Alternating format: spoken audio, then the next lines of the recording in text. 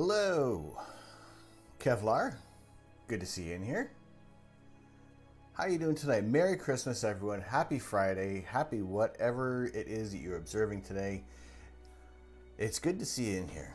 I know we're going to see a few more people kind of popping in as the night goes on, but it is good to see you guys in here right now, and I appreciate it so much. I am Tom. I am the Astro Canuck, and season's greetings. Happy holidays. We have some clear skies. We have some clear skies. Arcatufus, good to see you in here. I can't believe we actually have some clear skies going on. Nick, Merry Christmas. Merry Christmas to you. Merry Christmas to everybody. Good to see you guys in here. Happy Hanukkah. Happy Kwanzaa. TGIF, am I right? We got the scope going. Scope is going tonight.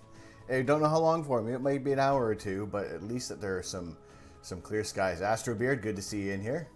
Merry Christmas to you. Yeah, it's right now we're on the moon because you can see right now the moon is kind of dominating the scope camera at the moment.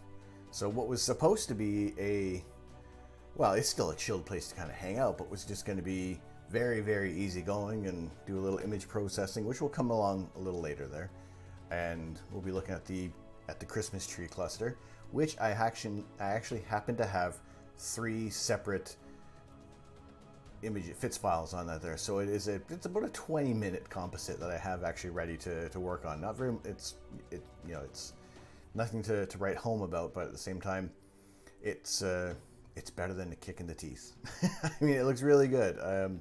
So yeah, we'll be having a look at that a little later. But yeah, for now we are on the moon right now, and I'm over the moon that we have some clear skies. For the most of the week, it was looking like it was going to be just cloudy. Basically, right up at 5 o'clock, boom, all the clouds roll in. That might be the case. Who knows? But we're taking this chance on there. You can see. We can see Mars. You can see Mars right there. You see a little bit of wispy clouds kind of rolling through. So it is good that the moon is up, so we can actually at least we'll look at the moon for a little bit, you know. But we'll images as much as possible as we can. I think the clouds are possibly going to be rolling in about maybe 7:30, 8 o'clock. So I did kind of start a little earlier than anticipated. I was actually kind of thinking maybe closer to 7. We would get things going there, but it's going to be a fairly, I guess I'm anticipating a fairly lengthy stream tonight, and it is also just a matter of just having a place open for anybody who might be alone on Christmas, or just want to get away from the family for a bit, or you just, may not be able to see your family on Christmas. So it's kind of one of those things I wanted to do for you guys, and just offer up a place to air any Christmas grievances, just any or just any things to celebrate. I know 2020 has been really, really hard, so to have something to celebrate is a good thing right now. Managed to get 4 hours of data on the Wizard last night. We'll process later tonight. Excellent. Awesome. Yeah, I know. I'm glad that there are some clear skies kind of rolling around, because it's been just kind of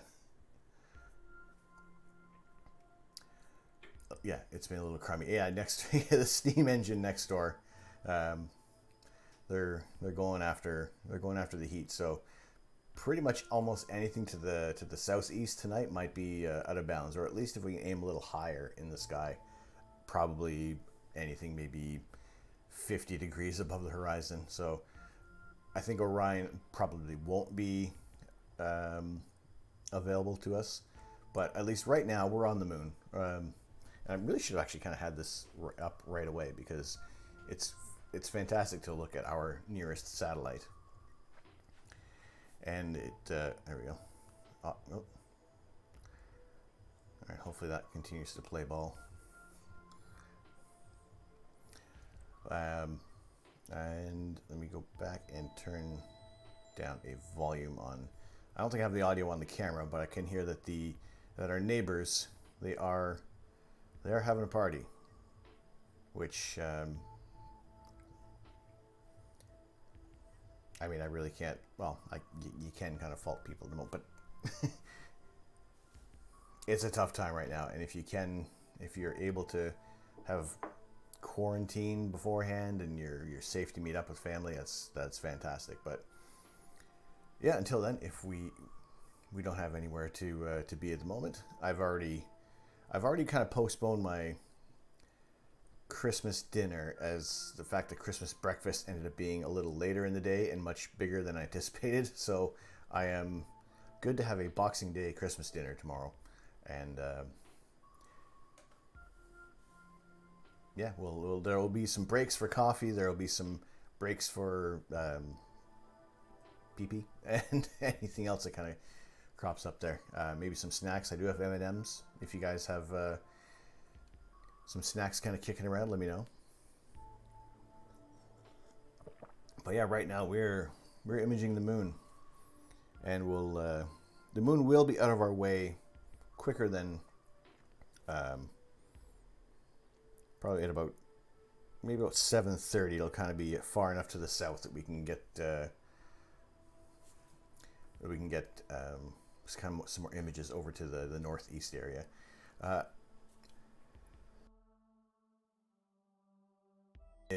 You never get that holiday. What is Boxing Day? Boxing Day used to be one of the day after Christmas, when you could have some ridiculous sales going on in department stores. Now everybody has like Boxing Week or Boxing Month, and yeah, a sale just isn't a sale anymore. It's really weird, because they'll just kind of the shops will kind of maybe gradually kind of up the prices a little bit during the leading up to it, but then you drop the prices and say it's a sale, and it's really not that much of a bargain that you're getting. It used to be, as far as I remember, like you could get kind of like, it was almost like how the Black Friday deals are in the States, but Boxing Day was in I don't know if it was largely in North America or what, but it was always that day after Christmas where you can kind of get some really, really good deals on electronics, or pretty much TVs were kind of like the big ticket item to get on Boxing Day. And now it just seems that there's a sale every week somewhere. Someone's competing with the prices now, and it just doesn't feel like an offer is a real offer anymore. So I think seeing a sale kind of has lost its appeal. I don't know. You have M&Ms. You have Walker's shortbread. Excellent. I got some mince pies last week, and in the kind of like the leading up to the grocery order for this week, I didn't really add many other sweets. Like I said before, I'm more of a savory kind of snack person. I think it's I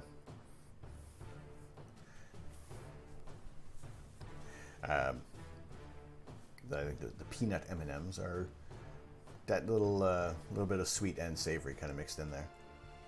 You got it. It's a sale in name only. Yeah, pretty much. It's no longer a special kind of occasion. This is weird, that reconnection that kind of keeps cropping up there. I don't know why it has to reconnect when it's on the Ethernet connection there. Best as I can guess, that may be something on what is kind of causing the thing to kind of drop out is maybe causing that as well.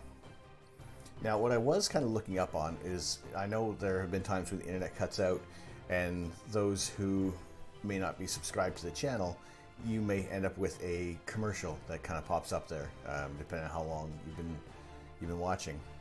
And I looked into it, and if you run a 90-second ad break every half an hour, you cut out those pre-roll ads. So I don't know if I'm going to implement that, because I don't know. We'll see how that goes. I'll kind of evaluate things in the new year, but I just don't like that when it cuts out and someone's watching and you have to sit through another ad, and it seems kind of unfair. So what I might actually try is, when we do our comfort breaks, is maybe the screen will stay up there, run an ad, and then it's 30 minutes of free time where if you do get cut off, you come back in, you're not going to lose any. It's not going to kind of stick you with another 30-second Amazon ad or something for Bridgestone tires or Pillsbury Doughboy crescent rolls. I don't know. Yeah, we'll kind of play it by ear and see how it goes.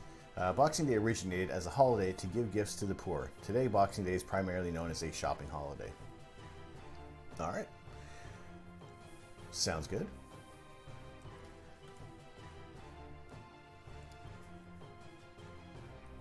So we have...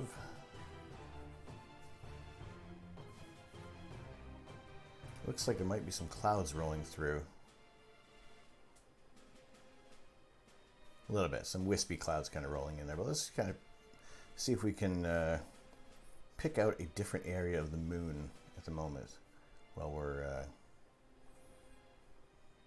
doing that there. We can easily combat some of the clouds by... Oops. By blinding everybody who's watching on a mobile phone. That might be... It's too much.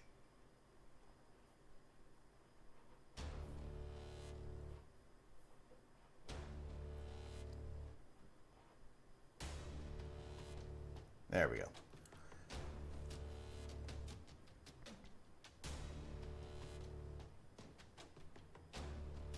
Oh, bye-bye, moon.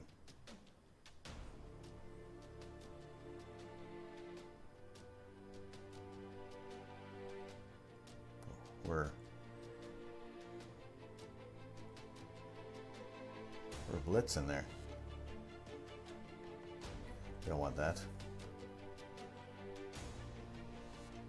All right, let's head over to the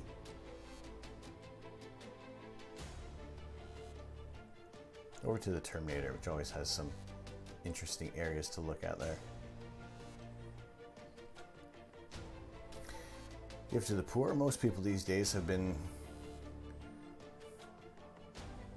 never even heard of her, at least in the US.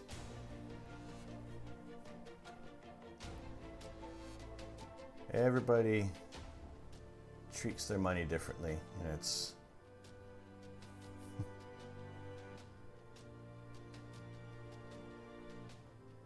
I don't know, I hear so much about there's certain people, if they spend this much money, then they actually kind of can wipe out some debt, or at least help out those who need it more, and it wouldn't even like budge their account. But I am not in control of anybody else's money, so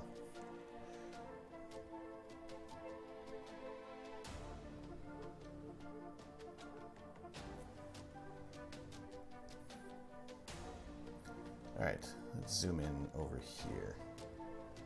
Now what you can also see is that there is a lot of movement, and that's more of the how you get those clear views of the moon, but then other times it's kind of blurry and like wobbling, and that is the atmospheric disturbance that is really kind of playing up there. And that can also be in part with the kind of the heat radiating from my neighbor's house as well, that's amplifying things even more.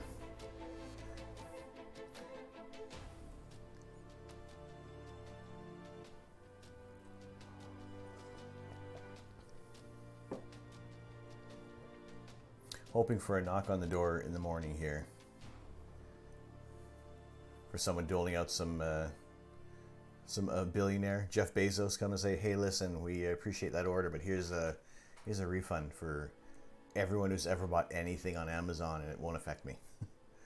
Need to move to the countryside. Yeah. That is a plan in the future. Agreed. It's more the lack of basic compassion, of which I'm soaking. It's not my intention to bring people down on the holiday. No, it's I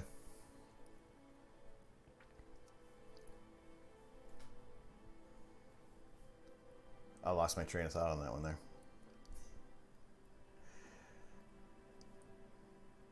But no, it's I feel right now I'm in a bit of a position that I have been able to kind of do what I can to help some people out and do some donations. And you know, and it's been few and far between, but at the same time, it's if the opportunity is there, and I don't fault anyone for it who doesn't donate or who does donate. Yeah, I said it's kind of down to whatever people want to do with their money is.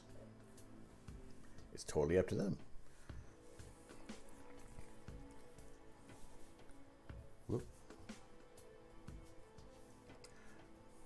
Lost my light box for a second there.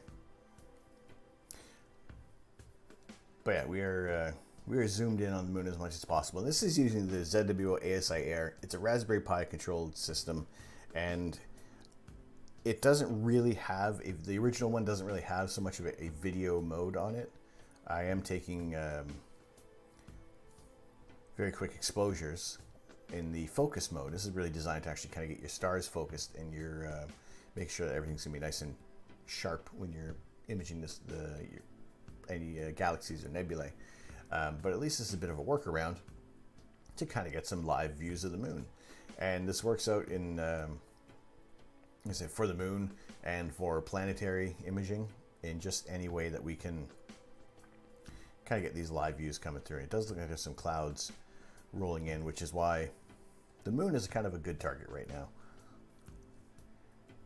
And these clouds are probably, I think they're going to dissipate at the moment in a bit, because the forecast was showing that there's going to be a little bit of a cloudy period, but we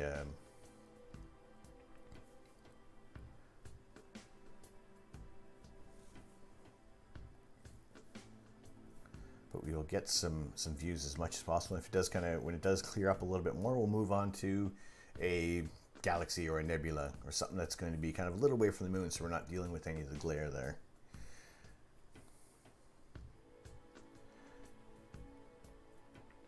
Home alone as usual, so I managed to create a landscape of my garden for Stellarium at last. Can plan a proper session now. Excellent. How did you find have you got everything lined up there in Stellarium?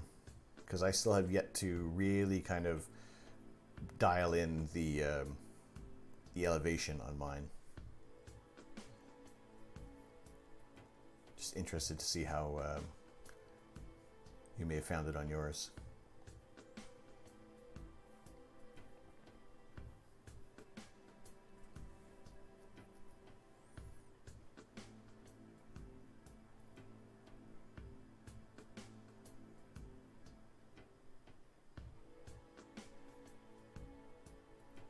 See, we kind of got some clouds rolling by the moon, but let's see what the forecast saying, because I think it is going to clear up a little bit. But for now, we're on the moon and we're just kind of having a holiday kind of hangout, and yeah, just enjoying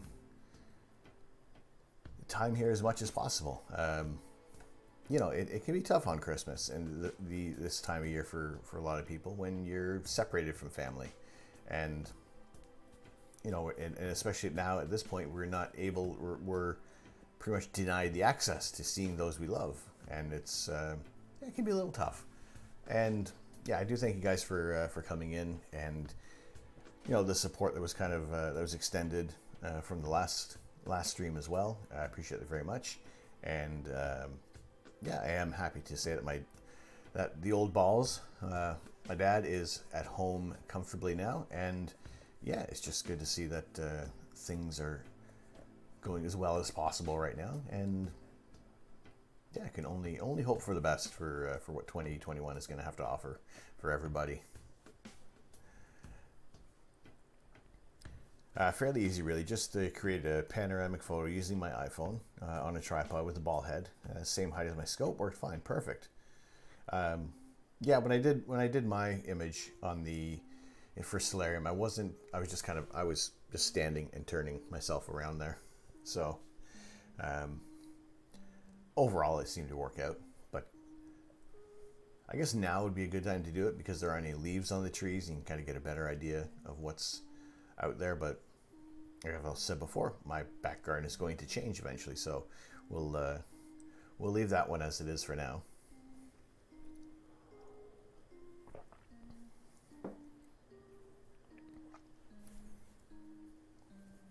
But a bit of a kind of the I guess, a bit of a rundown for what tonight is going to entail is,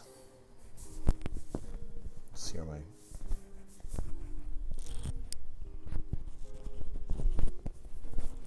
I said I'm moving my microphone around, is kind of, it was going to be almost basically like read into some image processing, and it will be on the Christmas tree nebula, and contextually, and and really just kind of maybe looking at some of the past images and just slowly kind of going through the process of the image there as well. And just really, we're not in a rush to kind of get to a point in the evening right now. It's really just the option to just to get together and just have a good time on Christmas. Hopefully those who have been with your families, that you are having a fantastic day, or have had a fantastic day wherever you are. And we can only hope for a different tone come this time next year, in a more positive way, that we can be a little more busy than what we are right now. So can only hope for the best there.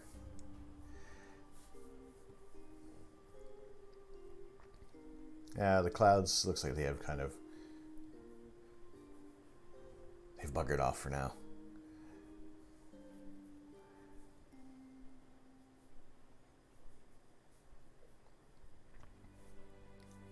But we will move over to a different area of the moon, just kind of have a look there.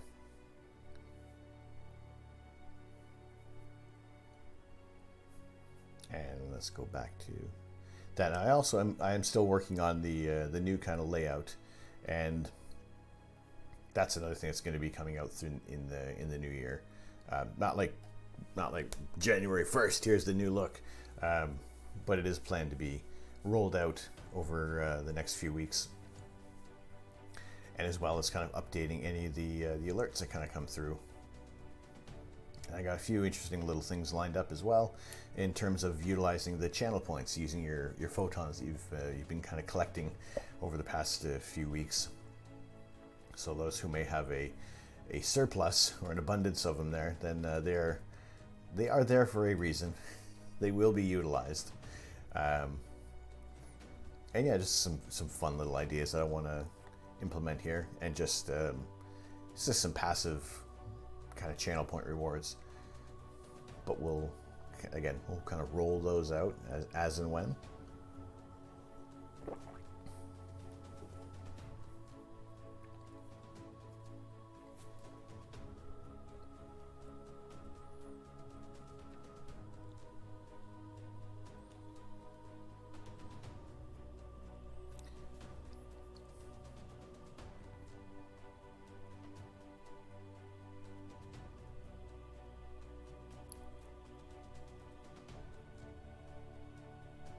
Oh, come back, moon. Wrong way.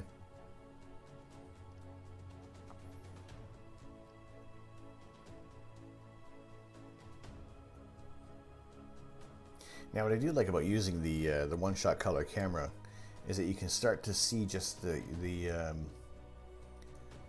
difference in a bit of the color, like a bit of a mineral moon kind of coming through there. We can see the reds of the kind of the the iron, and the blues and the titanium oxide. So usually when you are kind of looking at the moon, it's going to appear very, very gray to our eyes there. But being able to kind of stretch the histogram a little bit there, and using a color camera, you can start to get a bit of a feel of that there is a little bit of there's a little bit of color tone in the moon there. And I'm also using a narrowband filter, so we are cutting out a lot of light, and it's not always the best to kind of look at bright targets. At least you can kind of see that there's a bit of even a green kind of tint to everything there, and that's kind of the main kind of color that you kind of get with this filter, with the Altair Astro tri-band filter. It kind of leaves you with an overall green tint, and that's easily kind of color corrected there.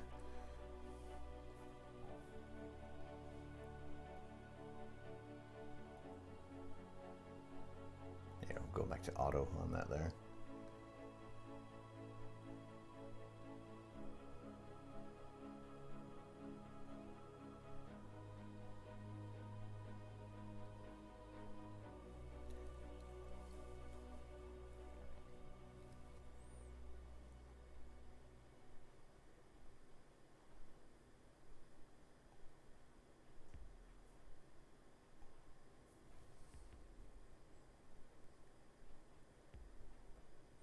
And we'll kind of come down to the crater that we see in the green square there, the crater of Copernicus.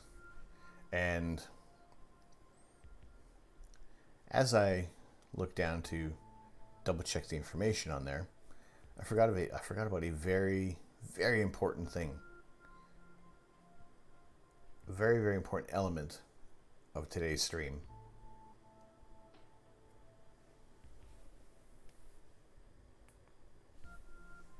The fun element of things.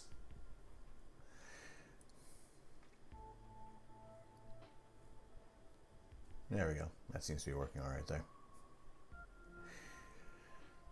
In the festive spirit, I did spend £6 to have a little bit of it's less cleanup than a glitter beard. So there we go. That's what you're waiting for. It kind of got fairly comfortable, and not until I kind of looked down that I feel a bit of the tug of the wire. I'm like, oh yeah, I got this thing in my head. Now I changed up it's more from down here, so I kind of got to look up.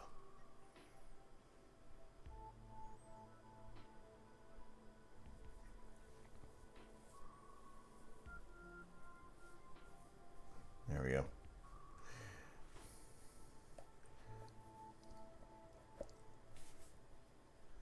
It's a fun little thing. I said it's a lot less of a cleanup than glitter, so at least it's. I mean, for the most, it would be me mad at me for making a mess in the place. So, although I don't want to clean up glitter because that, we said before, that sticks with you for years. And especially getting into all the little bits of equipment here, no, that's not on my list of things to do for that there.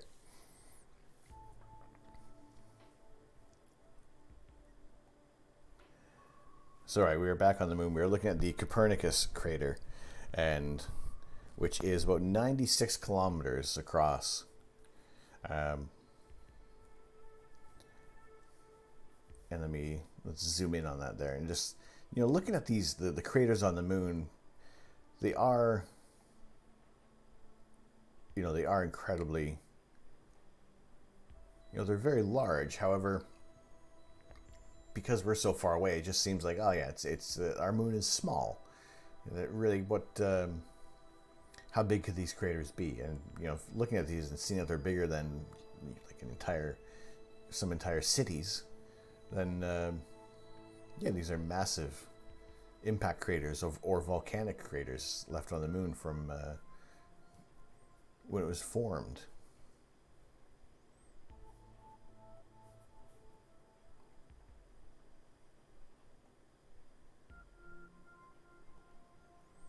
Let's zoom in on that section there. We have to adjust the histogram a little bit there.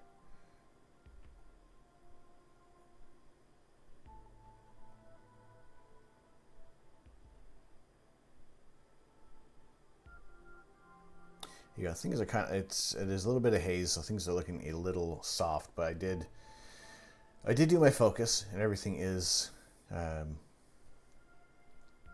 nice and sharp there. So it is just a little bit of kind of the haze kind of rolling through, but yeah, at the same time being able to kind of see these structures on the moon close up. It's not always that kind of view that everybody kind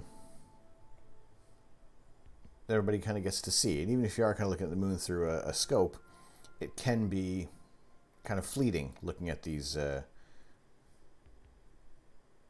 at these objects. You know, where you just can't get the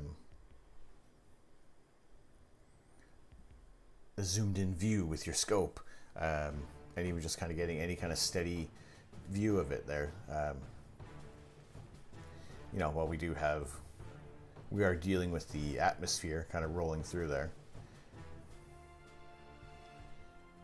You know, it's tough to get a sharp view of the moon. Usually when you are going to be taking planetary images or even lunar images there, you do want to take video of it so you can run it through your processing software, and you're going to be able to kind of weed out any of the really blurry images and just keep all the nice sharp frames that kind of come in every so often there. So even like when you're looking at you're looking down a road on a hot day and you can see the movement in the air, and that's the same idea as what we're kind of looking at through our atmosphere.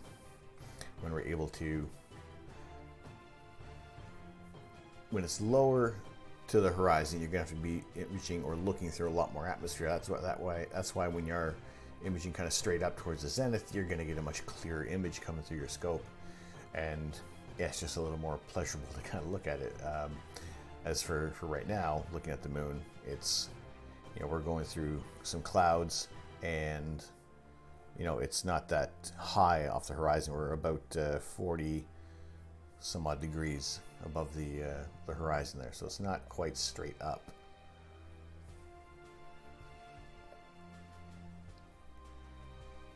Yeah, I do find it funny also that I am getting a lot of reconnection notices on here, when usually before with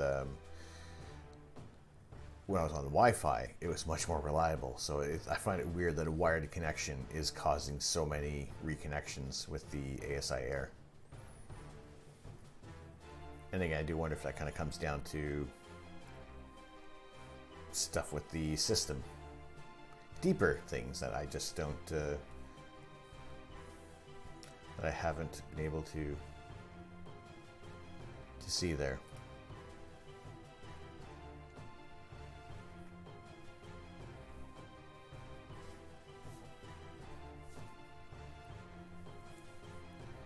But yeah, this is for those of you who have just come in, thank you very much for coming in. A warm Christmas greeting to you. We are currently looking at the moon right now, and this is just there's some clouds rolling through, so what I was hoping for, some imaging time, it would be a little difficult with these clouds rolling by, but at least looking at the moon, and I might actually quickly nip over to Mars and see if we can kind of get some shots of that coming through, because before it goes behind the tree. I know you can easily see the moon, but looking at Mars kind of close up is, you know, looking at it right now from the ground, it's just a point of light. At least if we if we head over to Mars right now, we might be able to get some surface details, or at least some shadow areas of the red planet. That was not a real image of Mars, or that was a real image of Mars, but not what we can see. We're going to see a much smaller area there. So what I will do is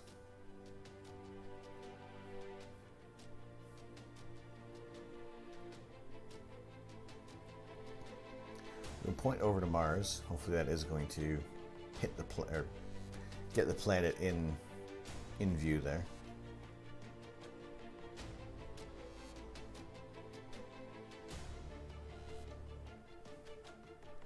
We'll see if that works. Now Mars is kind of going a little, its orbit is taking it a little farther away from us, as it was closer a few months ago at opposition, but now at least that it's still bright enough in the sky that, you know, we're picking it up. We can see it right here, just beside my screen.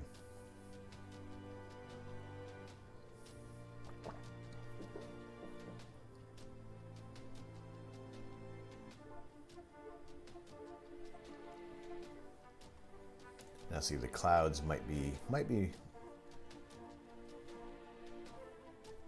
causing an issue. So I'm going to, after this attempt on centering, if it's unsuccessful, then we'll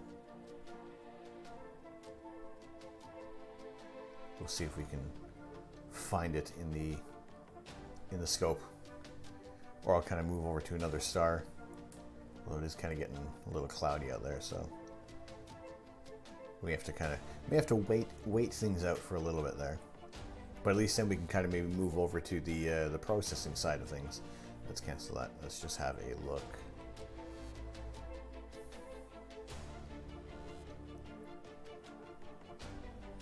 Of where we are, because maybe it is where we need it to be. It is. We're fine.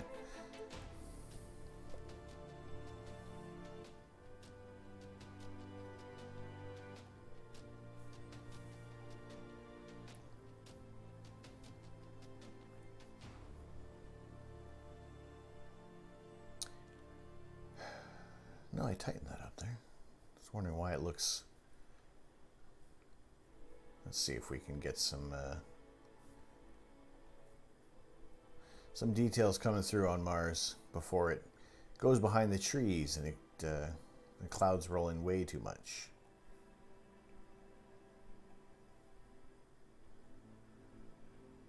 There we go.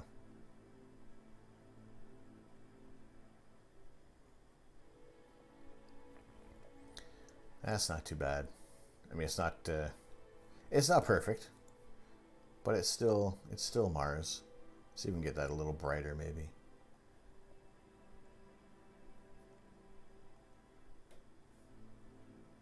A little more contrast on that.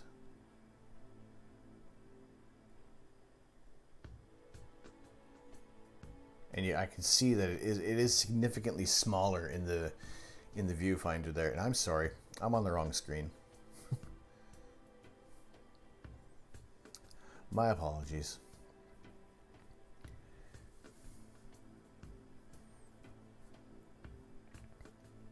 At least now that I have it in frame, we have a better view of it there. And yeah, I would say that before, earlier on when it was at opposition and we were much closer to it in our orbits, that it was significantly larger in the screen there.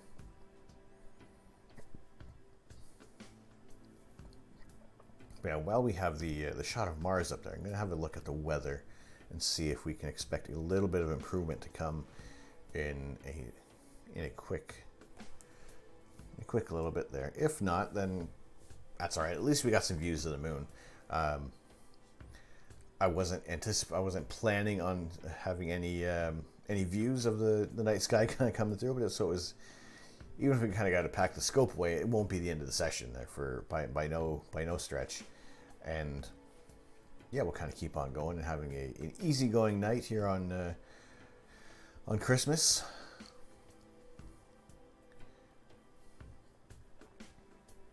So it looks like, was it, that's, I mean, so 7 o'clock, 8 o'clock, 9 o'clock, even up to 10 o'clock.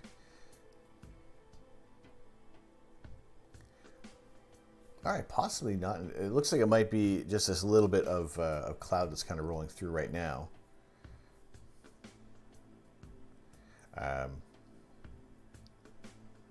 May have just be some wispiness kind of rolling in there, but it looks like it will be kind of clearing up a little later there. So at least it's not just it won't be the end of the session. It's just a bit of a pause in proceedings at the moment. So we'll kind of keep things. We'll keep the camera pointed at Mars for now. I will shut my beard off for a second there. But it is good to see you guys in here. I really do appreciate you guys coming in. And even for me, this is just one of those things that it gives me something more to do during the holidays. You know, because currently right now I am living on my own, and it's kind of tough to be without family, and having my wife living in another area of the world at the moment, where we'll eventually we're kind of everything will come back together in a few months there. But for now, you know, I'm holding down the fort here in the UK as best as possible, and I think everything's been going along fairly well right now. So it's having this stream and this channel to focus, to give a different focus on just, kind of puttering around the house, and especially in the time when we're basically in a lockdown, without saying we're in a lockdown. It gives me something else to focus on. It's dynamic. It's not always the same thing every time we run a stream. So I like the fact that there's always going to be something new that might crop up there. I'm going to turn my fan on for a second.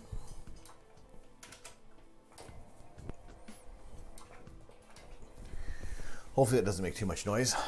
But I have had the door open for a little bit, so hopefully I can warm up, get things warmed up in here,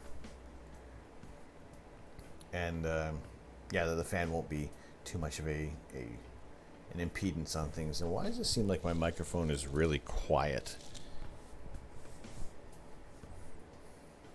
Like I'm barely even getting into the yellow.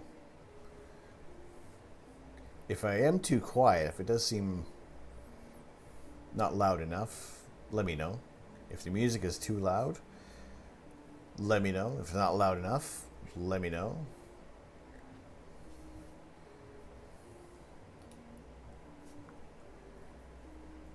But we currently have the scope trained on Mars, and we're waiting for, it's a nice bright point in the sky which will kind of cut through the clouds, so we don't really have to worry too much about that, because we have some wispy clouds rolling in. We'll go back to the moon because it is going to be dominating this area of the night sky for us for a little bit,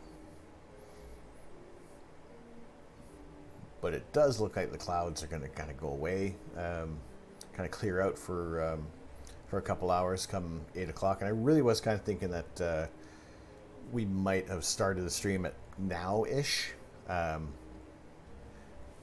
But yeah, because there were the clear skies had kind of rolled in, I want to take as much of an opportunity as I can to look at the night sky. Like I said, whenever possible, we are going to be taking live images of the night sky with the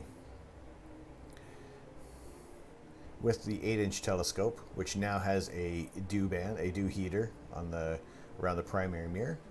Our smaller guide scope, the Skywatcher 50 ED Evo guide, has a little warmer on there.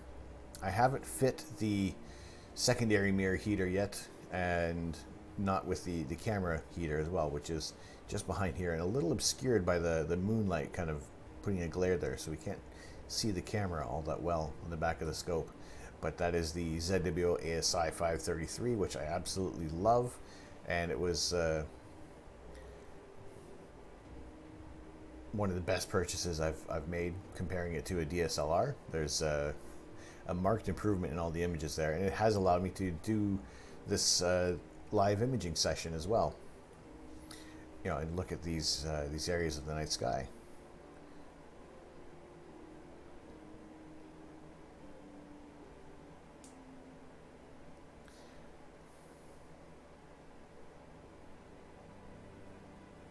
And try and capture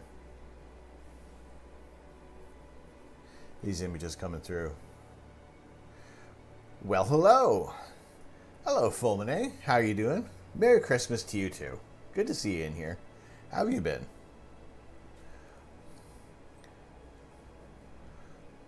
Hope your holiday has been going well, and yeah, glad to see you in here. We are currently looking at Mars at the moment because it is one of the few targets in the night sky that we can kind of punch through the thin layer of clouds that we have rolling through at the moment.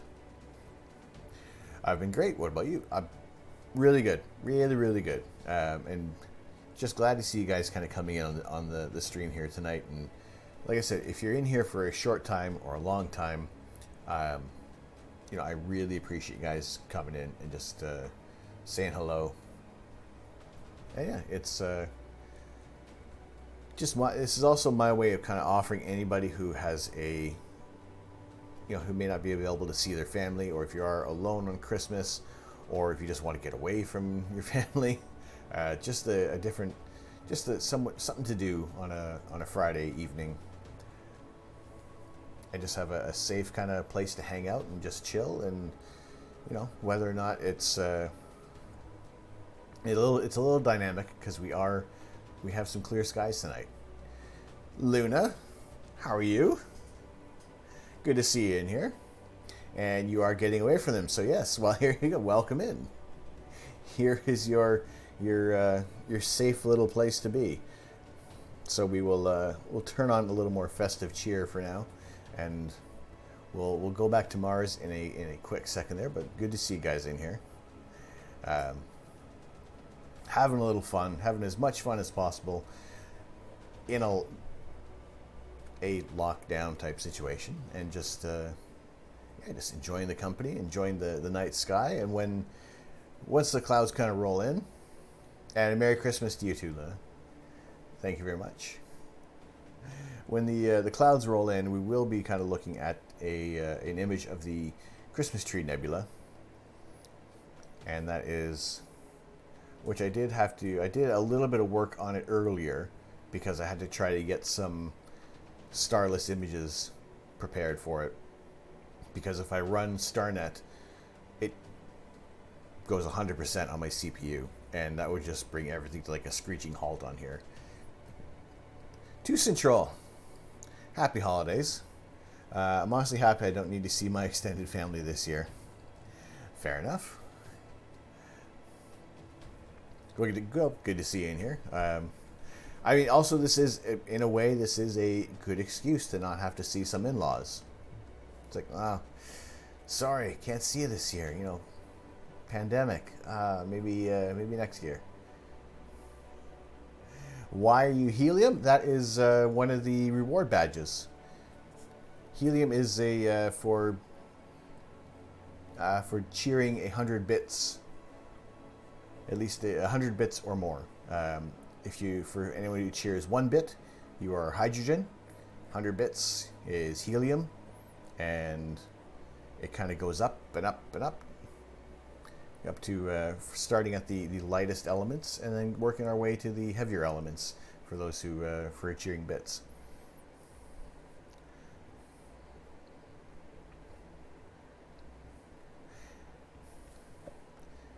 I do have lights in my beard. It's a little cleaner than glitter.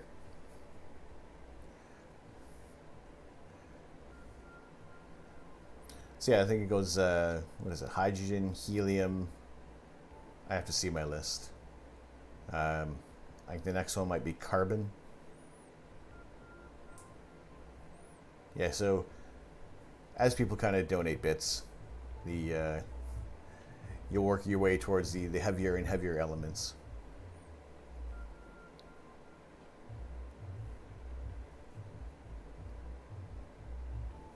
I don't know if there's any other way to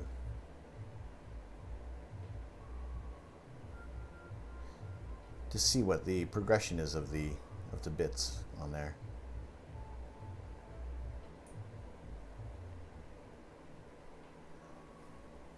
The lights are glorious. Thank you. Thank you.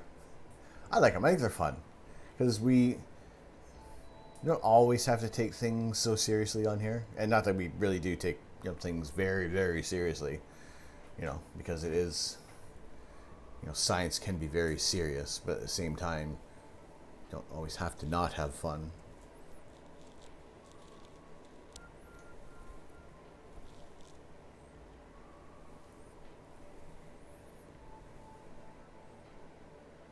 Serious fun. I felt sick, so I came to see you, and the family was being stressful. Well, as less stress as possible that I like to offer on here. There won't be a test at the end of the stream, so don't have to worry about retaining any information that's kind of come through here.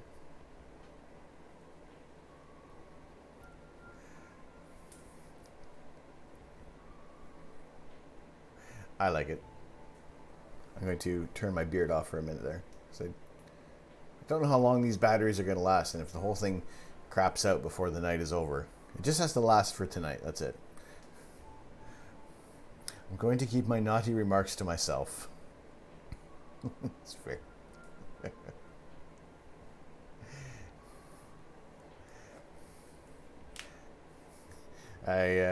appreciate the restraint. However, PG-13 at times, that's fine.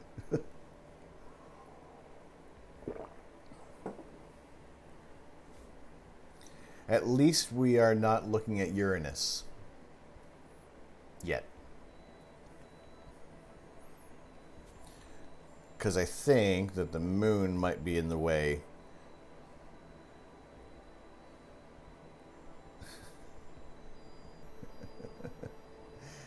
You lost your oh, well. Well, you know, these things happen. You can't blame yourself. I guess you can blame me.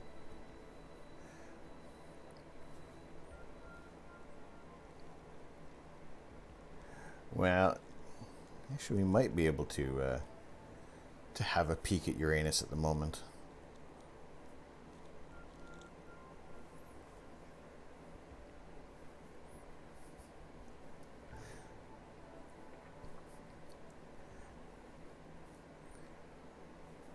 All right, let's. You're done. All right. Well, we'll see you next time. We'll see you next Christmas then.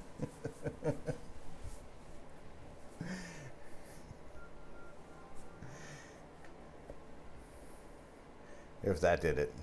There we go. At least we made one person smile tonight. That's happy with that. That's it. All right. See ya.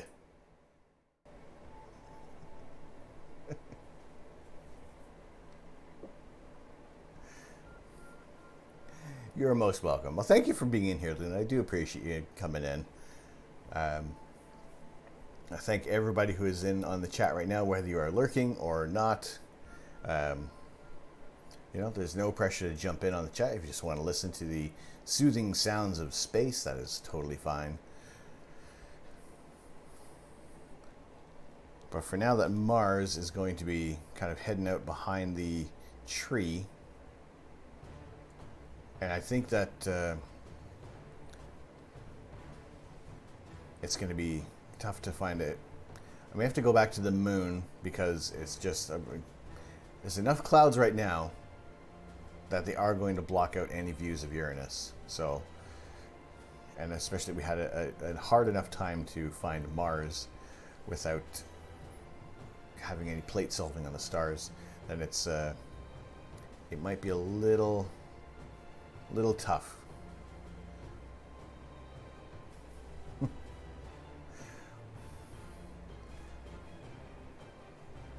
But the moon is nice to look at. Everybody likes the La Luna.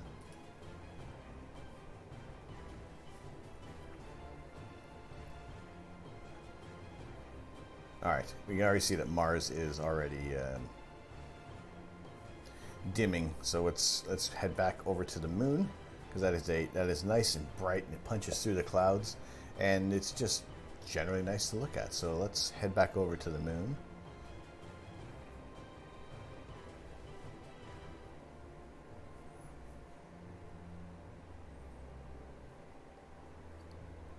And we'll see if as long as the scope kind of knows where it is, then we shouldn't have too much of a problem.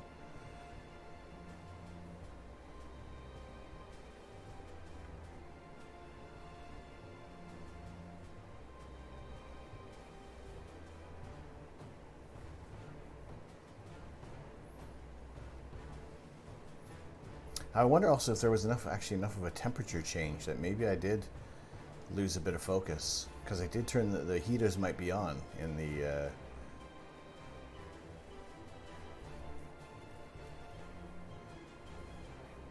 all right, let's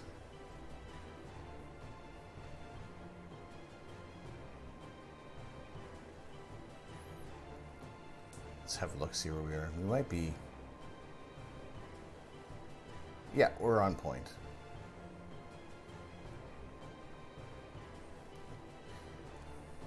So yeah, because I have turned the dew heater on, that it might affect the focus a little bit there, because I was kind of focusing on a colder mirror.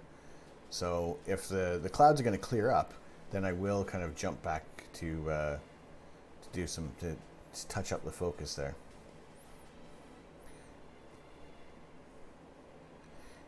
Speaking of space and calm, I might play some Star Citizen today. Oh, all right, that's cool. We might, and kind of depending how things go, I do have a couple of games installed on the Xbox that are space-based, and I did find another one. I can't remember the name of it right now. It looks like a bit of a thriller on the space station. I think it's called Observation, and I just saw it on Game Pass last night, so I put that on my to-play list. Yeah, we'll see how that one looks. So we are on the moon. That is good. And you can kind of see also that green tint I was talking about. That's like that overall tint that kind of comes through with the filter that we're using. So so we drop the exposure because the moon is so bright and the camera's nice and sensitive. So there we go.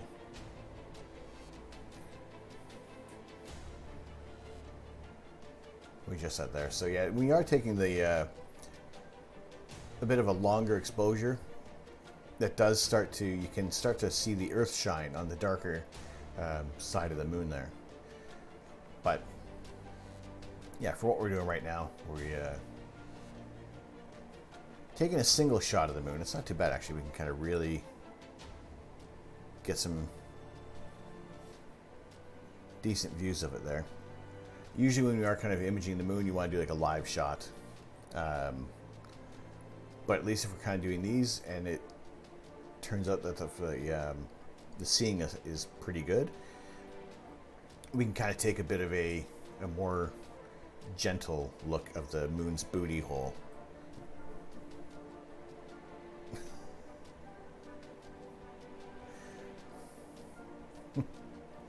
So we're not looking at Uranus, we're looking at moon's anus. Gotcha.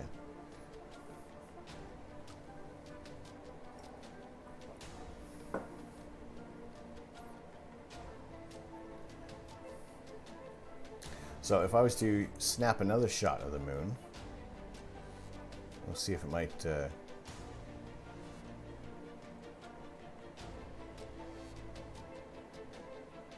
it moves a tiny bit.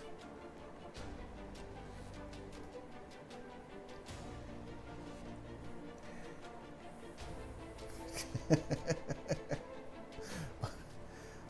figured I'd at least start with a drink and then move on to the main course.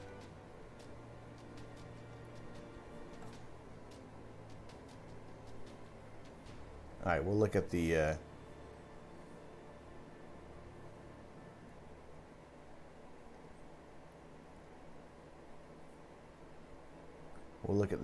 Sea of Tranquility then.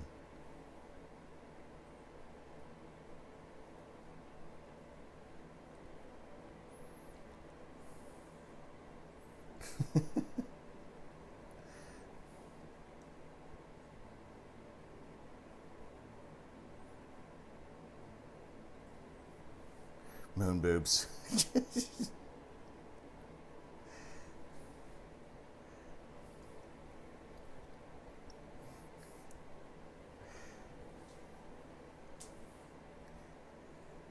If there were any mods, they wouldn't do anything. So now if we switch over to the focus mode,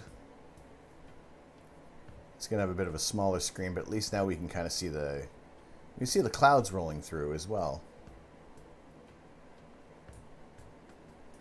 And you know, we don't like clouds.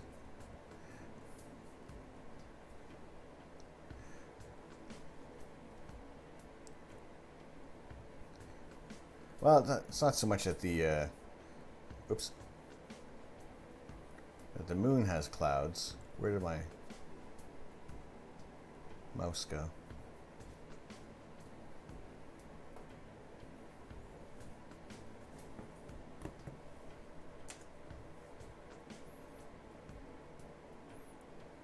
It's that we have clouds.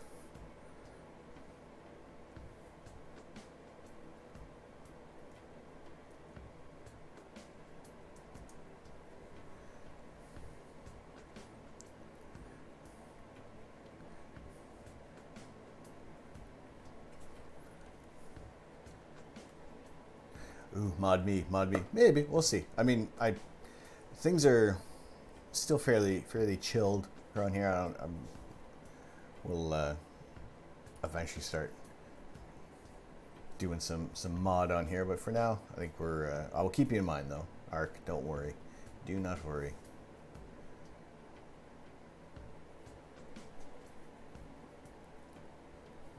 No, I think seeing you around other channels and things like that, but you know, it's always kind of good to have backups as well, just in case there's something that we might miss.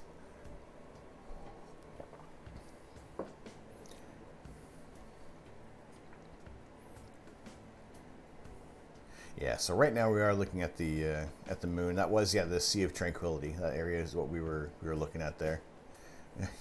You can't be a mod because you don't behave enough. How can you time yourself out?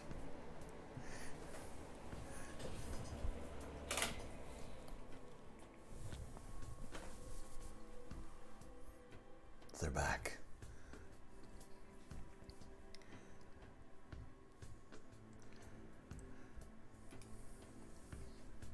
But I do thank you guys for coming in, and I do hope that those who are celebrating Christmas are having a fairly Merry Christmas. And if you're not having a Merry Christmas, it's okay. They can't all be gold. You know, it's a tough one this year for a lot of people there. Trolls are usually a prime mod candidate.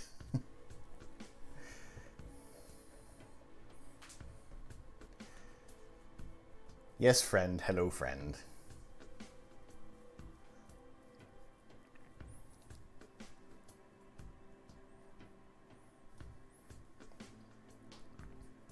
I do miss playing Phasmophobia a little bit. I almost jumped on the other night, but then I was like, no, it's late. I gotta go to bed all alone. It's all scary.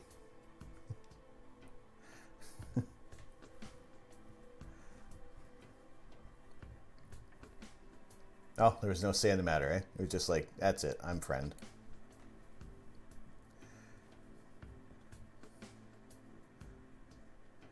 Might play Phas today, it's a chill day. You never know. I mean, this is also a very chilled stream. I said in a bit of the description on Discord as well, is that this can vary from, it might, you know, things might vary over the night because it doesn't always have to be science today. It just kind of happened that we had some clear skies and we're rolling with it right now. Like I said, we'll do some image processing, and yeah, I don't know if yeah, we did bond over Jeff Goldblum. Especially just that weird connection that he had with London and why that giant statue had appeared. The weirdest art installations always show up in London. I think those are... With no warning, I just wonder who sits there and thinks, you know, I'm going to put a 14-foot long Jeff Goldblum in front of Tower Bridge. No one's going to know why. You need to nerd out about London. What about... What do you need to know? What do you know? You want to know what it smells like? Hot dogs.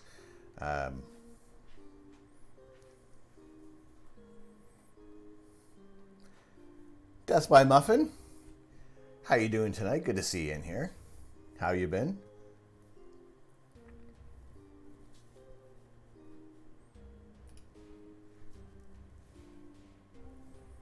You watched a documentary about how the London Underground was made and the engineering behind it. I've seen a few. There was a series on here on like whatever Channel 4 was, or one of the channels here, and just kind of how the network, how the rails, how everything kind of connects, and what people have to do to kind of do the maintenance on there. It was pretty interesting. You're good. Ate so much food. Excellent. What did you have? What was for dinner? Things are good here. You know, we're having a chilled night and trying to dodge any of the clouds at the moment because we have this thin haze, and hopefully it's going to kind of clear up in the next hour. So we'll kind of keep an eye on things, but we're we're looking at the moon at the moment because it's punching through the clouds. So, you know, why not have a look at our satellite there? Because it is interesting to look at, and it's not you don't always get a chance to to get some good views of the moon, or at least if you don't have a telescope, you can't get a close-up look at the moon. So at least if I can offer these views to you guys, we can have a look at things.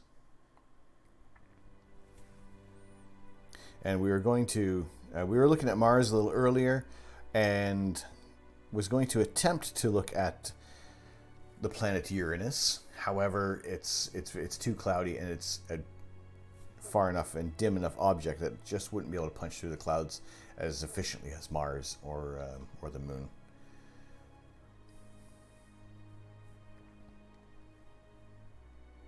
So we'll jump over to, we'll have a look at the Tycho crater, or as some people like to refer to it as the booty hole of the moon.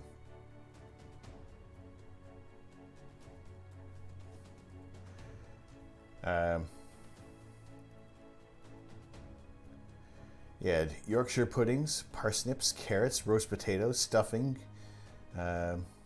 beef, turkey, pork, and later had profiteroles. Oh, that sounds delicious. Oh. That does sound good.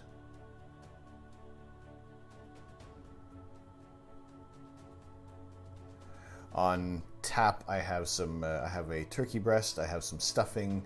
I have a bit of a traditional Christmas dish that we have back in Canada, kind of stemming from my grandmother, my Baba, who's Macedonian, and she would make sauerkraut and rice, and it has sauerkraut, rice, bacon, and hot chili peppers in there, and it's delicious. So that I think that's going to turn into my kind of my Boxing Day meal, because I'm not going to sit here unless I would not plan on doing a cooking stream. So we'll keep it to. I apologize. I'm on the wrong screen. If you hear me talking about the moon and you don't see much more than that bright light there, say, where is the moon? Show us the moon. Yes, Uranus is shy at the moment.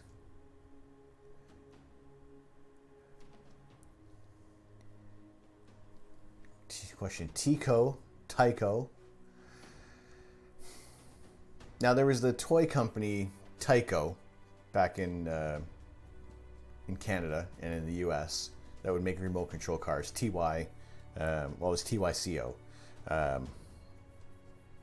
See, I go by what I've heard of the name of the Danish astronomer Tycho Brahe, and that's how I've always heard it pronounced. So, if there's another pronunciation of his name, I did say Tycho for the longest time, but after I heard a lot more people referring to Tycho Brahe as such, I kind of adopted that pronunciation of it. And food was also drowned in gravy. Oh, yes, I am out of gravy, so I'm gonna have to make my own gravy tomorrow. Not that I don't have the means to do it, but it is kind of nice just to throw a couple of scoops of Bisto in there and away you go. I brought cold cuts home, have 2 small meals of leftovers as well as other cold cuts. Excellent. Always like some good leftovers as well.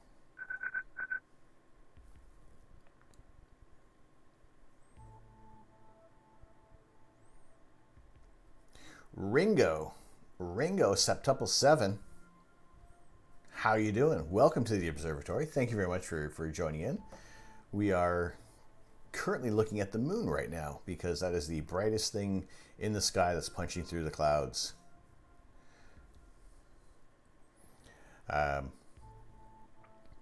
So yeah, until the clouds kind of clear out a little bit more, we're going to be taking a live look at our nearest low-density satellite. And right now we're looking at the Tycho crater.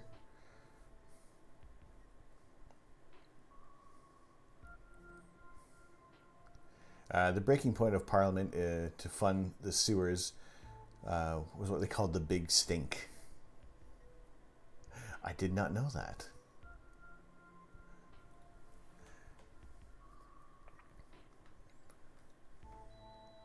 It sounds...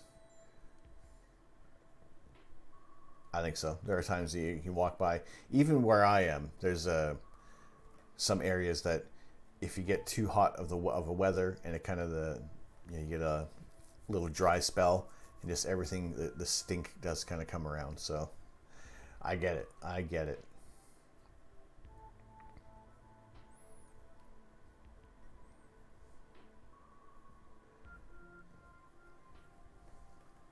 The Tycho does make more sense. Yeah, I mean, I like I said before, that's just kind of what the what I've heard.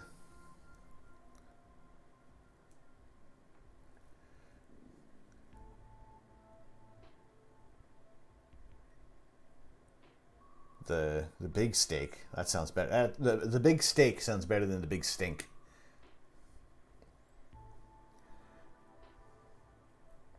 You're manic the other night, and you focused your anxiety by watching the documentary. You like to go down rabbit holes. You need to focus on something else.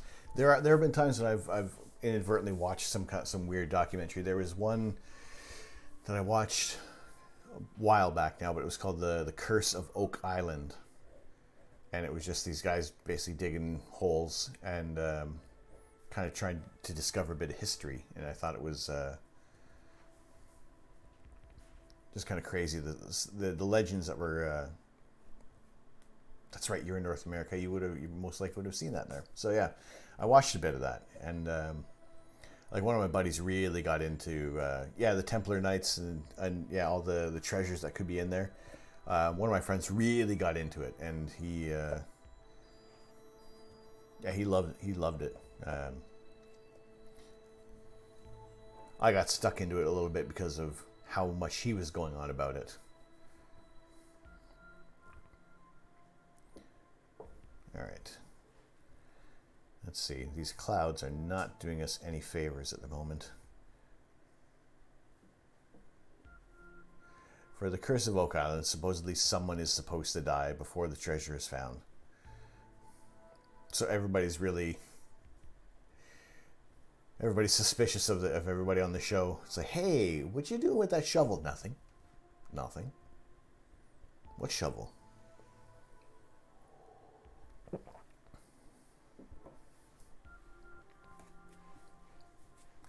Hey, we dug a fresh new hole over here. Come have a look. Let me know if it's deep enough. What's with that shovel? Nothing. If they want to find the treasure. Oh, we got like a wonderful even haze of cloud kind of coming over there. See if we can bring back a little bit of the moon.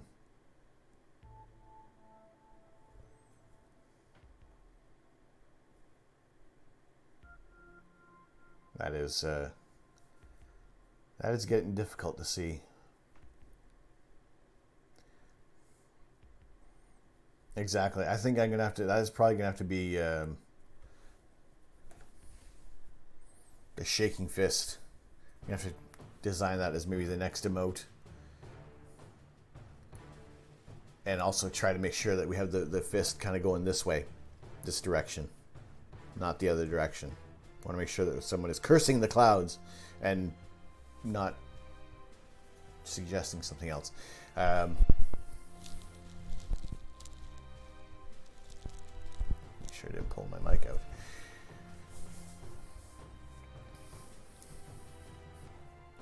So we'll see if we can have in a tiny little area of an emote to make sure that we have the right view of cursing the clouds.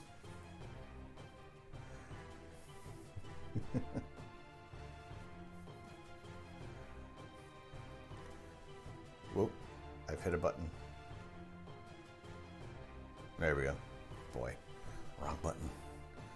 Wrong button, wrong lever. Make sure we don't do the shut this thing down accidentally. I don't plan on shutting it down, so. Fist of that's why you need to be in timeout.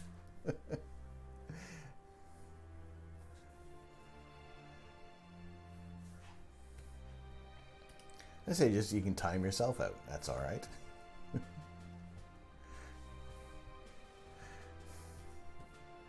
I don't have a bonk command, but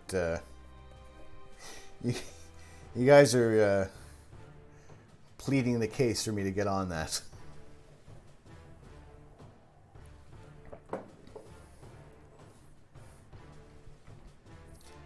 When you mad, you're like, "Yep, deserved it."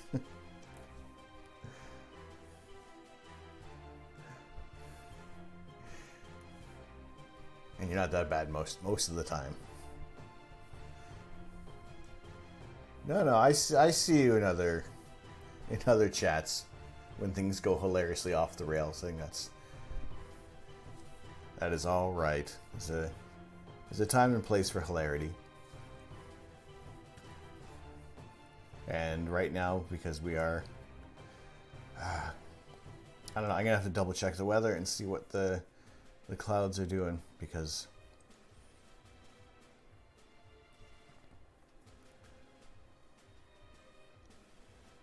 they might, I don't know if they're gonna be here to stay or what. Right, while I'm thinking about it, while I went back to the internet, there was the point about the cheer badges, because with Luna, with you mentioning it, you have the helium badge. So it goes high. Right now, what I have available is hydrogen for 1, up to 100 bits is helium, 1,000 bits is carbon, plus the hype emote. 5,000 bits is oxygen, plus another emote. 10,000 bits is sodium, and another emote, and that's all I have available that's unlocked at the moment there. So when, like, it's there's no race to the bits at all, and I don't know, it's just the options there. It's the options there to design an emote, and I just like to do that there. So there is so we have our, let's throw those in there.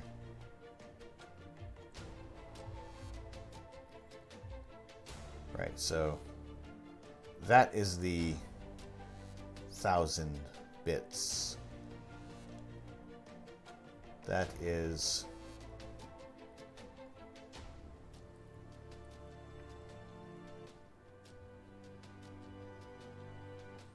that is 5,000. Make 50,000 bits plutonium. Depends. There are. So here's the thing with the badges. Now this is a little ridiculous for in my perception of things, is that it goes all the way to 5 million bits badges. I mean, my God, that someone can reach that point in some way, shape, or form is ridiculous. But yeah, we'll. I'm working down the list, and yeah, well, maybe we'll go to. I don't know. I mean, I'm thinking long term on this. You know, it's not just. We're not trying to get everybody to race to as many bits as possible. You need redemption rewards for your photons. Yeah, I was talking about that. I was talking about that people will eventually be able to put those photons to purpose. I did get a bit of kit that's going to allow me to connect my Kinect, which I don't even use for the Xbox anymore, and we will kind of get some channel reward points to kind of go up there, and without kind of getting too far in depth with things, I do have a certain vision for what I want to be able to do with those channel points.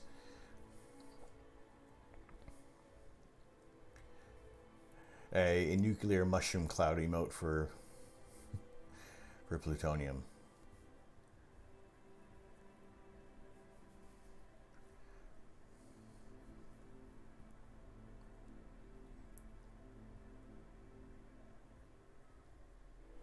I feel like someone has done that, has reached 5 million bits to be able to need one of those. I mean, I don't know just how crazy people, not crazy, but just how profitable things are with the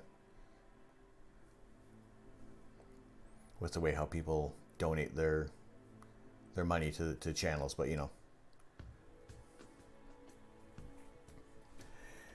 like I said, this is kind of those rewards are it's a marathon on that. It's not, and by no means is that necessary at all.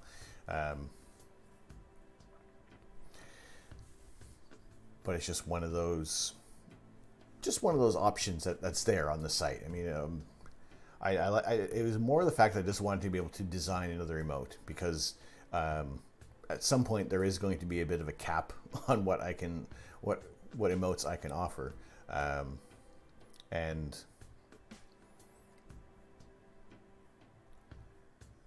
you know, at least having these options to design some more. That's the 10,000 bits emote. But yeah, it's that's where the BBTV can come in. That's true. And that's another thing I kind of gotta get that in there. But a lot of those don't show up in some of the chats. It's like I see it in the bottom one there. It comes up, and it doesn't always show up in like the scrolling chats there. So maybe I guess it is just kind of whatever kind of displays on there. Well, that's some more stuff to look into for next week. And I really have been kind of leading up to Christmas, just trying to not go too, just trying to relax as well this week, and just try to get my head straight with just, you know, it's the holidays. And being alone without family can be it can take a lot out of you for you know, just the thoughts of, well, I don't have to do this now. I'm not doing this. We're not going to see anybody right now. So yeah, just trying to find time for myself, really. And this also counts for me as time for myself, and being with you guys here. They don't have the global emote activated. You have your own channel emotes. My own channel emote should, yeah. Hugs, thank you. I like hugs. Hugs are good. But yeah, for now, what we have going on with the channel, I enjoy it. I enjoy the hell out of this experience, and just being able to meet new people and find out what other people like about space and what other kind of questions crop up. You never know how things are going to work out with the. You know, you got a rough plan for how a stream is going to go, but then it wonderfully goes off the rails. Do I have Discord? Yes! Exclamation Discord should bring that up. There we go. Yeah, and a lot of the commands.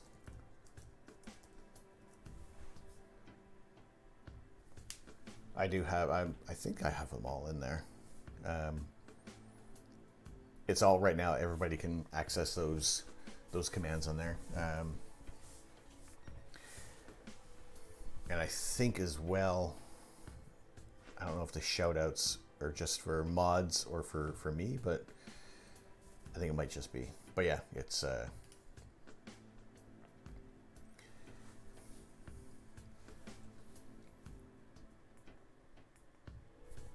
we go. Turn the beard off just for a little bit. Conserve the battery.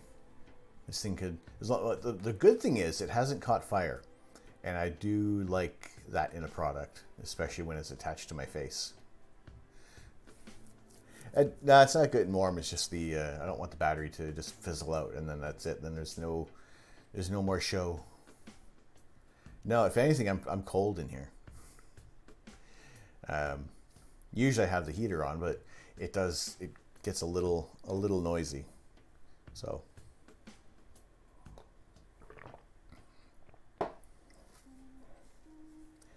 try not to have that running if I don't have to. Right now it's not too bad. The hat is actually is helping out a little bit there. Go figure, you know. Hilarious and practical. You saw I got so many gifts from people. The house is a Lego landmine zone. I'd like to get some Lego. That's the problem, is there's so much Lego and not enough kidneys to donate. Otherwise, I would have many more sets kind of kicking around.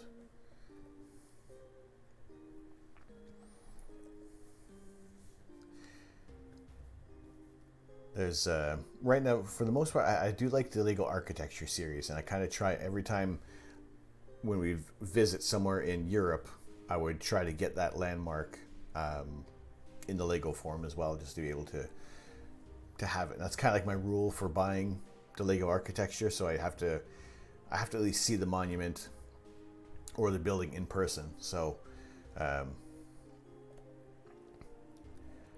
there are a couple of sets that I missed out on and are now like wildly expensive because they're a retired set. So trying to find them, as cheap as possible is a thing to do there.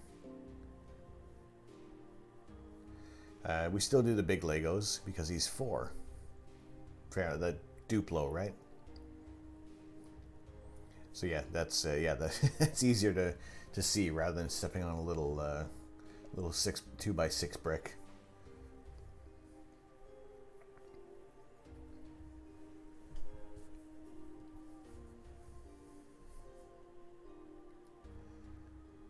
There were, what did my brother have? He had Mega Blocks, and they were like 10 times the size of Duplo.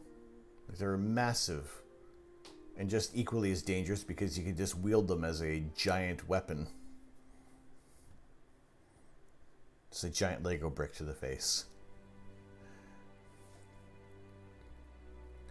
Got him a Darth Vader figure with a detachable lightsaber. Me too. I'd like a Darth Vader. Although really more of a baby Yoda. Need more baby Yodas.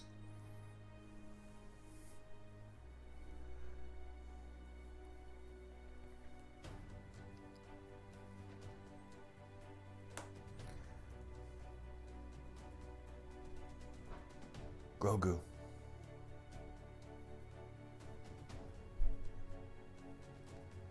I love The Mandalorian. And I don't know who has seen the whole series, so I really can't do any spoilers. And although if you have been spoiled, I don't want to be the one responsible for giving out any spoilers. However, I was not ready for that last episode.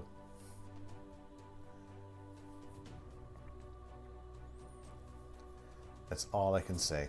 There's absolutely no spoilers. It's just a tremendous series. I love it. I love it. I think the Favreau verse is way better than what J.J. Abrams did. There, I said it.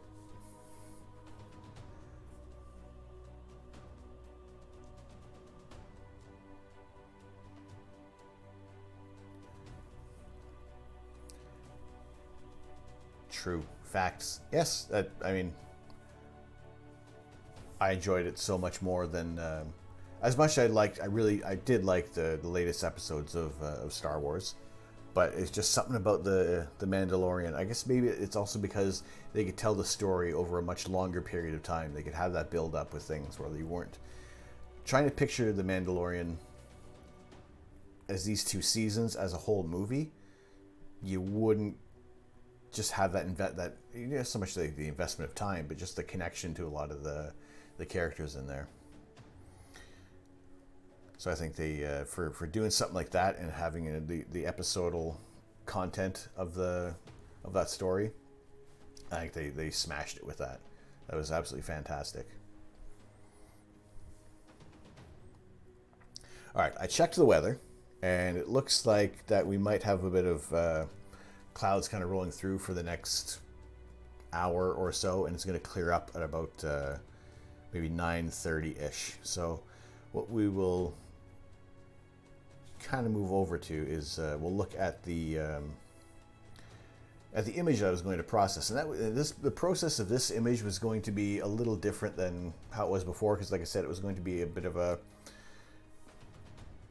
chilled kind of stream, and not so much of it as an instructional bit on this image, because it also is, pardon me, only 20 minutes worth of data that's on this.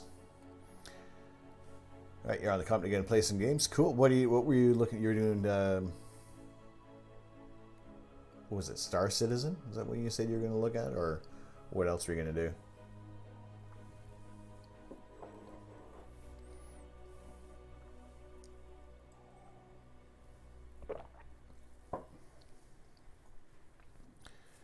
Now, what I was also kind of mentioning about earlier on at the kind of the top of the stream was how I have my internet cut out, and those who get cut off end up having to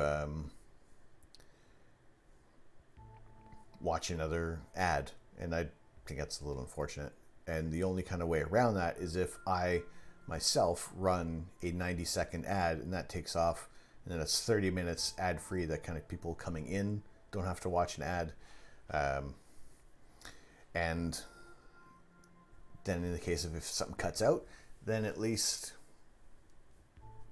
you know, you come back in, you don't have to watch another ad, because I've kind of appeased Twitch for a little while there. So I don't know if I probably won't implement that tonight, but I'll look into it a little more just to try and figure out the format, because I can easily get a little not so much distracted, and just ramble on about things. And if I miss that kind of 30-minute mark, then I'm kind of possibly exposing people to like 2 minutes of commercials, and I don't want to do that. But at the same time, I do want to try to see what I can do to kind of mitigate any ads rolling through for people who might be, you know, who aren't subscribed to the channel. And you don't need to subscribe to the channel. And I also don't want you guys to kind of miss out on a lot of things there. Kelvin Simulator, how are you doing tonight? I am Greenwich Mean Time, or UTC. There is my clock up there, 7:30 in the evening. I am in the east of England, and currently under some moderate clouds, which are expected to kind of clear up a little later on.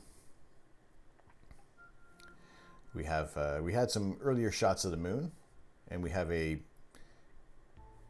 kind of a shot of the moon right now, incredibly limited on details there, so it's we may as well say we're looking at the sun right now. But yeah, we're hoping that the clouds are going to clear up there, so I will actually stop the video on that there, and we'll take a exposure of the moon, so we can always try to look back at that.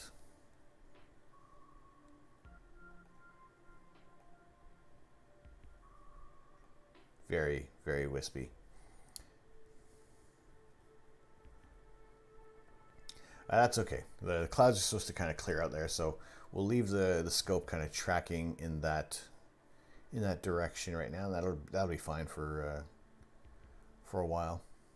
Because if I pick a new target, it's not going to find it right now. So we'll leave it on the moon, and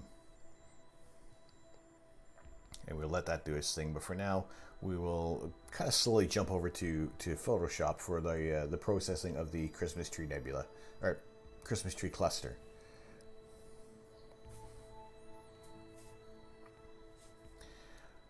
But yeah, Kelvin, good to see you back in here. How have things been?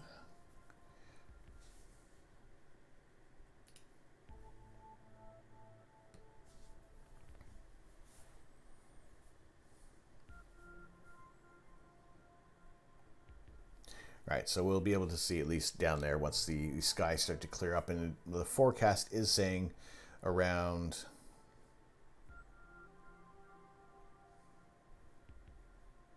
probably around 9-ish. It might start improving there. Or even actually in the next half an hour, we might get some clear skies kind of rolling through. So we'll keep an eye on that.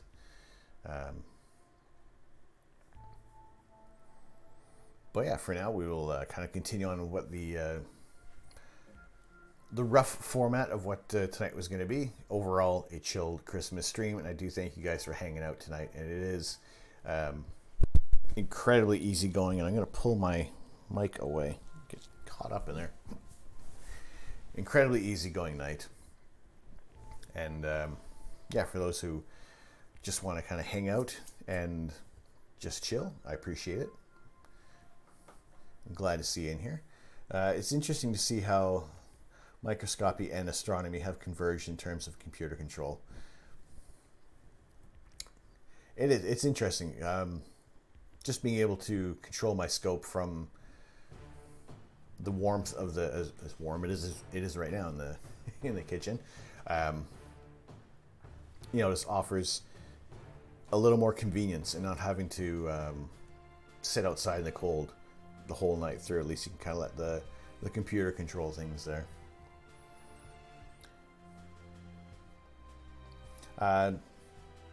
Love the way the layout and the way I cycle the video feeds. Thank you. I try to keep it as interesting as possible. There's some little changes that are going to be coming up in the new year for the site, because a lot of this is kind of some ready-made objects that for the overlays, and I want to be able to implement more of my own style to this now that we've kind of entering the new year, entering the I guess the 4th-ish month of streaming come January. So yeah, I do appreciate that. Thank you very much for the compliment there. I try fairly hard to kind of keep this as interesting as possible there. So yeah, once the clouds kind of clear out, we'll be able to get some shots, and I will attempt, once the moon is out of the way, we can have a better view of, I don't know how well we're going to get Orion in the shot there, because that will depend. But if we kind of go a little more to the northeast area, then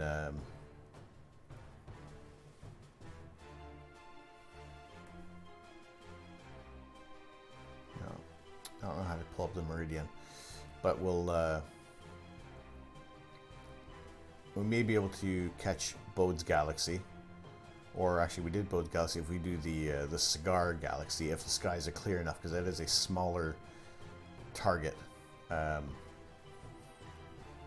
It's a smaller galaxy compared to Bode's Galaxy, as you can see, but we'll see if we can kind of get that one there, and possibly, if it is, I'd like to get maybe the Owl Nebula, or maybe even the Surfboard Galaxy. We'll see how things go tonight, because it is it's a little dynamic. We'll let the weather do its thing for now, and yeah, hopefully we get some more clear skies rolling through. But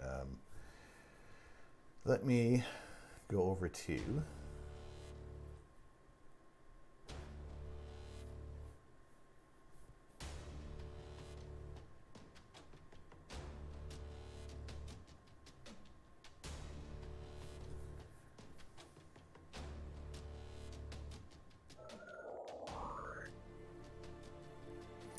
there we go.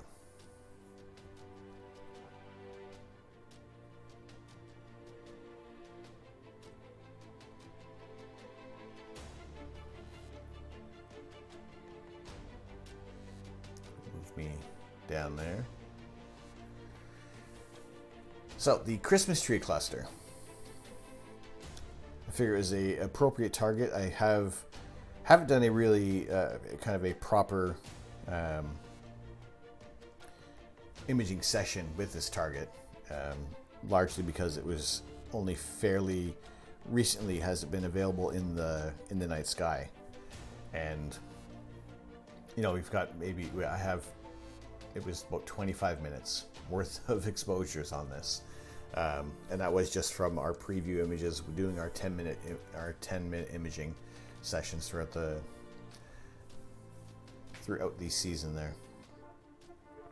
But I did do a little bit of work because I wanted to get the starless images together on this, because using the StarNet program, it does take up a lot of CPU power, so that would definitely scuff the stream if I tried to do that one live. So I did went ahead a little bit there to get something prepared. So the idea of StarNet, to kind of give you guys an idea, is I'll open up 2 images from them there.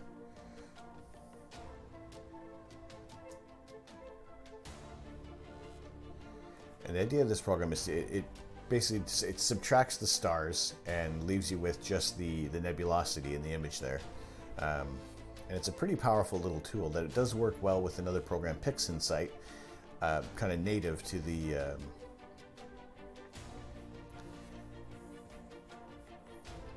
program there. However, with Photoshop, it's not as well integrated. Econ Greg, how you doing? Welcome in, E-Congregation, the Big Scope Club. Merry Christmas, Happy Holidays, Happy Friday, TGIF. How you guys doing tonight? Solanum, thank you very much. Welcome to the observatory. How are you guys doing? Let's add a little more. Virtual assistant, nice outfit. Thank you. Thank you very much. I try. Fish and Ship 67, welcome into the observatory. Merry Christmas to you too, Lemon Wedge. Good to see you in here. Right, guys, good to see you in here. Econ Greg, thank you very much for the love. My name is Tom. I am the Astro Canuck, and 99% of the time we are doing live imaging of outer space. And currently right now we have some cloudy skies rolling through. I am in the east of England, and we were on the moon because it was a good enough target to kind of punch through the cloud cover. We're expecting the clouds to kind of bugger off in about maybe an hour or so, maybe half an hour. This is kind of the last shot of the moon that we had. So yeah, it's we're doing what we can. Langor1, thank you very much for joining the observatory. Appreciate it very much. Arc, do you have an NVIDIA GPU? You can use CUDA accelerated TensorFlow in the standalone StarNet, so StarNet doesn't kill your CPU. I do have an NVIDIA GPU. I have to see which one it was. Nice LED beard. Phil Istor, thank you very much. Bubba Zelnick, hi Sunshine. Hello Mother, how you doing? Good to see you in here. John, 3057, joining the observatory. Thank you very much, appreciate that. And a big thank you to Econ Greg. And I gotta say, he's my inspiration for doing this. I gotta say, I heard him talking about this, I guess a couple of years back now, or a year or so ago, with the Space Chunk podcast. I just love the idea of being able to share the night sky with everyone. And it's, for those of you who are following my channel and aren't quite familiar with Econ Greg, check him out there if you can. He is, like I said, he's my inspiration for running the channel. And I'm just happy that, we're able to kind of get this off the ground. The Old Balls, hi Pops. Good to see you on here. How have you been? I know how you've been. I just talked to you like an hour ago. Merry Christmas to you. Merry Christmas to everybody who has come in here. This was intended to be a very, very chilled stream. Wombat993, thank you very much for joining the observatory. I appreciate that very, very much. We We're having a bit of a chilled Christmas stream because I'm in the east of England. I am trying to get my house sold, and it's, without getting too much into details, I'm alone on Christmas. So I figured anybody else is alone, come on in, hang out. It's a very easygoing place to be. We are doing a little bit of live imaging, and we are kind of doing some image processing. So as you guys came in, we were just starting to look at the Christmas tree nebula, or Christmas tree cluster. Alexi Flex, happy Christmas, just came from Greg. Need to say your beard is a 10 out of 10. Serious love it. Thank you very much. I have 69 people in here. Okay, nobody come or go. That's it. Thank you very much. I do get the beard compliments so much that it is one of our emotes for the subscribers on the channel. It's a little fun thing. It's a little less cleanup than using the beard glitter. So this is the cleaner option, and I think a little more interesting. I think my blue lights have gone. I don't know how the batteries are going on this thing, so Greg plans 69 that way.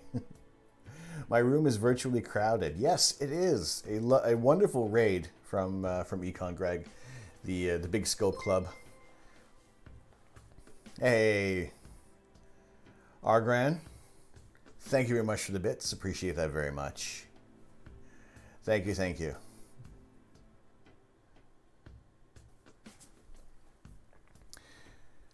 So yeah, it's an easygoing Christmas stream for those of you who are just wanting to kind of get away from your family, or just having a place to hang out and just air some any Christmas grievances.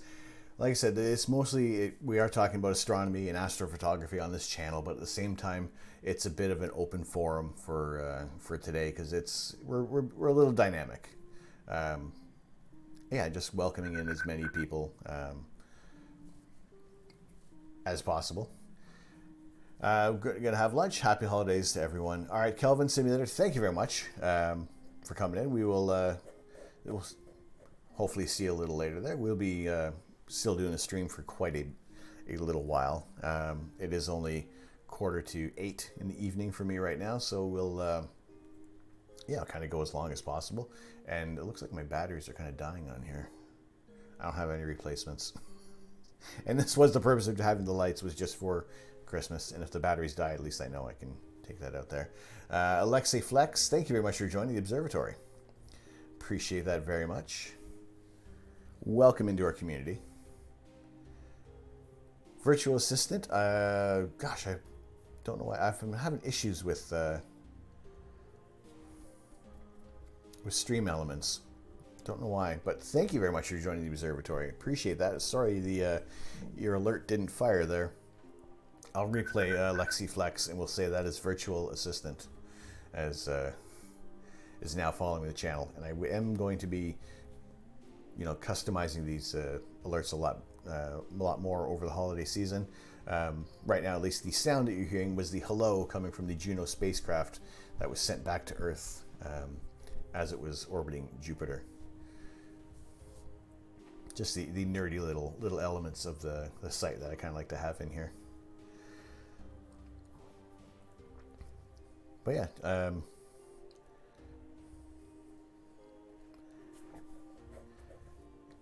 just kind of having an easygoing night. We're going to be doing a little processing of the Christmas tree cluster. And I was saying before, I did do a little bit of work on it ahead of time to be able to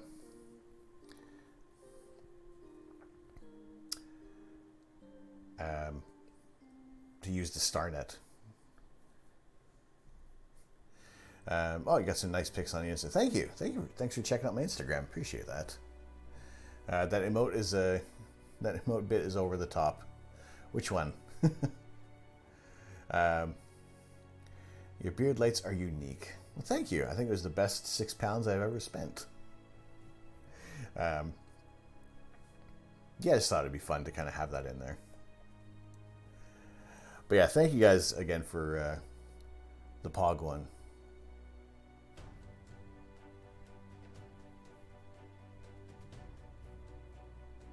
Oh, right.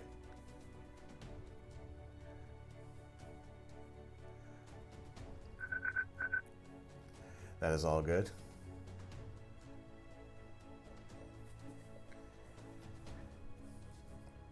Van B. Can, welcome into the observatory. Thank you very much for the follow. Appreciate that. Good to see you in here. Now I feel like virtual assistants follow didn't want to pop in there. I don't know why. Stream Elements is being a little bit of a pain recently. But yeah, we're hoping for the clouds to clear out. The moon is kind of looking a little bit like the sun at the moment. Like I said, I'm using the ASI Air, and hey,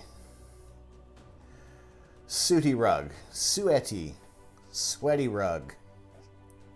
Rug, thank you very much for the subscription. I appreciate that very much. Thank you. You are you're now labeled as an assistant to the observatory, and I will be kind of putting up some more options on the on our Discord for those who are subscribed to the channel, and that's going to be it's a work in progress right now, and we'll hopefully be able to offer some different images for you guys to kind of edit and just kind of work on there, and yeah, just give a shot at what we've been kind of shooting there, and see if you want to do any image processing yourself there. Gotta go though. Have a good evening. Greets from the Netherlands. Well, Alexei, thank you very much for joining in. Thank you for coming in on the raid with Econ Greg. Appreciate that very, very much. And have a fantastic evening, a Merry Christmas, a Happy Friday, and we look forward to seeing you again in the future.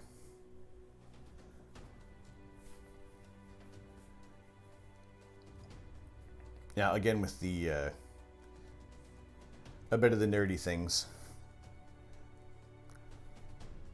Ah, all right, see it up there. Perfect. Little nerdy things. The little me. Now, usually with some of the subtrains that people do, their little character, their little sprite is trying to get to a goal. But I do not want to reach the event horizon of the supermassive black hole. So that is that's my take on the subtrain for this here.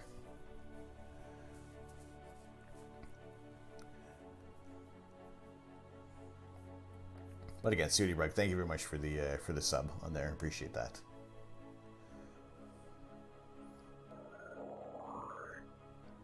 So this was the image of the Christmas tree cluster. I'm just going to show you guys what StarNet does for those who are not familiar with the program there.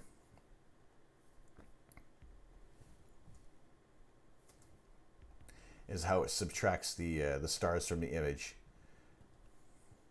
So the whole point of that program, where you have that image and it gets rid of the stars, you can kind of really punch up the details in this is just the default image that comes with StarNet in there. And it's just kind of an example of what you can see, what the program can do there, and it does a really good job of getting rid of the stars there. So I have tried that with the Heart Nebula that I processed a little while ago, and yeah, I really liked how that turned out, and I thought that was really, really cool. So yeah, that's the point of that program. So I did a little bit of processing on the Christmas tree cluster to kind of get it to a point where I can get some sort of a luminance layer kind of built up with the nebulosity in there. And I did, so just kind of running through what was, I'll open up another instance of this as well and kind of run through it to kind of show you where we are, how we got up to this point, and then we can kind of continue on from that. Curious how much post-processing is required in the images you capture. It kind of depends. On some targets that I've shot that are nice and bright, they don't always require that much integration time. This cluster that I have at the moment, it's only 20 minutes worth of images. And that was really just while we do our imaging sessions. They are about 10-minute exposures that I take. And this is kind of one of those targets where you've had a... I thought I was actually going to be just trying a bit of a one-shot edit on this, but I had enough to kind of stack at least 3 images together and try to pull out some decent details there. But sometimes I can spend hours on these targets. 3 Denali, welcome to the observatory. Thank you very much for the follow. Welcome into our community. Appreciate it very, very much to have you in here. How are you doing tonight? Yeah, some of the processing on this, if there's a lot more integration time, then at least the noise is mitigated overall with the image, and you can kind of stretch the image a little further. Whereas something like this, there isn't a lot of there isn't a really high signal to noise ratio on here. I do use an astronomy dedicated camera, the ZWO ASI 533, and it does reduce it cuts out a lot of the noise, as opposed to some of the images I've shot with my DSLR.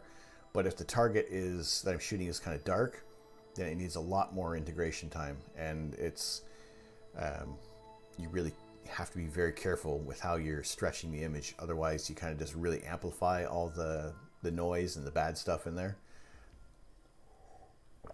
So with this one, like I said, I jumped ahead a little so I could try to get a starless image out of here. And the only area that's affected, and you'll see in a bit there, is this little area here. Just couldn't. And also the StarNet is based off of built on a refractor imaging. So I'm using a 8-inch Ritchie-Chrétien, which does have it's a reflector, so it does have those veins up at the top there. So I do get those wonderful looking diffraction spikes, but it just doesn't deal with them that well. So I did also run the Topaz Labs denoise AI.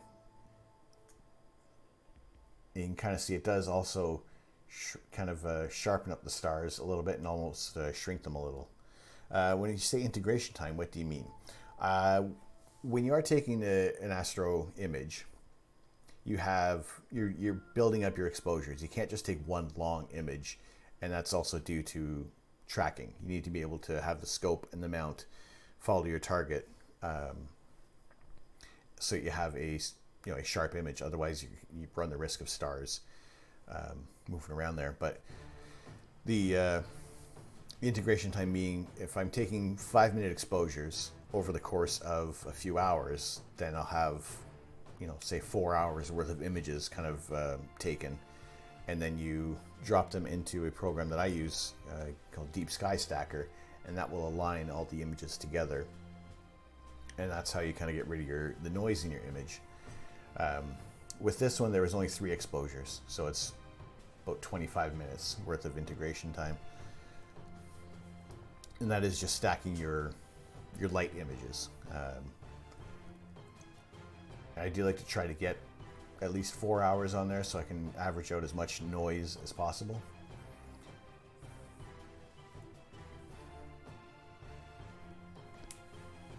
So hopefully that does make sense there. Yeah, here you can see doing the curves adjustment is that you can still see that there is, these spotty areas, and that's the noise that is just going to be inherent in Astro images because you are shooting in the dark. And so with the astronomy dedicated camera, at least I can cool it down to sub-zero temperatures, and you are eliminating a lot of that noise that kind of comes through there.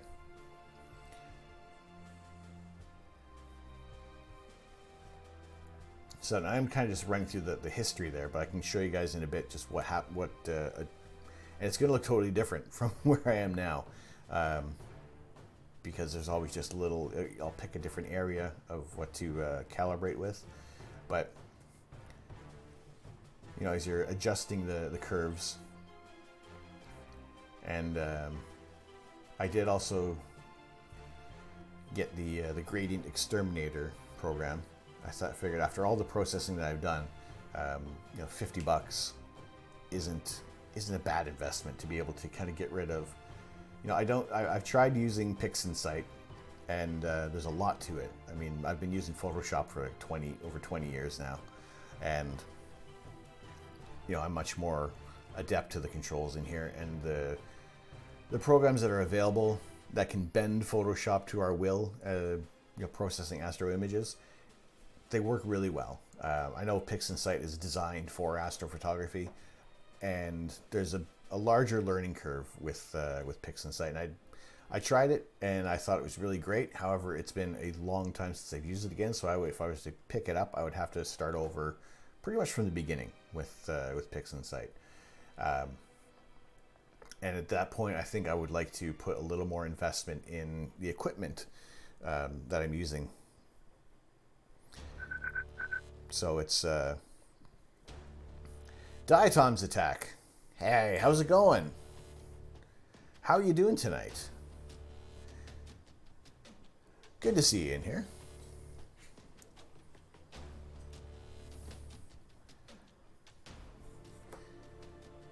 Now, for those who are not familiar, I have to give a shout out to Diatom's Attack because he is on the opposite end of what I do here.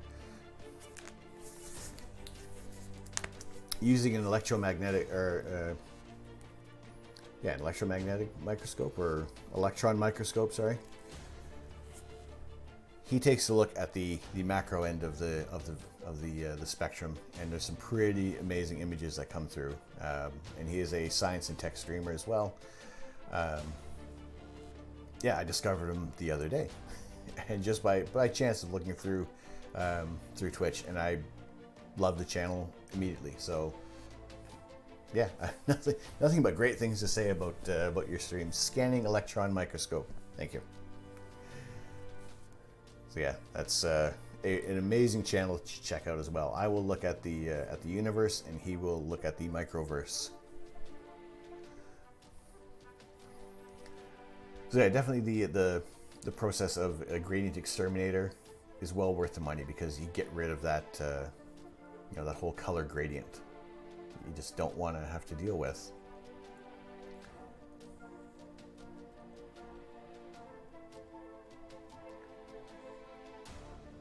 Now I also so that was the point that I got to with this image, so I could at least get some kind of starless image ready there. So I can open those up.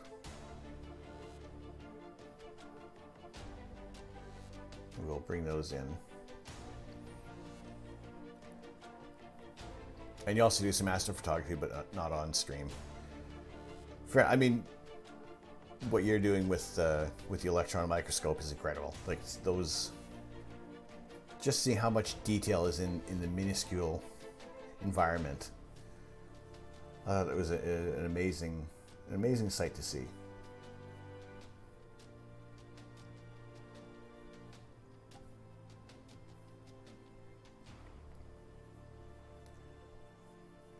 All right, so this is actually the first time I'm looking at these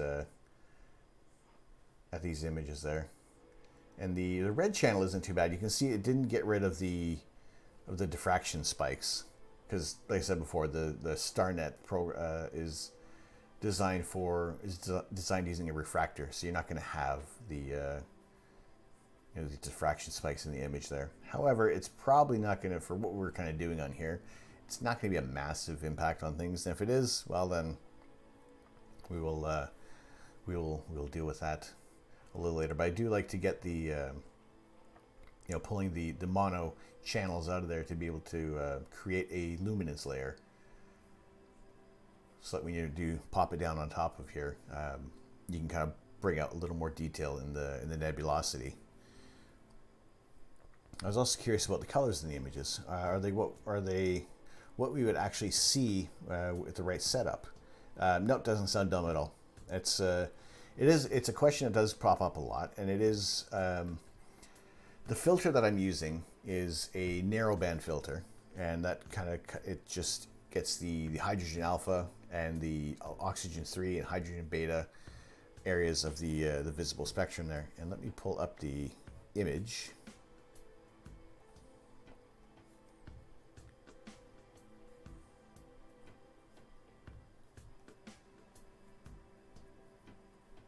And of course I lost the image there. So it's yeah, looking at the visible spectrum, because the filter that I'm using, it's paired with a one-shot color camera. And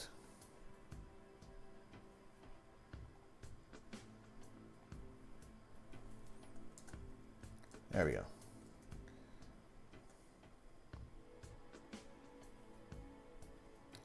So what we're seeing, let me get that, let me resize that.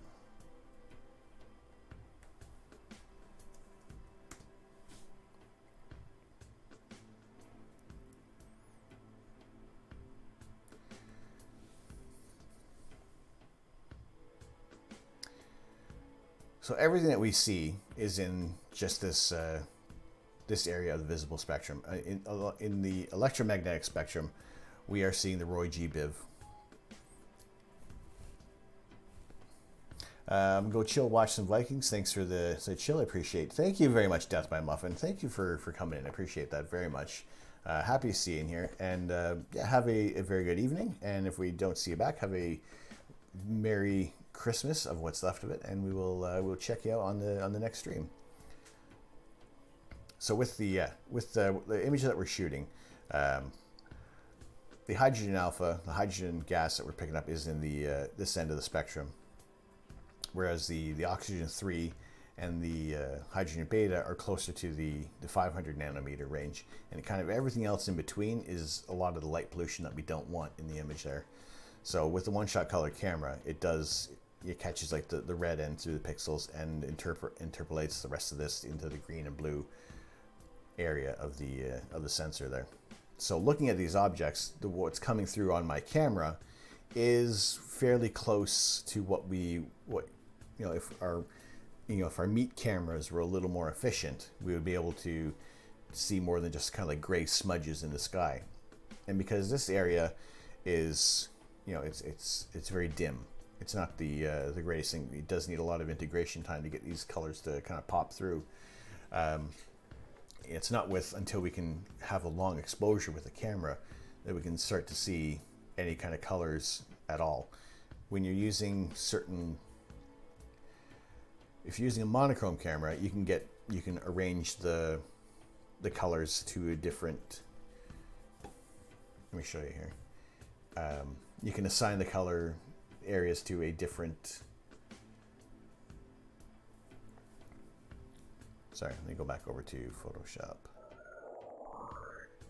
So every RGB image is made up is black and white, and it consists of the red channel, the green channel, and the blue channel. The green and blue are fairly similar with this filter because it really doesn't capture much of there isn't much in the green coming through the green pixels there, but.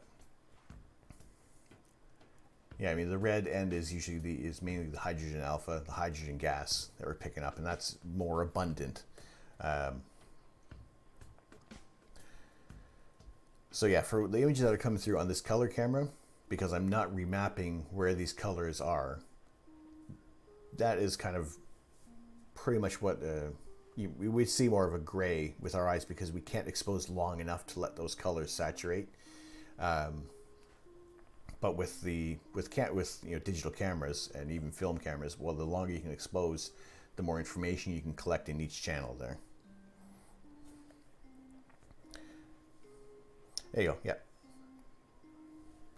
As with monochrome cameras, at least you can kind of remap. You can pick out different wavelengths, especially with the Hubble palette, where you get that kind of blue and rusty kind of images on there. Because they're remapping the red to the blue. I have to check on what's I don't know, someone else is going to have the answer to what they map the colors to for the Hubble palette. Is it a physical filter on the camera or a digital filter? It's a physical filter. It's a narrowband, it's a tri-band filter by a company called Altair Astro, or labeled as Skytech, or there is the company from OPT Telescopes in California, where they have another sub company called Radian, and they have a Triad Ultra filter, which lets through. It's much more focused than this filter that I'm using. Same idea, with only letting through 3 bands of the visible spectrum, so you can actually kind of really easily separate the colors, or the red, green, and blue channels out of there. These ones are best used with a one-shot color camera, because then at least the sensor is kind of picking up the right wavelengths of light. However, with a color camera, you are losing out on certain bands kind of coming through, because you're restricted by the Bayer matrix. Whereas with a monochrome camera, every bit of the sensor picks up the light coming through, and you get a little more details with the monochrome. But because I live in the east of England, and we are usually under some clouded skies, I opt for the color option because it's much quicker. I'd hate to be sitting there with hours of just the red channel, as wonderful as those look, but not being able to finish a completed color image. So for the sake of what I like to do on here, I opted for the color camera option. And I think once I kind of get things set up with a more permanent pier, a more like an entire observatory set up in my back garden, then I will look to switch to a monochrome camera, and then have a filter wheel set up so I can switch out those filters throughout the night. Whereas now I'm at the mercy of the weather, and just try to be as efficient as possible with things.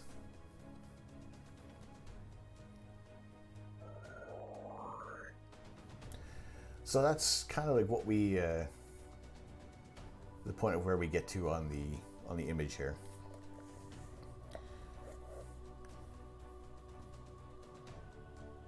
And what I will try to do with this is we'll see about combining these two. Actually, I may not even go for that.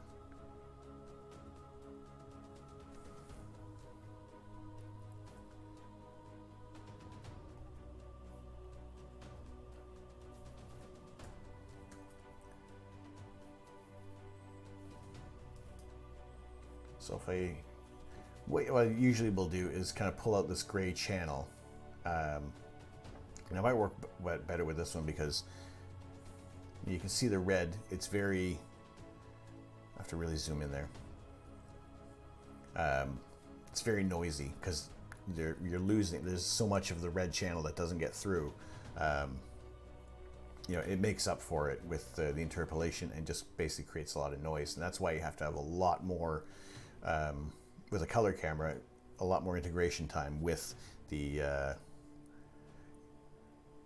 red channel, whereas the green is much more, is a lot more uniform. So what I like to try to do is put these two channels together.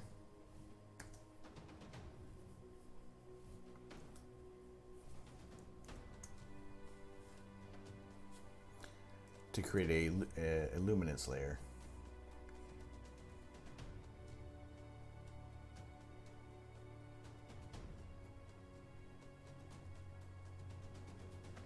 And I just want to combine that green channel, so you at least, it's not as the noise isn't as harsh with the red.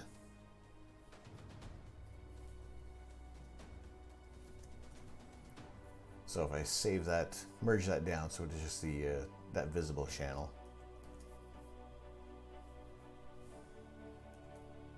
And plunk that down on top. Now this is a little different because I haven't actually tried doing we'll see how the starless version kind of works out there, because I probably will want to punch that up a little bit there. And it's not too bad to, if you're clipping in some of the data on here, it's not going to be the worst. And because I'm bringing this white end of the slider up there, because there's absolutely no data at this point, so I'm actually not clipping anything out of there. Once you start to see these areas kind of coming through, you're basically making that, fully, you're blowing those pixels right out, and it's just completely white. You're not going to be able to tease out any more detail from that there.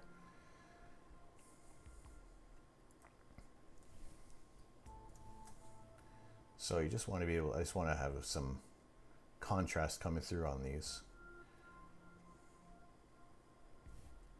Actually, that's a little too much on that. We'll go back a step. So the Christmas tree cluster is part of the the Cone Nebula, and also known as the another area of the called the Fox-Fir Nebula. So just kind of reading what's in my in my notes from Sky Safari is that the Christmas tree cluster and the Cone Nebula were both discovered by William Herschel. He discovered the cluster in 1784 and the nebula in 1785. NGC 2264, which is kind of like this whole area and a much larger portion of the night sky as well, is a large, bright cluster easily visible in finder scopes and binoculars. It consists of about 80 stars from 8th magnitude and spans half a degree.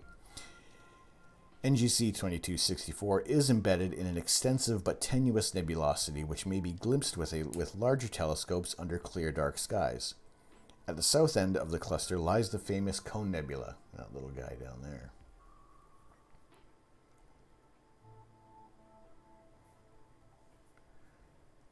And turn those off. At least there's the kind of the color shot of the Cone Nebula, which also this kind of is the tree topper for all of this. We'll rotate that afterwards, but you can see there's the base of the tree, which forms up to the point there. At the south end of the cluster lies the famous Cone Nebula, an object that is difficult to detect visually. The cluster spans some 20 light years and lies about 2,600 light years away. The nebula belongs to a much larger complex, which is currently an active star-forming region. So what I was just able to really image was this Christmas tree cluster area, and it fits nicely in the focal length of the telescope and the sensor size. The camera, the ASI 533, a product from ZWO, has a square sensor. And it took me a long time to kind of come to grips with buying this sensor, because it is so, it's kind of going back to the old square TV days where everything now is widescreen. You all have that kind of 16:9 aspect world. Going back to the 4:3, or at least this one, the 1:1 ratio is. I wondered about that. I really wasn't sure, is this going to be the right camera for me? Ultimately, yes, it was. It worked out. I mean, stepping up from a DSLR is beyond night and day. Like, there's very little comparison to the two, solely because of the cooling capabilities of this camera. It can be cooled down to sub-zero temperatures, and eliminating a lot of that thermal noise that's going to come through when you are doing a long exposure with the camera. Because sometimes the sensor on my Canon, which is now retired or semi-retired as my webcam now, the temperatures used to get up to 27 degrees Celsius, and that sensor's heating up a lot, and you're not getting as much of the image out of there, as it's just a lot of the thermal noise.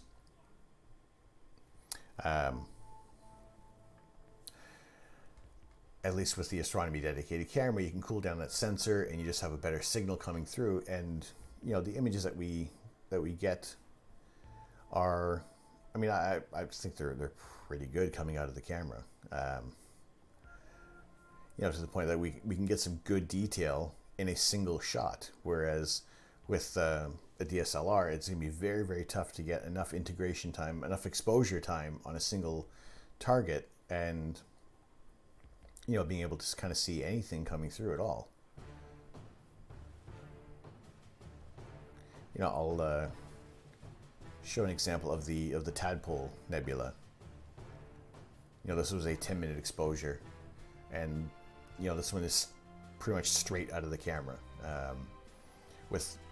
There's been no editing done to this at all, and this is a 10-minute exposure, but we're at least able to see a lot of details in there. Whereas with a DSLR, you wouldn't pick out a lot of the, you know, the finer details. You would see the stars would come through just fine, but the faint nebulosity in here, it'd be really, really, really tough to see among the, you know, amid all the noise. At least with here, you can see that there's still noise that kind of comes through from here. It's not completely smooth, but at least we're seeing a lot more detail.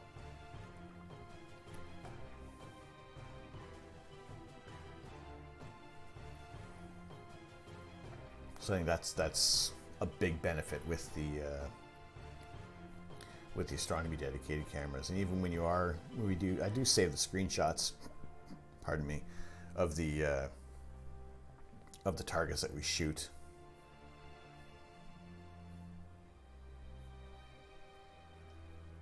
After a little bit of stretching with the bubble nebula, you can see here. This is actually before I got the sensor kind of cooled down all the way, and you can see that there is a lot of digital noise in there.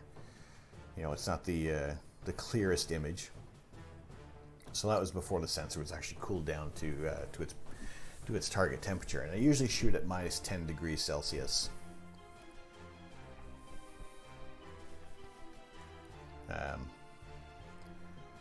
Whereas once you kind of get the camera cooled down a little more, you know, looking at the Wizard Nebula and the satellite that like to photobomb right through there, you know, at least you're this is cooling down a little bit more, and it's a little less noisy. There's more the color gradient, and that just comes from the street lights in my area, and that can easily be taken out with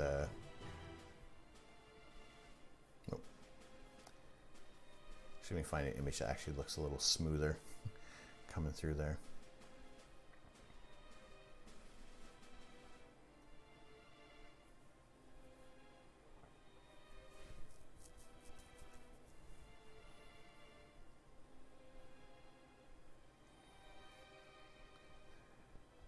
This is one that I always like, that shows off the power of the camera and the filter. And looking at the Rosette Nebula, you know, there's a lot more to this this structure than what we've imaged here. However, we're fairly zoomed in on this. You really need to start using darks. That's true. I mean, for the most part, some of the images, the stacked images, they look fantastic. But yeah, for a single image, I mean, well, this one's not too. I think this one was a 16-minute exposure, and I did drop the sensor down to minus 20 degrees. Not exactly necessary to do that, but I just wanted to. I just wanted to see how it was going to perform. And a lot of the things that we do on the channel, there is some experimenting that does go on with the camera, and just to kind of try to push its limits as much as possible, and you know, really see what it can do. And you know, I was happy with how this one turned out, because there's so much detail that came through in the nebula. And even just, I know it's, you know, saying the distance on here, we're looking at 30 light years in diameter for this kind of void in the Rosette Nebula. And it's kind of hard to really picture that in your mind, how far reaching these distances are. Like, we don't have a real measuring, a visual measuring stick, or you know, there's no banana for scale for this area of the universe. You know, so it can be tough to kind of to gauge these scales, but they are incredibly massive.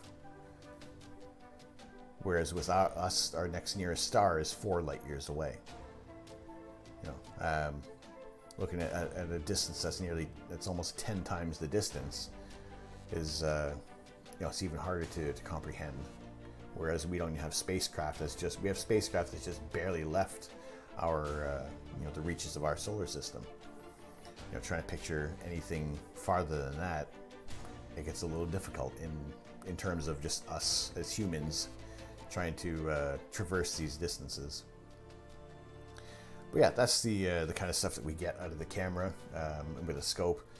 And this is also, the Rosette is a very bright nebula, whereas the Christmas tree cluster that we're working on, it's not as bright. So there's gonna be more details that kind of come through the more time you can put into this target there. Yes, Luna, we got a wonderful raid from Econ Greg. It's good to see a lot of the guys kind of stick around. Econ Greg is, like I said before, he's my inspiration for this, and he does live astro imaging as well. And yeah, he's built up a wonderful fan base, and he is a wealth of knowledge in the subject of astronomy and economics. He has a little more experience than I do. So yeah, I try to do what I can on here. 30 light years is... That's a lot of bananas.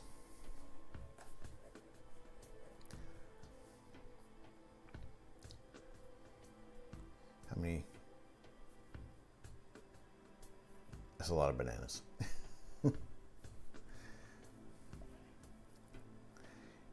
Where one banana is 7.5 inches. Luna, chill.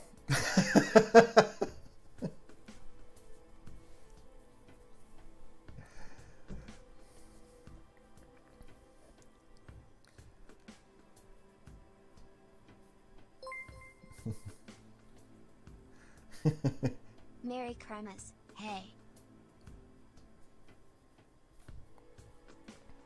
Hey, thank you very much for the bits. Appreciate that. Hopefully that was audible enough.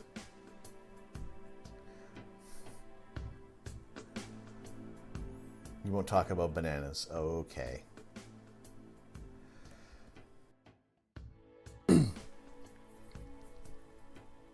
I want to believe you. I really, really do. I can tell you're just you're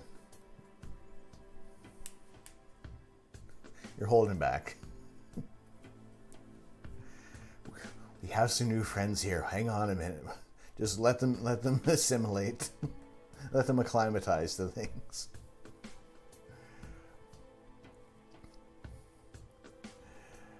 But yeah, it's so I have our luminance layers, and this one, the red one, it's kind of noisy. We'll see. We have bananas as a radiation dose unit. It's about time we have a banana length unit. There needs to be a standard banana.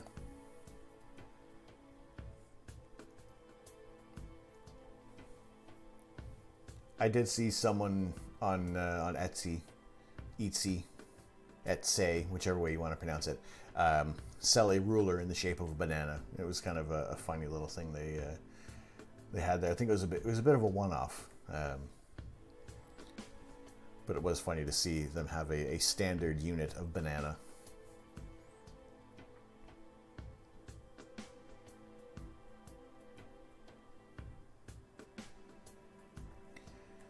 So if we use those two layers as a... actually, how does that one look? All right, that one as a luminosity layer is very... I don't know how well that's going to...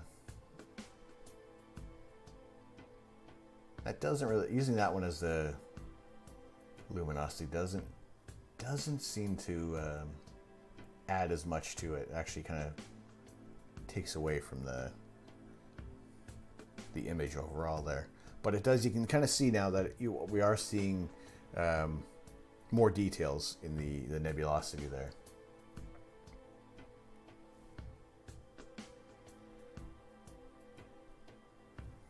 Actually, it's not. If I kind of let's see, let's adjust them a little bit there.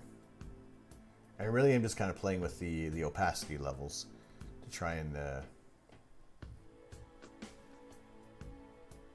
bring more details on. I think actually that's not too bad.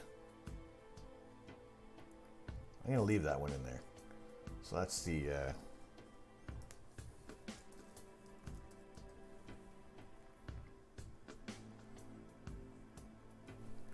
just make sure to for the most part I do try to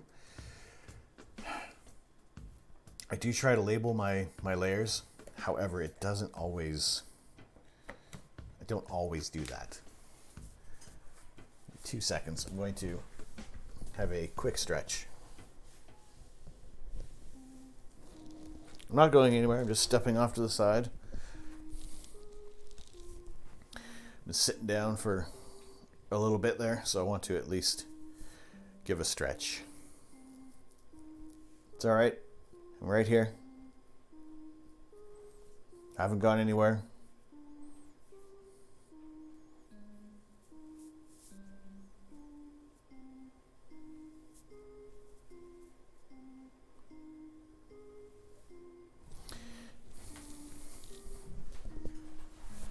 We're good.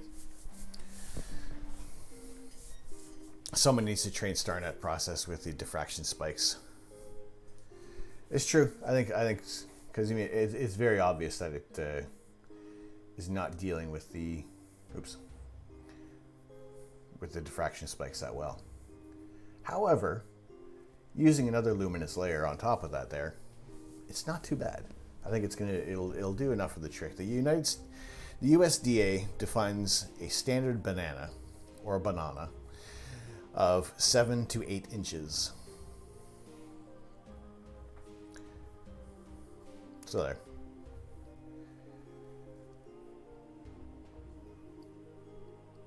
Bananas.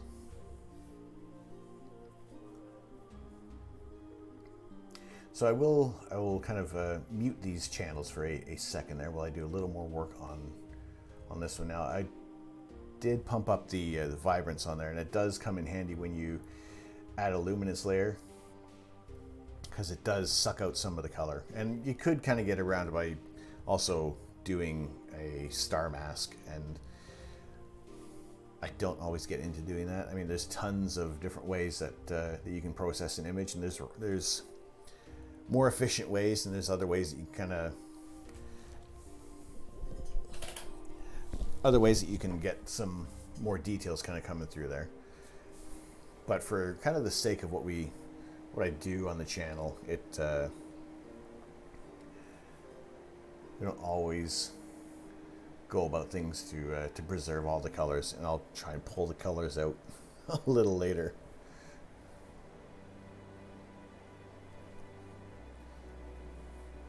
Now hopefully the fan isn't making too much of a noise. I just had to warm things up again in here.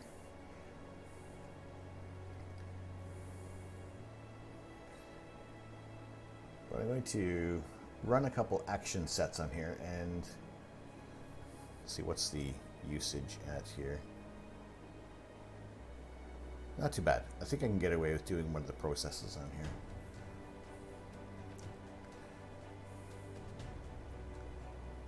There is the local contrast enhancement. This is part of the astronomy tools. If you search astronomy tools null carboni, then you'll get that page kind of coming up there. I think it was maybe 15 or 20 bucks I paid for this action set.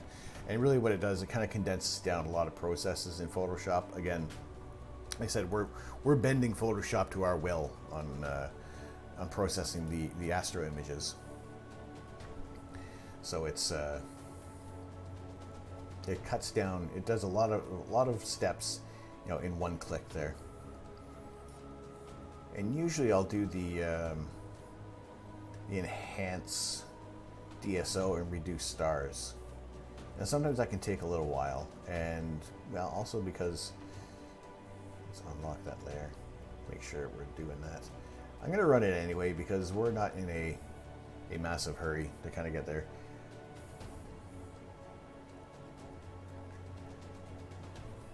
And, you know, this one, there's also other, we'll see how that kind of works out. It does capture the diffraction spikes in there as well, so it can shrink those down a little bit.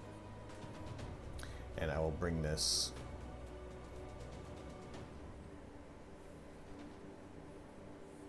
the progress window in there so at least we can see how things are going. And sometimes this can that can take a little while, but we'll let that run its course. I'm playing a VR character, Among Us. I've seen that one. It's is that still in VR chat? Or is that where you're saying VR chat Among Us? Have you tried First Class Trouble, Luna? It's kind of a free game on Steam. Are you aware of it? Because it's I feel it has less aggression than Among Us. There's something about it that's a little friendlier.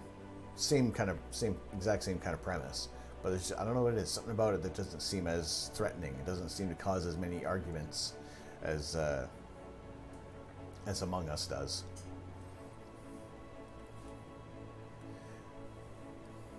But it's one of those things. First Class Trouble. It's still in alpha testing, so there's lots of chances that it's going to crash. But I did play it the other day. It was pretty fun. I thought it was much more entertaining than Among Us.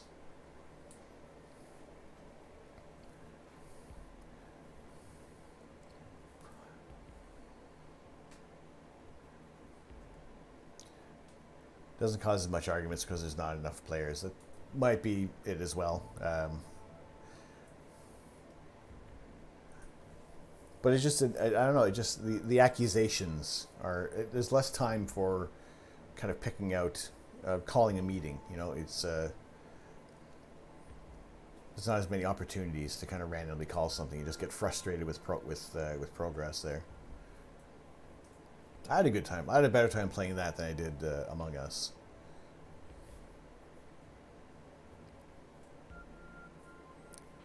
Let's have a look outside.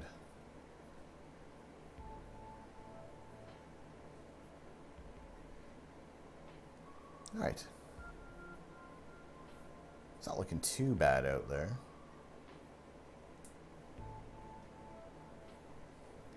A little hazy, but that also could be that's also the moon kind of shining through there.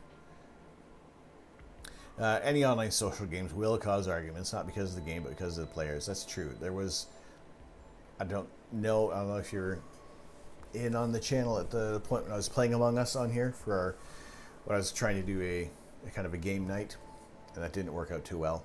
A few people got banned, and it's unfortunate because I don't want to ban people, but they didn't want to play ball at all. So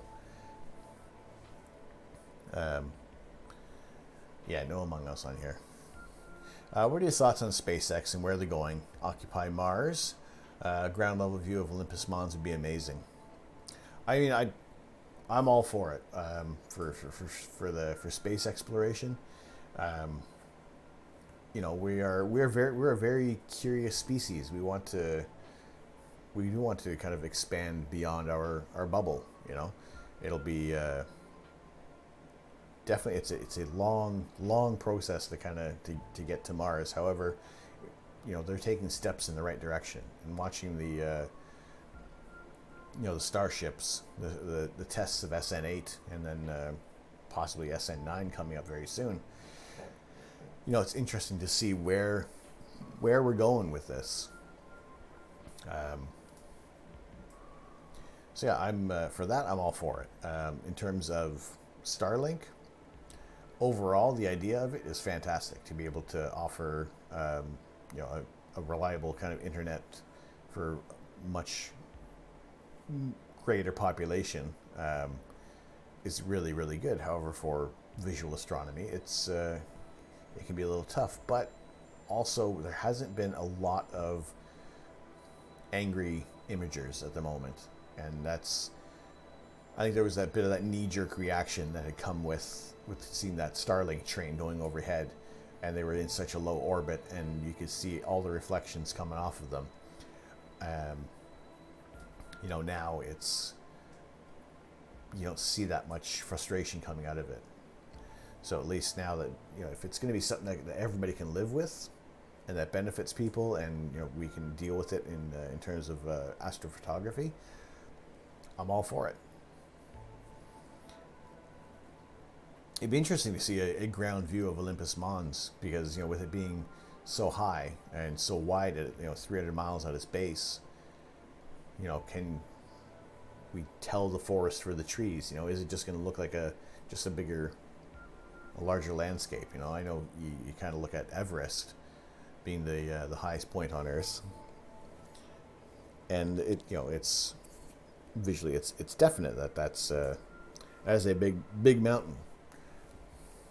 But with Olympus Mons, would be I mean, even looking at it from images of Mars, it just looks such like a very flat dome, but it's massive. It would be interesting to see for sure.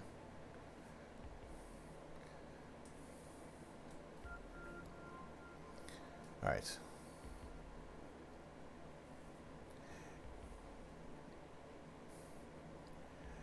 And you haven't heard of First Class Trouble, check it out on Steam. You just have to apply for a code, or you just have to apply, and then they send you a code on there. I don't know if if they send them automatically, or if it is a manual thing. If they'll be sending them out today, but check it out if you can.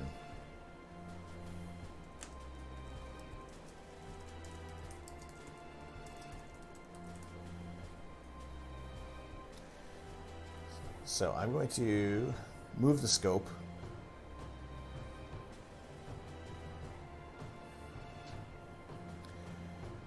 I agree. Somehow Total Recall skews expectations. I think Total Recall was a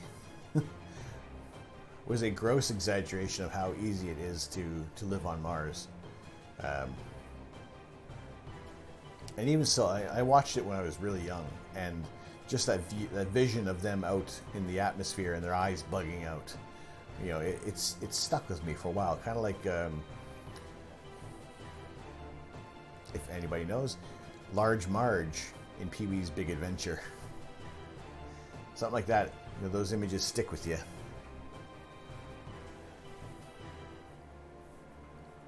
All right, I'm going to move the scope. And we'll, actually, I can probably point to another area of the sky, a little more northeast.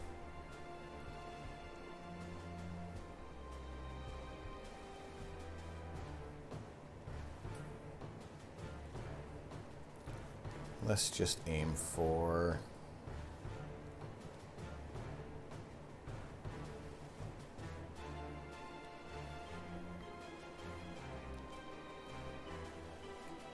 something I know we can hit.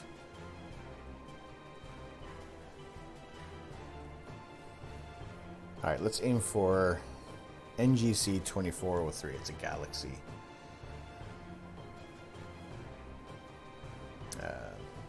Take a quick shot, see how much of the moon is obscured.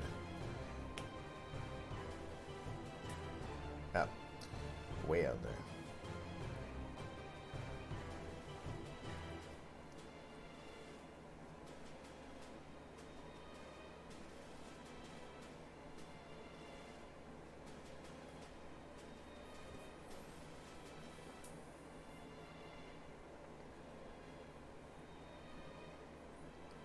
That is just the glow from the moon.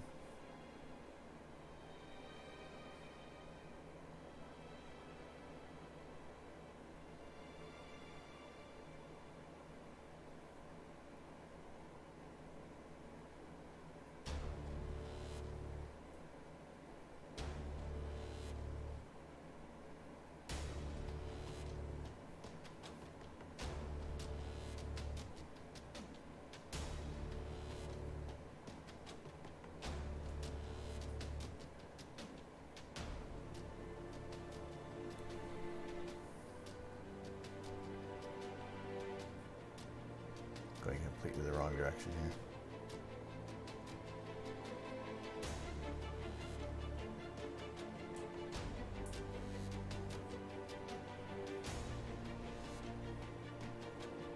There we go.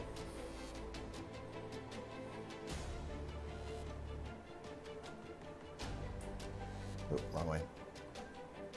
Come back. Come back. Let's go back to the moon. It's clear enough out.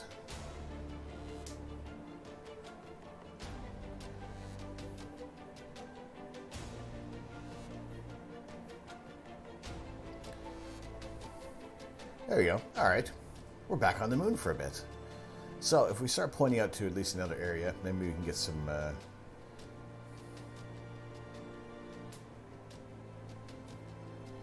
other views. Phil's Pig, how you doing?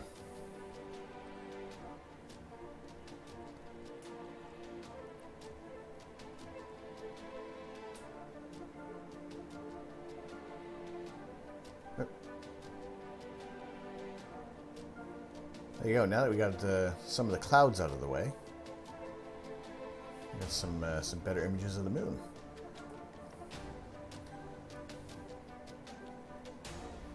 There we go. At least the clouds have we've gotten out of our way now. It was a little while, but we're waiting for that to happen there. So we're back on there. Maybe we can kind of get some other images kind of rolling through as well.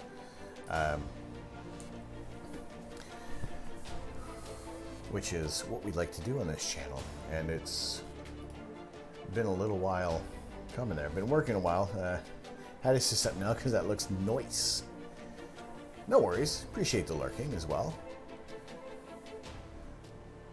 But yeah, glad to that the clouds have buggered off enough right now. It looks like we'll probably, there's a good chance, let me double check the weather because we may have clear skies now for the next maybe hour and a half. And if we do, then we'll kind of, you'll do more of the imaging and then we'll eventually kind of get back to the image processing there. Although it does say the clouds are kind of rolling through at the moment.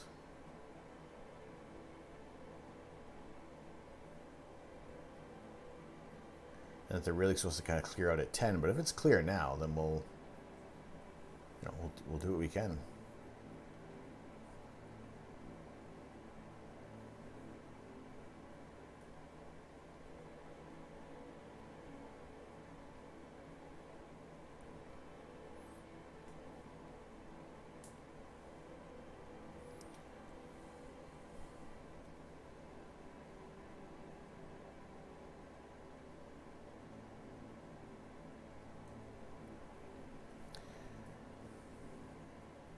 I think I may have to actually kind of go, I may need to do a tweak on the focus there because, or maybe not, let me zoom in. Just that when I focused the camera, the mirror was cold as well, and I had the dew heaters set up. So if they're on and running, then that may have affected a bit of the focus. So what I may do is I have to go over to a star actually and see. Pick a bright star available in the that's away from the moon.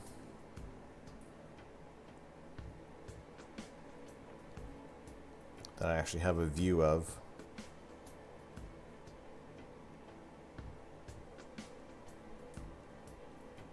We need to go straight up.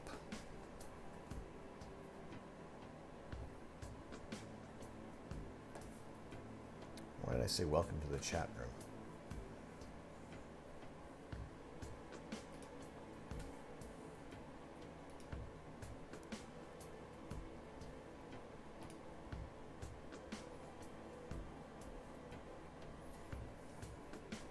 All right, I'm going to point the scope straight up to Murphicky.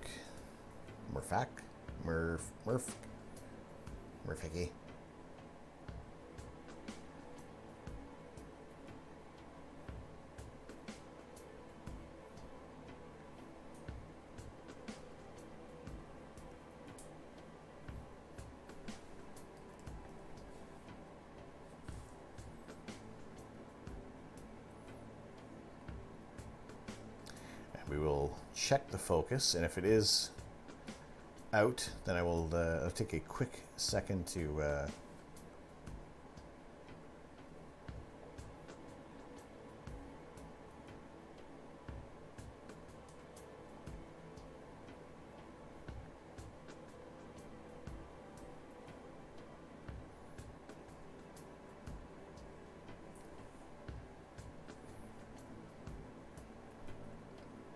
do a focus adjustment on there.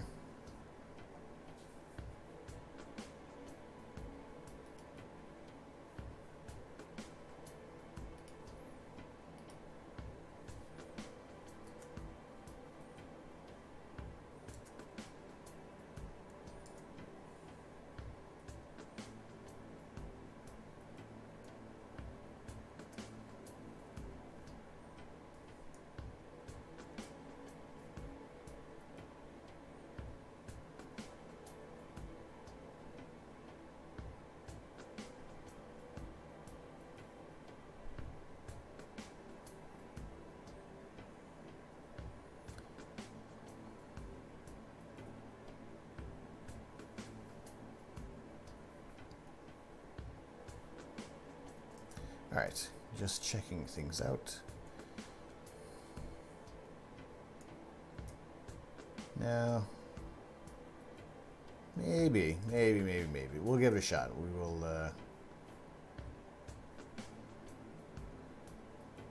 let's do a plate solve on there. Make sure the scope knows where it is.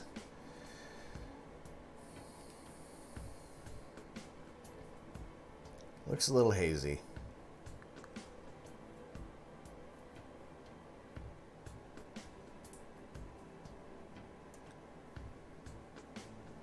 But overall, I don't think the focus is that bad.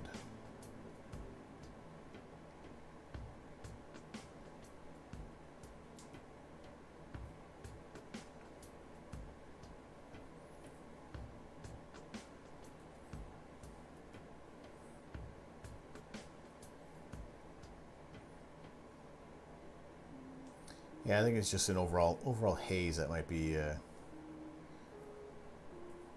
impacting things there.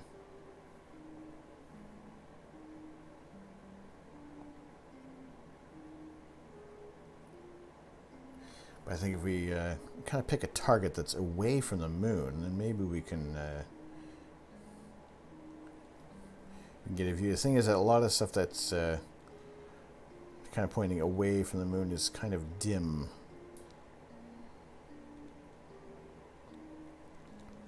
So we need to find something that's going to be nice and bright.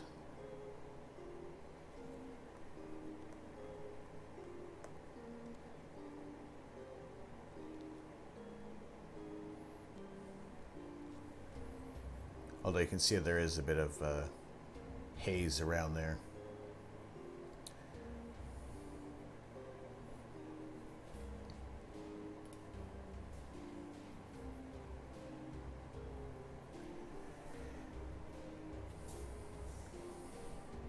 Which can be a little troublesome, especially with the moon being bright enough that it is just going to be reflecting off of everything right now. But it is slowly going to be going behind the house.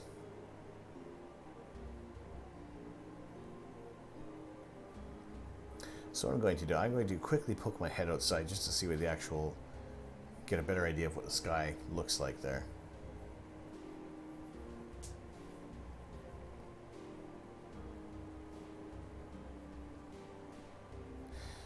So,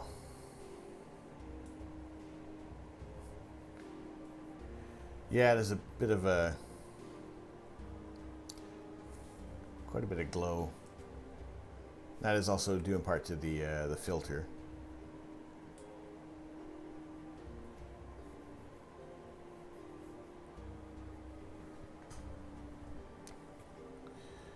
And yeah, just trying to pick a target that's going to be looking away from the moon. And one that's going to be bright enough for us to see.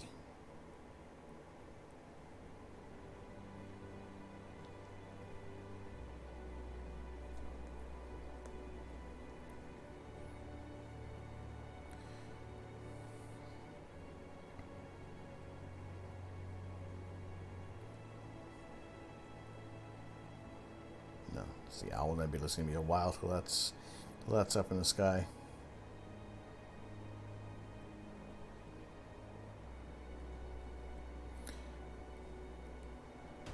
All right, actually, let's give a try with the Clown Face Nebula. It's a planetary nebula. It's nice and it's fairly bright. We might be impacted by the moon, but we'll attempt to give it a go because why not, right? NGC 2392.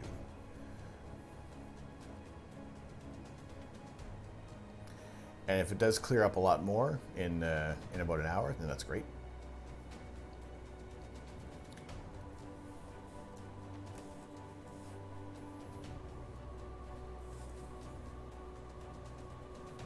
We'll see how this one looks in the sensor there.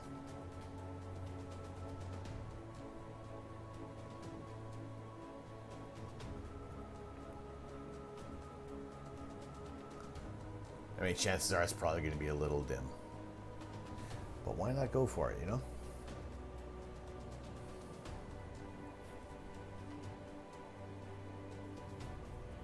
Oh.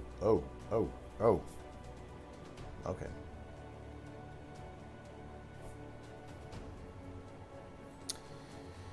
Nope.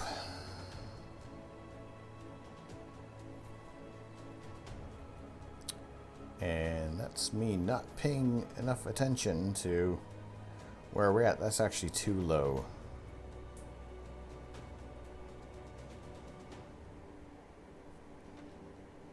It's too low in the sky. It's actually, we're looking down at the roof line there.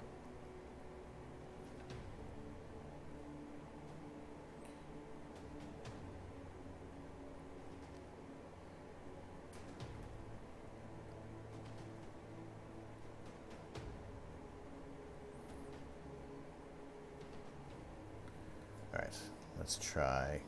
Let's change targets up here.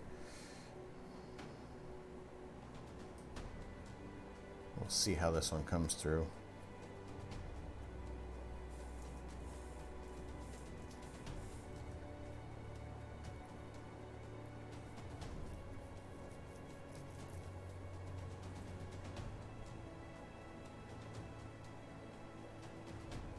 I can see some clouds out there.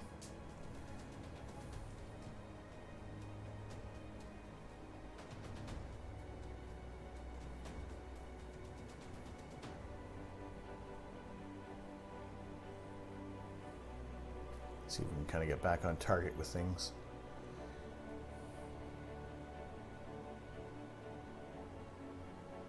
All right, let's give it a go. Let's see how is the guiding looking.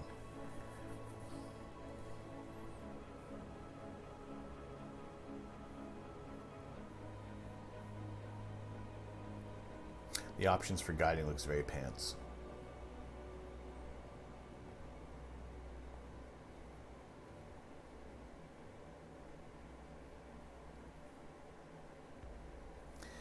Well,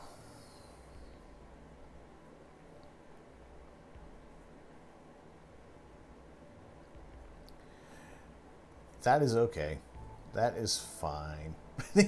These things happen with everything. So it looks like the chances are that the weather is supposed to kind of clear up a lot more come 10 o'clock. So that's in about an hour. So what we'll do is we will kind of continue on things. But yeah, before we go back to all this, I do want to thank you guys for joining in. I appreciate you guys coming into the chat and really just hanging out. You know, it's Friday. It's Christmas. It's kind of tough being on your own, and it's also tough being with some people that you just want to get away from as well, or if you just can't be with family members today. I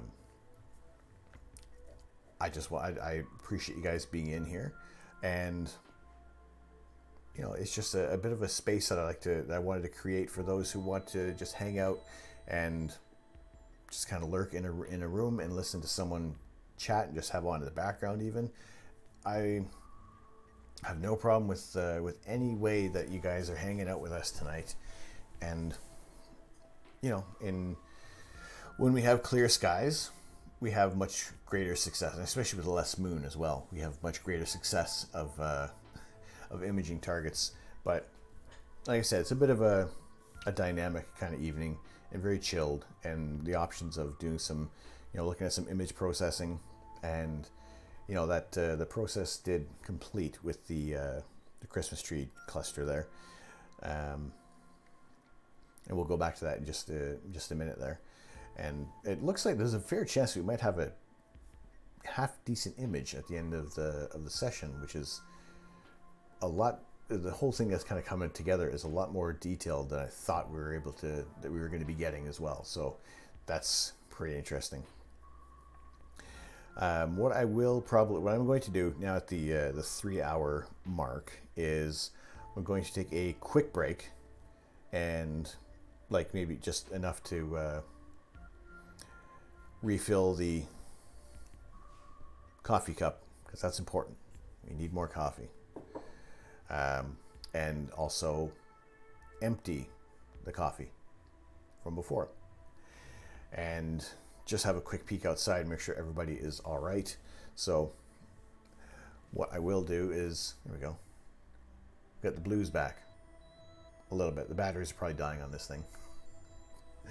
But a Merry Christmas, a Happy Friday, a Happy Holidays, Happy Hanukkah, Happy Kwanzaa, any other holidays that you are celebrating, or if you're not even celebrating, if you're just hanging out, then happy hangouts. I will be back in a few minutes. Those of you who are in here, and if anybody else new pops in, tell them to hang tight. We'll be back.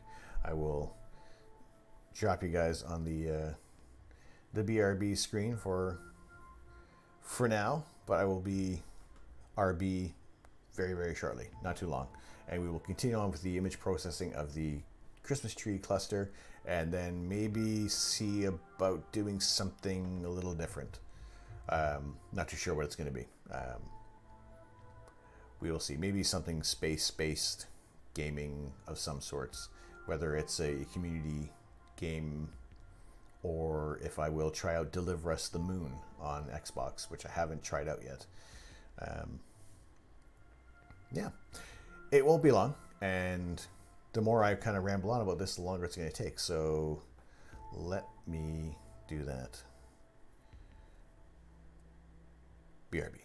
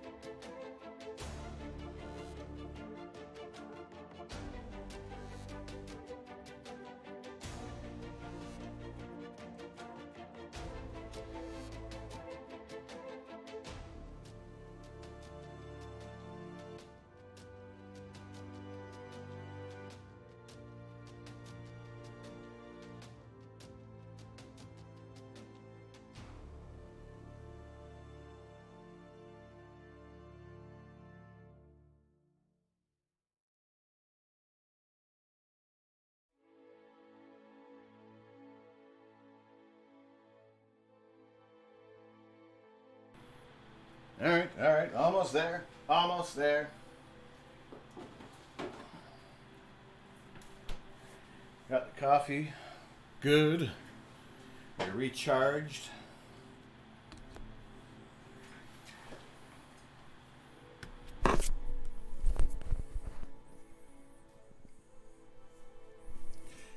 Hello, hello, hello, hello. I missed you. And you.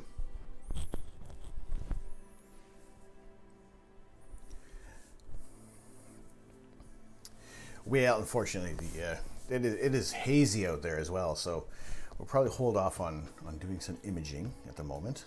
But that was all right, because that wasn't even... I didn't even know that it was going to be possible tonight to get any views. I really thought we were going to be completely clouded out. So to have at least a little bit of the... well, a little bit of the moon, a little bit of Mars earlier on, I think that's pretty fantastic to be able to have those surprise nights. Usually you have a lot of times when you know, the weather is just going to change for the worse no matter what. But I appreciate you guys being in here. Appreciate you guys kind of sticking around and allowing the pee break. For those of you who may have popped in while I was absent, thank you very much for coming in. I am Tom. I am the Astro Canuck. Merry Christmas to all. Happy Friday to all as well. And we love you. Love you too. You guys are great. I mean, the support that's kind of come through with all of this, and I appreciate it to absolutely no end. And I feel that there is not enough that I can say thanks for you guys. And really what I want to be able to do to kind of, you know, show the appreciation is just to give you guys back as much as possible of the night sky and just some information about space, and just looking at some wonderful images and seeing how we kind of get from point A to point B and kind of coming along for the ride, and really anything else that kind of crops up on chat, you know. Always encourage you guys to ask any questions, and if the opportunity arises that we can actually run a simulation, we will. I mean, I have the program available. I'm still learning how the controls work on the game. It's Universe Sandbox, and it did come in handy the other day when we were looking at the conjunction of Jupiter and Saturn, when someone asked, is Jupiter actually are they going to collide, because they looked so close together. But they didn't, and they aren't. They are separated by 458 million miles. And while visually they look like they were close to each other, there are great distances between the two planets. And we did drop another Saturn beside Jupiter in Universe Sandbox, and for the most part it just kind of held another orbit around Jupiter. And there are many times that we tried to get a different shape of an orbit, and kind of depending on how close the planets were to each other, and it did kind of, over time, over hundreds of years, that the orbits did start to shift. And it really wasn't until we started throwing more planets in our solar system that things just went absolutely wonky. So things like that I like to see kind of kind of take that little tangent and go off the rails a little bit. And I do like that, because I'll have a base idea of what I want to do, and then it's really kind of up to you guys of where we go, or if, you know, I might have another thought that kind of crops in my head, and we'll go from there. I mean, you know, you guys, some of you have been privy to my previous brain farts on here, and we have been trying to think about ways how to raise my telescope up a couple of feet so I can get earlier access to certain targets in the east. So good. You know, and trying to figure out a way how to build a little observatory, and how to cut down a tree without cutting down a tree. For the record, it is 300 pounds to trim my trees enough to see more of the night sky. That's like another piece of gear, and I would rather suffer with the trees, and get some cool new kit to be able to have a little more dynamic imaging session with you guys than, you know, cut down the trees and have a few more minutes with another target, you know. Ultimately, my neighbor's house is in the way, and that's just, I can't move that one. That one is immovable. High altitude Cherenkov. How much for a saw and a long pole? These are pretty big branches and they're pretty high up, and to the point where I would end up causing damage to my neighbor's gardens. So, also there are a couple of birds nesting in the tree, so I wouldn't even be cutting them down now, which is, I mean, unfortunate, but I'm not going to disturb a little budding bird family at the moment. I want to make sure that they are completely gone out of the tree before I started disturbing them in any way. Plus, looking at it outside, it is a lot higher than the security cam kind of lets on. Although at least now we are seeing a little bit of a breakup in the clouds. That's what we want. We don't want that overall haze. So,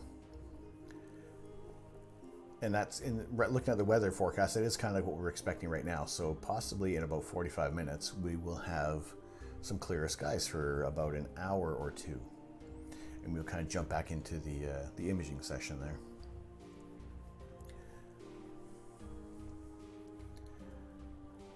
But yeah, for now, we will take a quick look over into Photoshop for our image of the Christmas tree cluster, a aptly named and positioned target for this time of year. Now, what we did was enhance DSO, the deep space objects, and decrease the stars.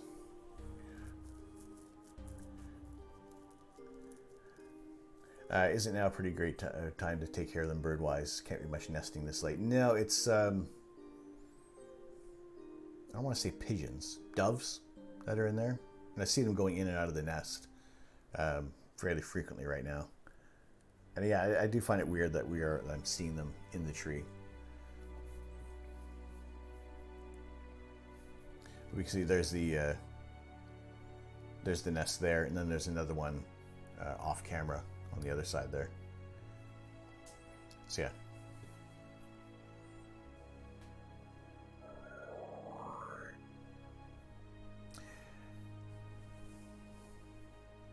No worries though. We will, as soon as they are vacated, as soon as I can confirm somehow that they are hatched and out of the nest, and I'll look into doing a little bit of maybe some kind of hackneyed job on there.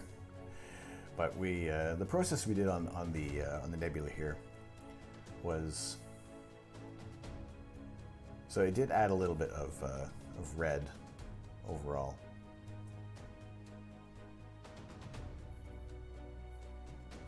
Let me do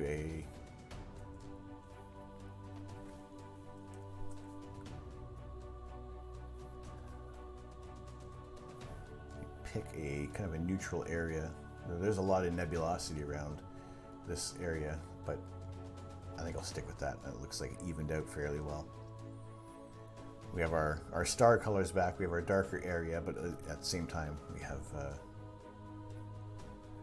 also this area of the histogram. It isn't bowed out at the bottom as much as it was before. As long as you have more of an even channel in here, as long as everything is fairly even. The red is a little heavy. You can see it is thicker than the green and the blue, but at the same time, it's still it's not like kind of, you know, bowing out at the bottom, and that's going to really amplify any changes to the image as you adjust the levels and the curves.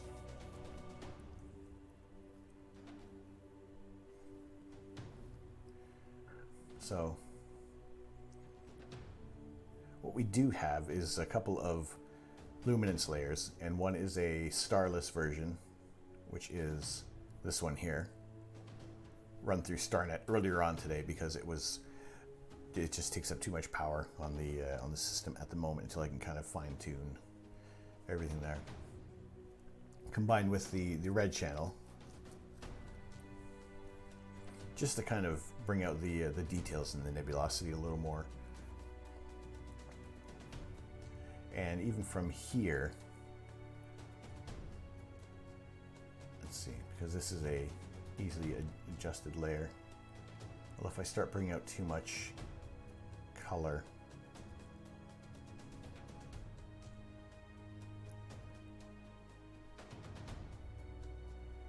all right, let's do that. And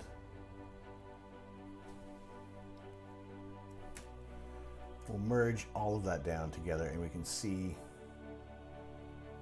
the red channel is gross. That's ugly. That's not what I want to work with.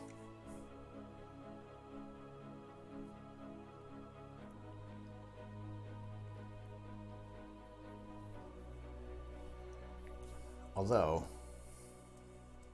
yeah, you kind of zoom out a little bit on there, and it's not that bad. If you make the image a little smaller.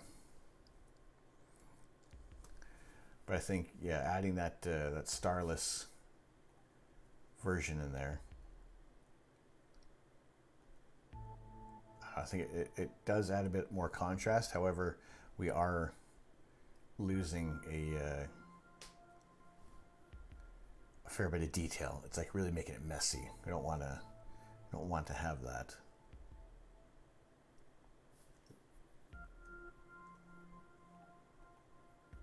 So if we kind of bring the saturation down, because when you add a luminous layer, it does take away some of the vibrance of things. So we just kind of reintroduce that there a little bit. And I think I'm going to get rid of that starless image, because it just is causing way more issues. Way more issues for the image than I want. So that's not so bad now. That red channel.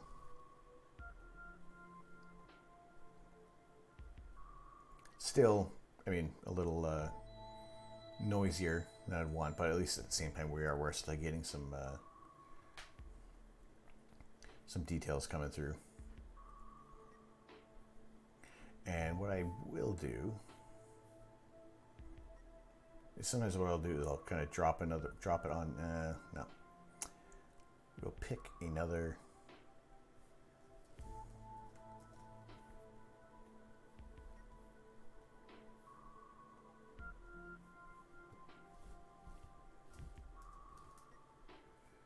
just drop that one on top of there. That's actually not that bad. It doesn't seem like it's the right channel though. Not because I picked it from there. Although this might work. This little experiment may work out.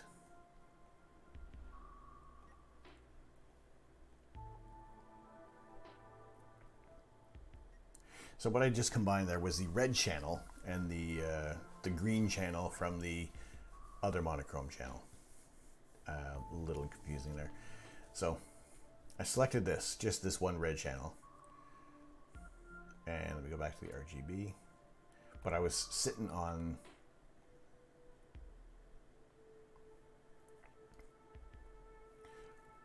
just this one here. So the looking at the green channel for that, it's a little cleaner. And you're going to be able to kind of get rid of some of the noise that's in the image there. So what I will try to attempt is combining these two.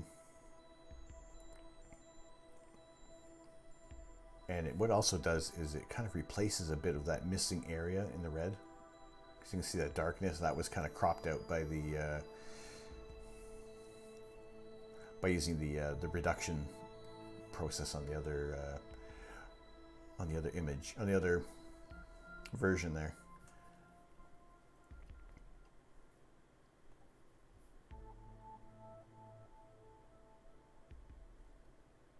So what I might do is try to create a high contrast as possible.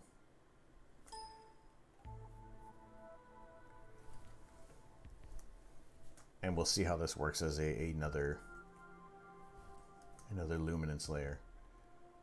And just really trying to tease out as many details as possible. And really, it's only a 20-minute image, so I mean, I'll try as much as possible to bring out some details. Even trying a different blending layer sometimes can net different results. Sometimes they're good, sometimes they're not so good. And sometimes they make absolutely no difference, or they can really, really amplify any of the other problems within the image there.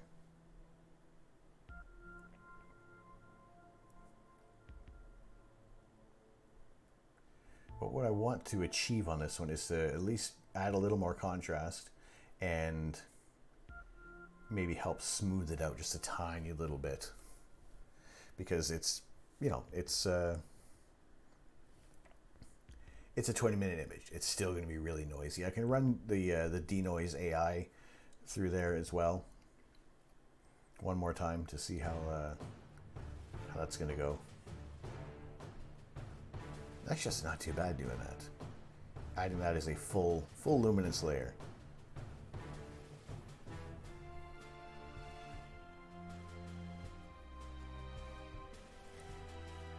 And as you zooming in, you can start to see some of the issues, like the stars here. We're getting these little black comas, these little halos around them.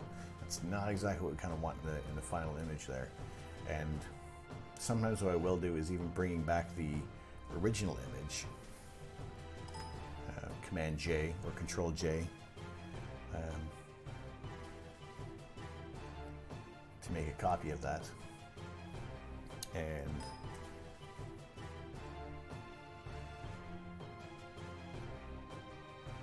really just use that to bring back a little bit of the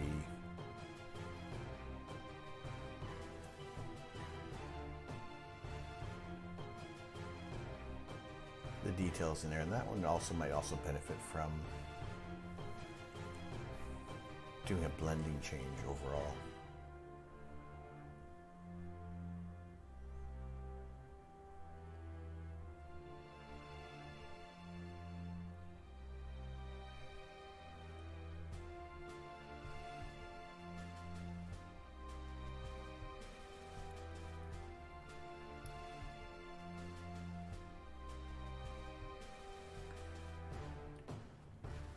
Lighten doesn't do a whole lot there. You can just see that it just really just gets that little area here. Oops, that's way too much.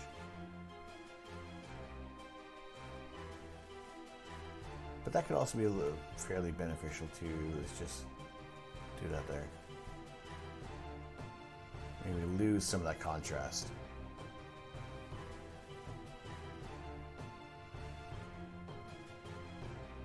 So sometimes what I will do is, again, throwing more adjustment layers on there.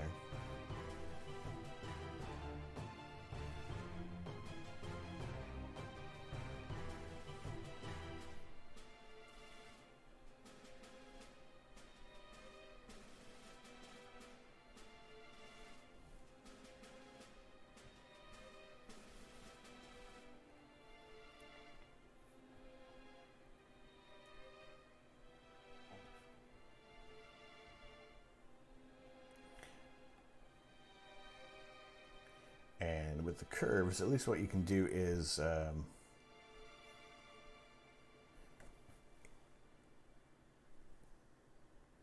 you can pick the area you want to, the darker areas that you want to preserve, right? And then you can also pick the areas that you want to bring up in color. So we want to start really bringing up the details in these kind of the highlights here.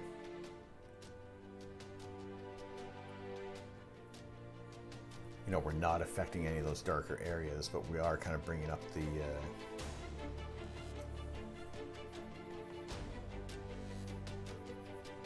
lightness around, like the cone nebula, so you can kind of see that illumination in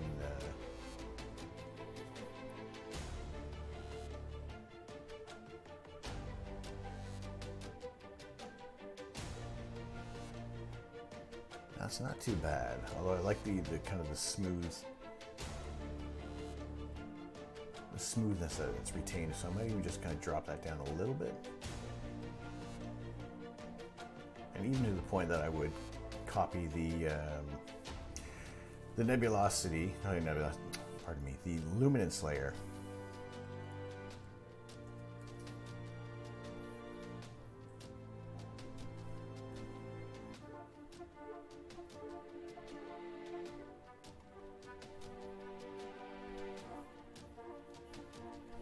You know, start to bring back some of that contrast in the image.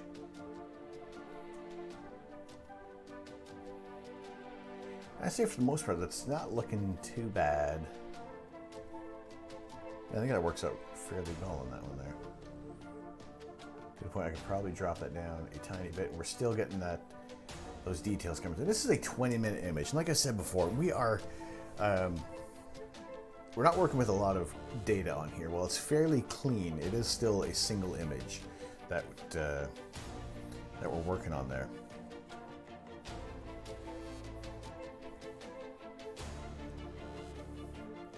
So at least we're trying to get as many details out of there. Astro, yes, Luna.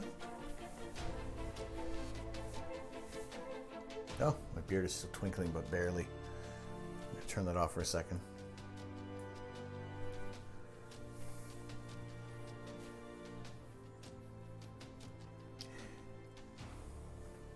I'm happy with how this actually. This one is turning out a fair bit better than I thought it was going to.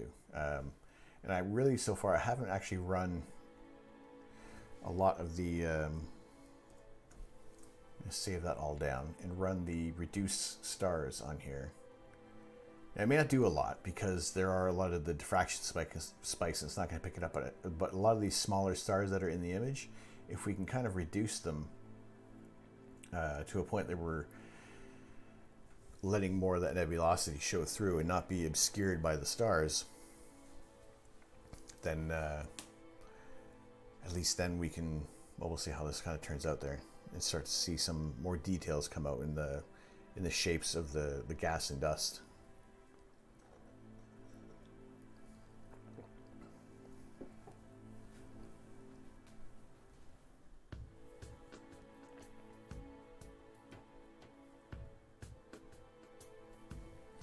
That is if anything has much changed on there. A little bit. A tiny little bit. Sometimes you can, we'll run it one more time there. Sometimes it comes out nice, and other times you can really end up with these darker areas, these halos around the stars there. It just doesn't have that, it's too contrasty, and you're really separating the stars from the background, and it just doesn't turn out that well.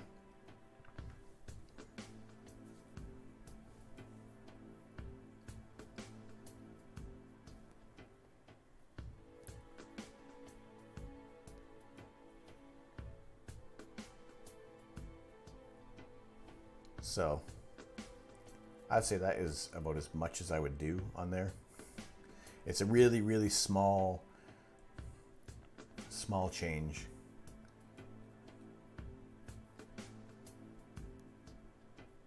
And sometimes it's to run the local contrast enhancement, and that kind of comes out. That can start to make things pop a little more. And hopefully it kind of turns out all right on this.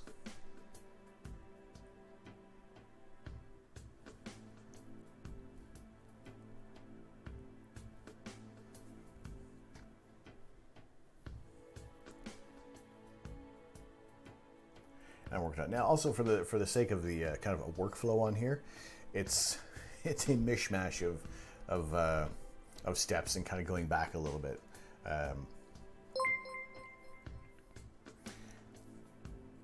Hey, Savvy, thank you. Thank you very much. How you doing tonight? Thank you very much for the tier 1 gifted sub to Cursed on Duty. Appreciate that. How have you been tonight?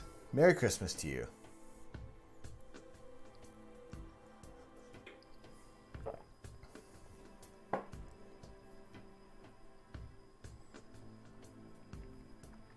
Merry Christmas. And to you. Thank you very much. I appreciate that. Hope things are going well for you. We've been fighting with some cloudy skies, and we're hoping that we might get some clear skies in a little bit there. It's going pretty well. It's been a pretty chill day. We started the stream a little earlier than anticipated because we had some clear skies, and we were looking at the moon, we were looking at Mars, and then some clouds rolled in, and we are waiting for them to kind of disperse, which looks like it might happen for about 10 o'clock-ish in my area. Hopefully it's been all over the place for the weather, and I wasn't even anticipating having the scope out tonight, and it's a bit of a bonus that we're able to get some views of the night sky tonight. It looks like it's kind of hazy for the rest of the evening, so we'll play it by ear, but that's all good. Good. Opened my prezzies this morning. Made a Christmas dinner. Now on the Prosecco. Perfect. Excellent. Sounds like I had a really fun day.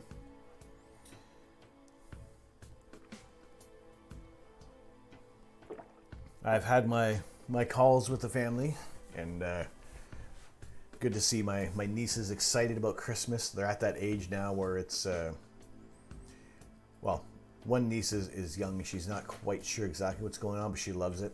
My other niece, she is much more aware of Santa Claus and the excitement that kind of comes with Christmas. So that was fun to see them this morning.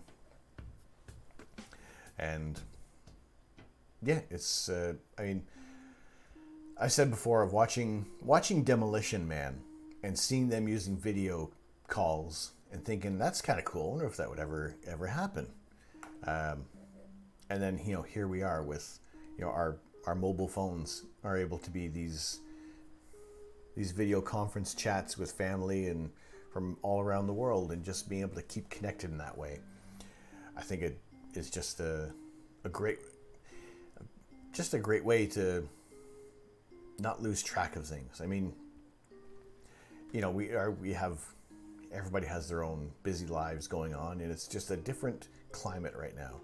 But to be able to just kind of watch everybody growing up, albeit on a camera, it's just good to be able to have that immediate contact. And even just seen you guys on here, I appreciate you guys joining in on the chat. And even just kind of hanging out. I mean, you don't have to, if you're lurking, that is completely fine. I mean, I thank you guys to absolutely no end for the support that has come through on here. So whether we have clear skies or whether we have cloudy skies, there's always going to be some kind of astronomical event to talk about or an image to process, and and the odd time we'll throw in some games here and there. And like I said, we're still fairly early in the night, and this is kind of a more of a chilled environment that we're having. So I just want you guys to be able to hang out and let me know if you have a good day. Let me know if you've had a bad day. It doesn't all have to be science tonight. It's more of just kind of coming together as a community and just being able to chill, hang out, air our grievances, air our celebrations. What do we want for 2021? Aside from a more normal society, clearer skies. Just clouds to have. Clouds during the day are fine. Rain all day if you want, but come sunset, take a hike. Anxiety sucks. I want stability. That's right with the caps. That is okay. I've turned that one off. And financial stability. That too. This is such a hard time right now for a lot of people, and No, plain and simple. 2020 is a big downer. It's really tough to look back on 2020 with a really positive attitude. The only thing I can say is that we've learned what we really hold true to what we value.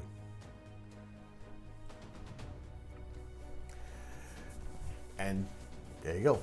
And health and just looking after your own health is, physical and mental has become insanely important. Wrong turn of phrase there. Has become incredibly important in 2020. And I mean, numerically, the universe doesn't care when it is, but for us we like labels, we like compartments, we like to be able to order things as much as possible. So at the crux of it, it's just a better, healthy lifestyle that we can hopefully adopt for our next trip around the sun. And like I said, I have tons of plans for this channel, and I'm looking forward to seeing how everything's going to look on here this time next year. I know it's going to be in a different studio, and I'm excited for that. It's already this kind of change that's on the horizon there, and knowing that it's coming and you're able to prepare for it. It's a bit of a unique situation. Oh, now, that's probably the best beard I've ever seen in my life, and the only form of permissible light pollution. Merry Christmas. Merry Christmas to you too, now.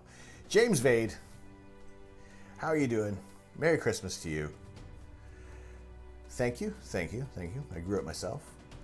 These lights are a lot better than glitter. The battery's kind of dying in there. The blue lights don't show up as much. I have to kind of leave it off for a bit and then it'll pop back on there. But how are you guys doing tonight? Good to see you in here. We have some intermittent clouds rolling through, but it looks like the clouds may be here to stay. But we did get some shots of the moon, a view of Mars earlier on, and I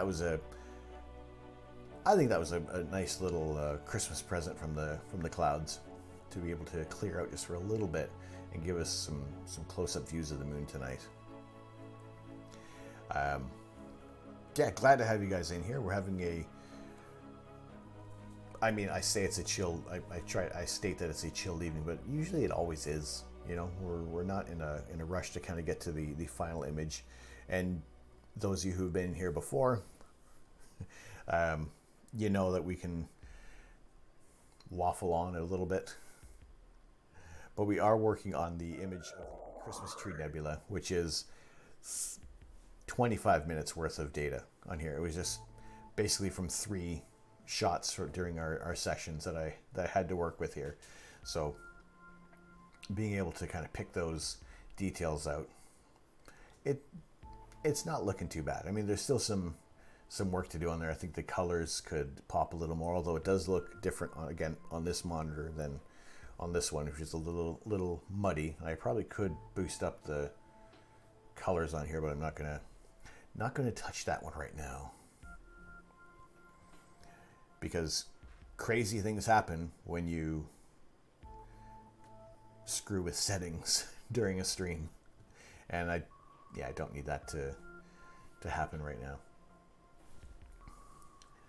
So what I will check out on here is what level. Okay, it's at about the limit on that there.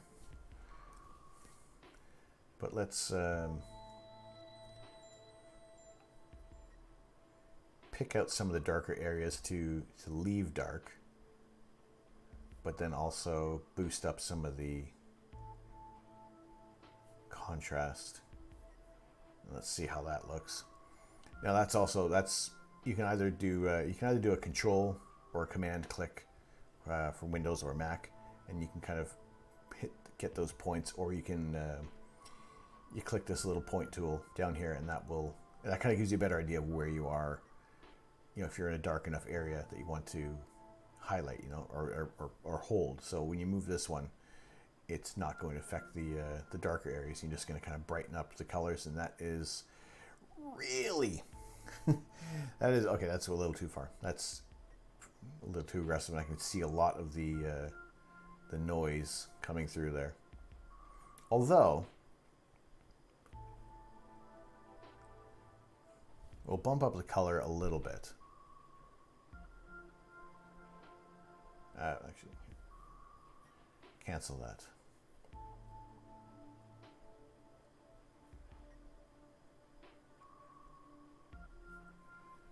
Because we just want to start highlighting maybe some of these areas.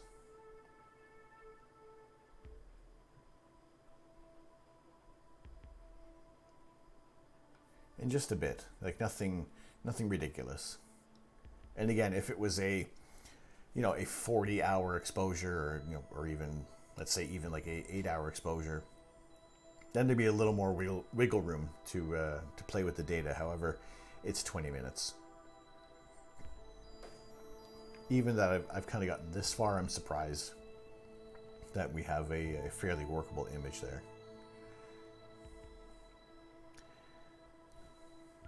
So I think that is, it's not too bad. The stars are starting to bloat as well. That's not so much what I want to do there. Have a good evening and amazing Christmas. We'll catch you later. Savvy, thank you very much. I appreciate you coming in. Good to see you on here. Hope you have a wonderful rest of your Christmas evening. And thank you very much for the gifted sub as well to Cursed on Duty. That's very kind of you, and I appreciate that very much. Have a fantastic evening, and we will see you on the next stream, whether I'm on yours or whether you're in here. We'll see you soon. Have a good one.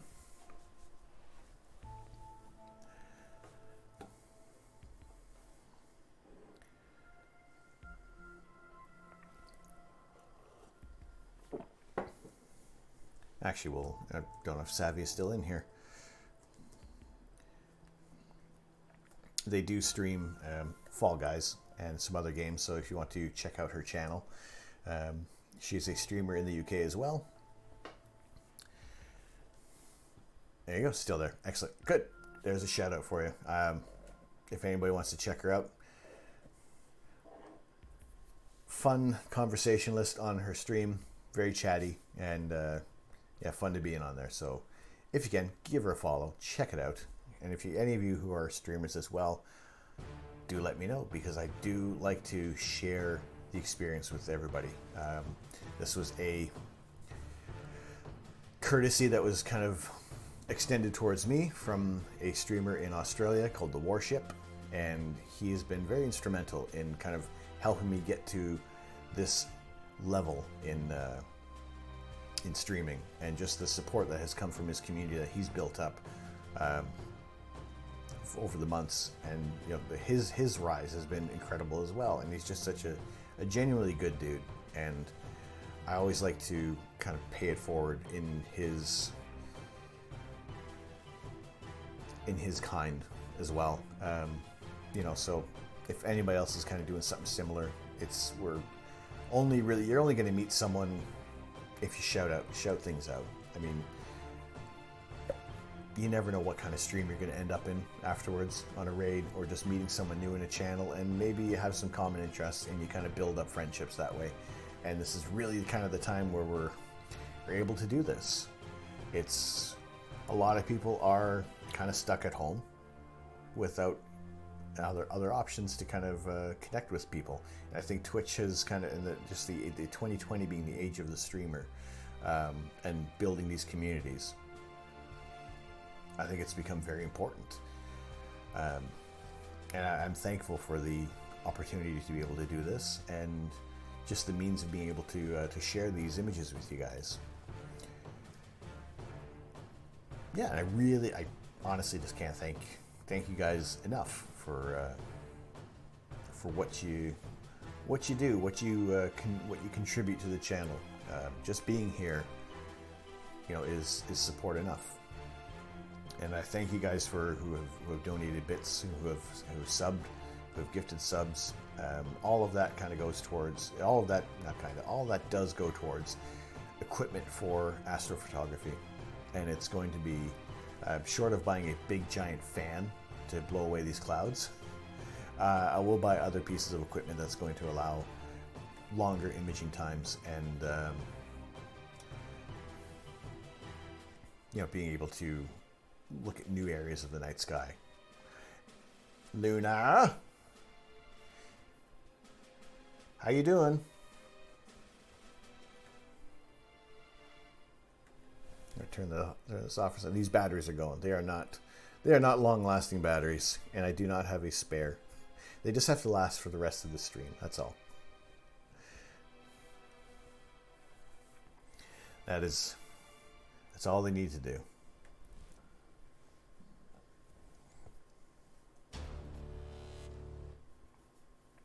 So with this image of the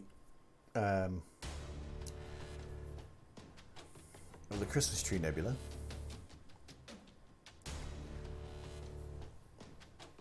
I will run it through Denoise AI one more time and see what we can do, and also give you guys an opportunity who may not have used it to see what it can do. I missed yours and Astro Addict's stream for the conjunction. How was that? It was pretty good. It was very interesting in terms of logistics. Had a good time with them, and I appreciate Tim's offer to try and get this sorted out there. We did get a few minutes using kind of piggybacking on the stream with Telescope Live, and seeing those images come through from their scopes, and subsequently kind of checking out a few other people who were doing live streams. It was great to see that. We didn't have the views here. He's in Germany, I'm in the UK, and neither of us had any great views, but he had the means to kind of get in touch with Telescope Live and access their feed. And yeah, we had a few short minutes with it, and really it's kind of one of those targets that don't have quite the opportunity to see, because it was so low in the horizon. But overall, it was enjoyable. I appreciated the time that we did on there, and yeah, even the kind of subsequently after that the conjunction was kind of finished being broadcast, had a good time on here afterwards with a fair number of people that had come in there. So it was what I didn't expect to be a streaming day turned out to be a pretty wonderful day. I got lucky and clouds cleared an hour before. Came less than an hour after they set. My setup isn't for planetary, but you got something. Did you post anything about that? Was that on your socials, or was that in the Discord?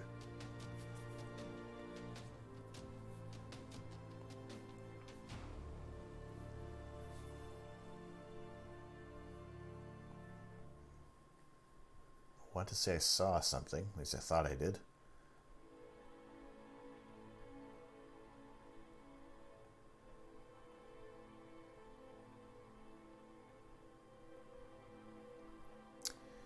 Now, it looks like our weather isn't going to be holding up.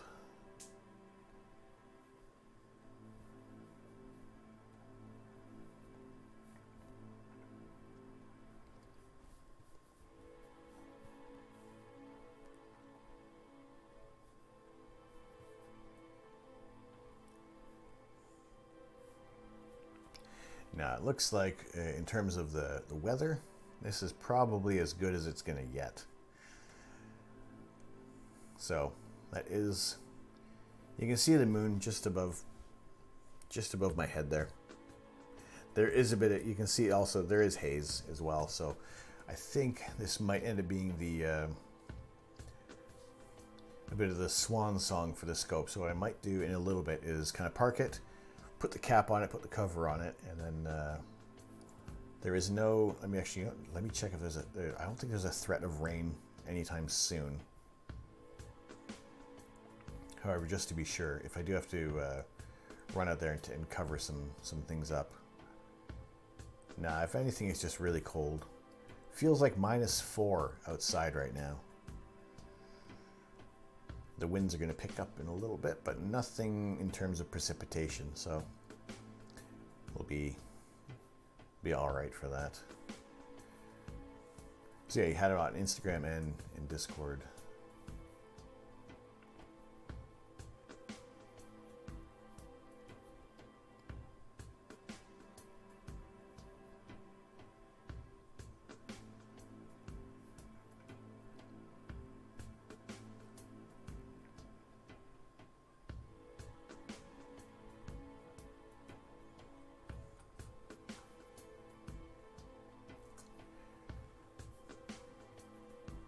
You have a direct link for your Instagram.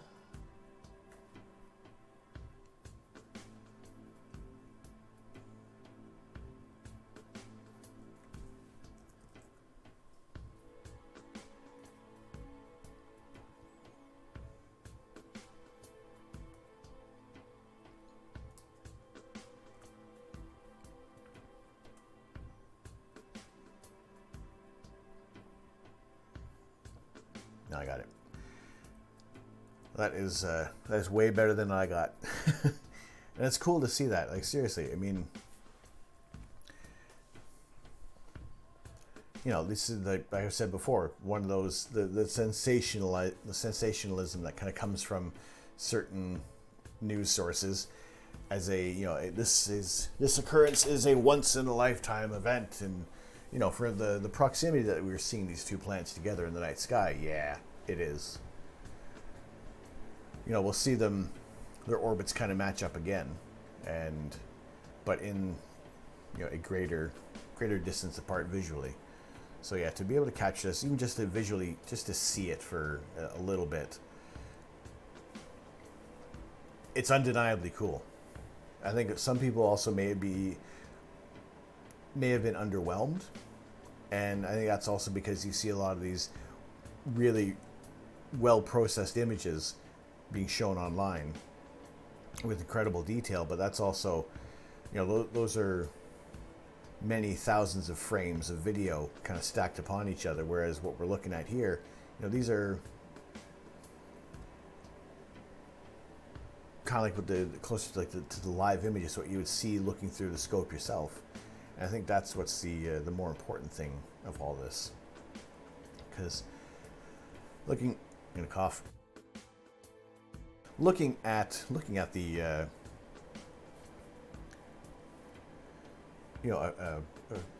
stacked image of thousands of frames from a video, yes, it looks great. It looks the much more sharper details, but that's far from the point of what we're looking at. Seeing these two planets in such close proximity is just insanely interesting to see. Any detail in Jupiter plus Saturn's rings to what I was going for. I was pleasantly surprised. It was great through the telescope. So I think, yeah, this ultimately had to have been a very visual target to see. And yeah, there are some people who are putting together some processed images, but again, just to be able to witness this. I can hear my neighbors. I don't know if you can hear the neighbors as well.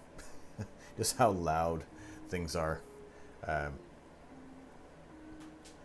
yeah, it's really cool to see these planets together. And like I said before, running the simulation through Universe Sandbox of Saturn being that close to Jupiter didn't really affect things that much overall. At least in our lifetime. You know, it was nothing untoward was changed with the orbits, at least not in the first few hundred years. Got a photo of the moon that night and placed a conjunction on it at the same focal length that night to put some scale on the conjunction.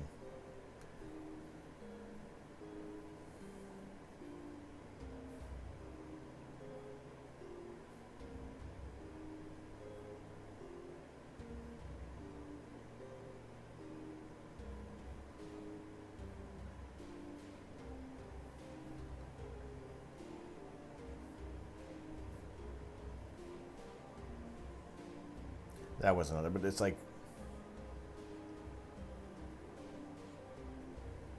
yeah, much closer there on your website.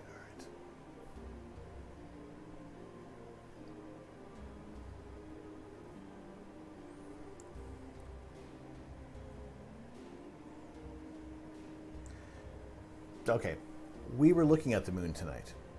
So those of you who are in here from earlier on in the evening, and for those of you who are new to the channel at the moment, hello, I'm Tom. I'm the Astro Canuck, and I like astrophotography. So much so that I show it to you guys live whenever there's clear skies. Now we were looking at James Vade's website here, and if you were looking at the moon, we were getting areas that were, we had some tight shots of the moon, and to see that these planets are, in proximity even closer than like a portion of the moon, like they're incredibly close, and to the point where if you're not looking at them with a telescope or a set of binoculars, you most likely aren't going to be able to resolve them into two separate points of light. So they are going to be they look like a very bright point of light in the star in the sky. But yeah, to kind of see this, you get a bit of perspective. Is really, it can be tough with astrophotography because it's a flat 2D image that we're looking at there. So being able to kind of see that is pretty cool. It's very cool. Not pretty cool. It's very cool to see just how close visually these planets were together in their orbits.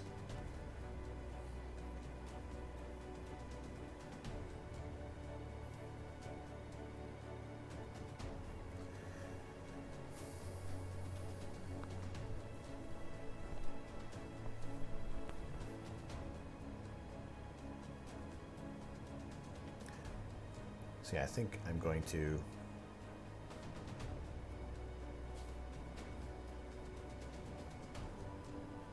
come back.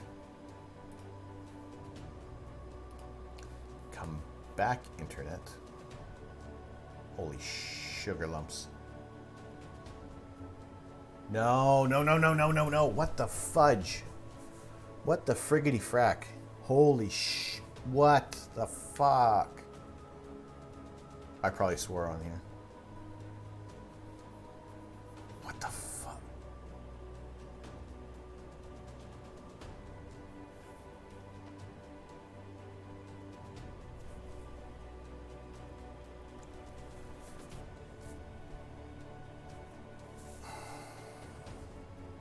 Are we back?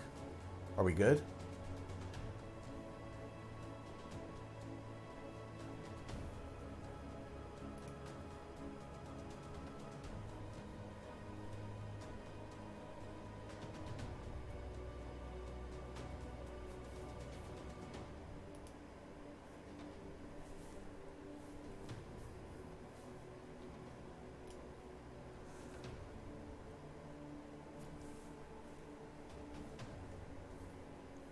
Good Lord. All right, if you caught me swearing, I apologize. If you didn't catch me swearing, I wasn't swearing. That was like... That was out for too long. That's annoying. That's... friggity frack.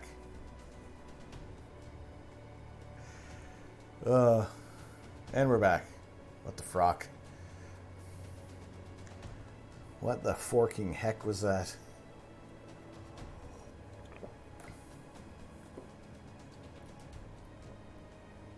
Ah. Right. I apologize for that.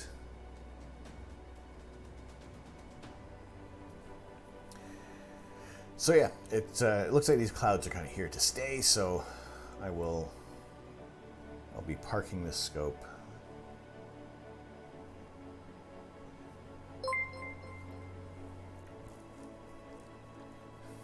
Sub for swear words. Hey, seems okay now. Misina, thank you. Appreciate that. We're all good. Thank you now. Thank you for the 2 months. Appreciate that. Thank you for the Prime sub. Thank you so much. Sub for swear words.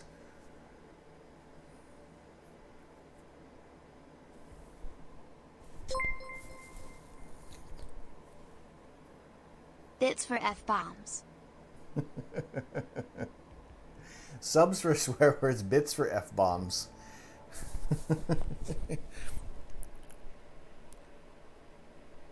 Shit, fuck. Oh, anyway. Thank you guys. Thank you for the bits, James. Thank you for the resub. 2 months now. Appreciate that very, very much.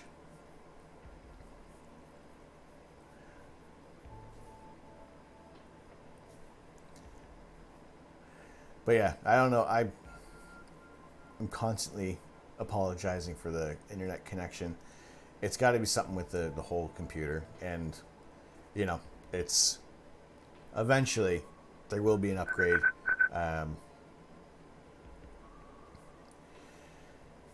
But we'll kind of come down that road. That's just of my own. That's not what the site is funding. The site is funding things like this telescope stuff. Neil J99, welcome to the observatory. Thank you very much for joining our community. I appreciate that very much. Glad to have you in here.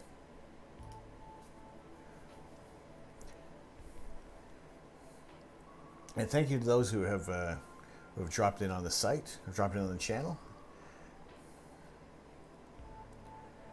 It's a Christmas stream. It's a chilled out hangout. If you're alone on Christmas, this is a place that I am happy to have you guys in here.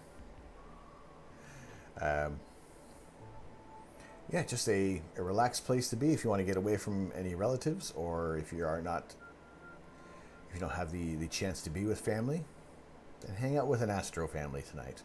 We're looking at some images. We're hoping that we have some clear skies tonight. That's not exactly the case. We had a little bit of clear skies. We were looking at the moon. That was absolutely fantastic. Bonus, really. Now we're kind of doing astronomy on hard mode, so we'll have a more relaxed time. Not worry about the clouds kind of rolling in. I'll cover up the scope in a bit, and that way we'll, I won't be concerned about the outdoors at the moment. And it's because I'm Canadian. Yeah, probably. Very, very, very agreeable. Very laid back.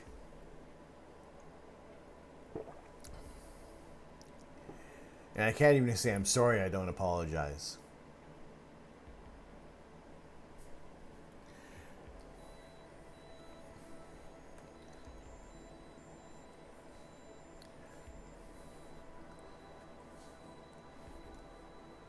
But yeah, thank you guys for the subs, for the resubs, for the gifted subs tonight. I appreciate that very much.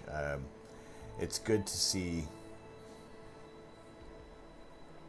It's just really good to see you guys in here. I appreciate it to no end at all.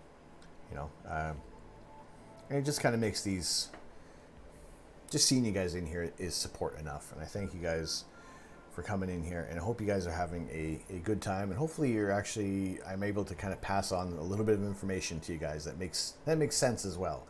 If anything, if I might be going too fast on things sometimes, or if you kind of want me to slow it down a little bit or speed it up or whatever, clarification, muddling up facts, let me know. I mean, I'm constantly reading up on astronomy and astrophotography as much as possible myself, and kind of learn along the way as well. When we're doing our image processing like we are tonight, there's always going to be some kind of new little thing we'll try out there, and see what happens if we change this blending layer. What happens if we delete this.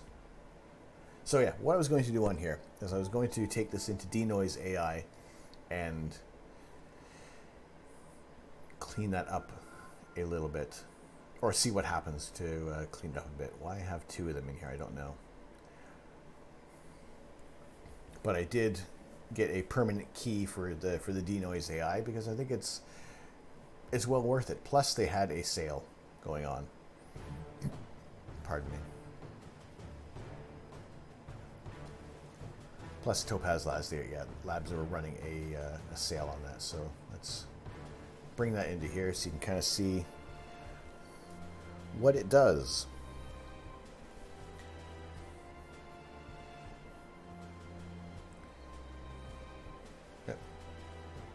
There we go.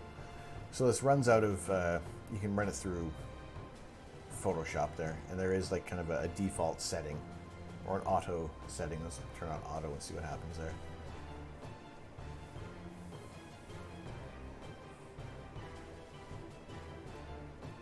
You know, it does create a bit of a different feel to the image. You know, but for the most part, it can fairly preserve things. Let me zoom. Let's go a little wider there. It might take up a bit of processing on there, but at least you can kind of see just how that's changing.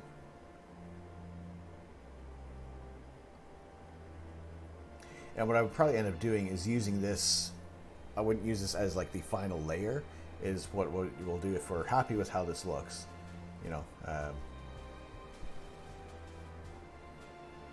because there is some, best I can say is like some mottling that kind of comes through there. It's just not an even red throughout, but it's just a lot smoother. I mean, at first glance, everything looks pretty good. You know? So what I might do is, let's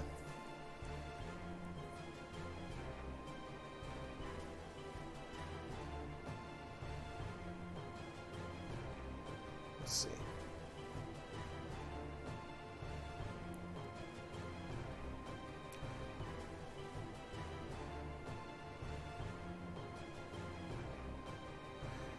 Yeah, I mean, yeah, it's quite the change on here, and I haven't used it as like the sole final image thing. I've kind of combined it with the data, but I mean, also, this is a 20-minute image. It's going to be very, very rough. You know, it's not going to be as refined as things. However, Denoise does take a really good care of things overall. I feel it does. It really softens it up, and there's different. You can recover some original data. You can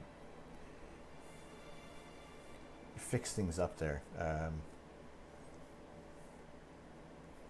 You know, there's tons of, actually not even tons of settings. It does basically one thing and it gets rid of a lot of the noise. With some other Astro images that I've done, I will incorporate this in future processing as well, because now that we have, you know, I have the permanent key for this, it's, what did I pay? It was like $59 for this. And if you're doing a lot, you know, when you're doing a lot of image processing, something like this can, saving in time, it's worth it. Even at the regular, what, $79 for it, it's not that bad. But I think it was mainly because they had that sale going on for right now. So I kind of like thinking, oh, well, you know, it's, why not? What else am I spending my money on right now? You know, I mean, I haven't even dared calculate how much petrol I haven't spent in the past, you know, since July. You know, or even, you know, notwithstanding since April, you know, just in that way. So, and I figured, you know, after 4 years of doing this, I'm pretty sure I'm invested in the whole, you know, scheme of astrophotography. So this kind of little investment. So yeah, let's call this one done in terms of just the denoise process on that there. We'll let that save, and it's going to just pop it right back into Photoshop, so you don't have to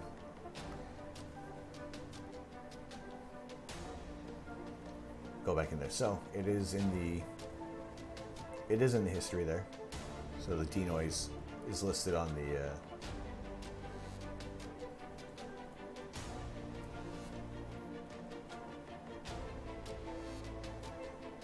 you know, and also even coming back into Photoshop, it does look a lot better than it did in denoise as well. It's a little softer. However, if you kind of zoom out on things, you know, it's going to be on, you know, if you're going to be displaying these on Instagram or Twitter, I mean, they're already going to be shrunk down and compressed to even, you know, even smaller sizes. So what do we have? I don't even have like a bit of a beginning image anymore. We've gone through so many.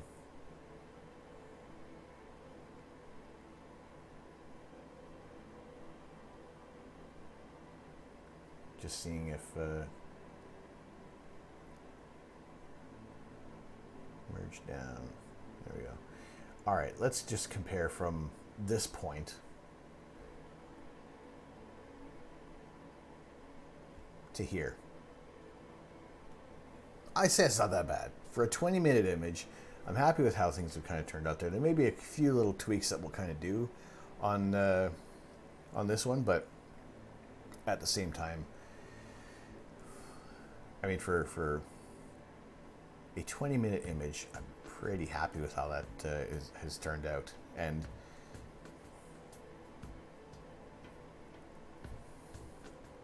you know, we've used the gradient exterminator as well,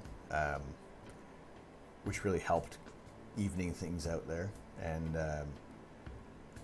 it was also kind of cropped in as well, so there wasn't a whole lot of vignetting to kind of take care of, so that worked out all right. But it did even things out, and something like that, and also denoise AI. You kind of want to. I did a process of it early on in the image because you want to be able to attack that noise as quickly as possible.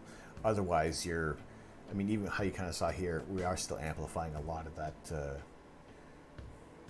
that noise. I mean, you can really start to see where things are falling apart in the image when you look at the single channels. And there's actually, the green isn't that bad still. I would almost use that as another luminance layer. The red, don't look at the red. Don't look at the red. In fact, I might try that out one more time.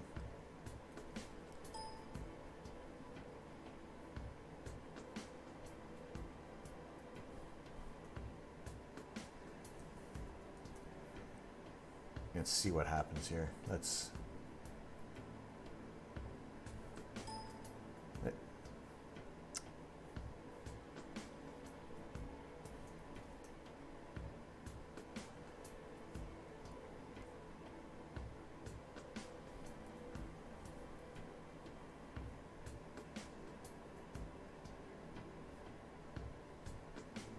Not a massive change, a little bit of punch in there.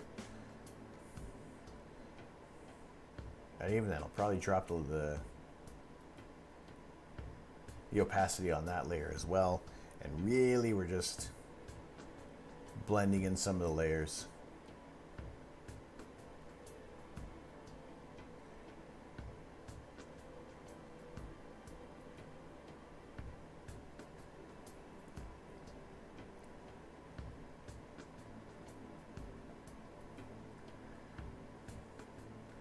But yeah, don't look too close at it. And I think we kind of reached a point on here. There's more that could be done with, again, per channel processing, and you know, adding some star masks. But at the same time, not getting into the real kind of fiddly bits, because there are other people who will show that on their YouTube channels. You know, with some of the earlier processes that Astro Backyard has done, AV Astronomy, and Astrophotography as well, who has done some processing on there. And those are also. It's not just the kind of my haphazard flip-flop back and forth kind of thing, because it's a bit of a dynamic image that we're kind of working on here, and also, again, 20 minutes. I will probably look to do. I mean, tomorrow night is our usual time for the rainy day astronomy, And what I might do is bring up the old, not the old, but the more recent image of Malot 15, which is a 15-hour exposure. And so that's got a lot more time on there. So it's going to be, we can stretch that data a lot more than we are with this. And we'll see what we can kind of get out of there. And that'll be a bit of a shorter, that'll be a shorter stream. Luna, you just kind of let me know you're still there. It's good to see you in here still. I appreciate it. What game you playing now?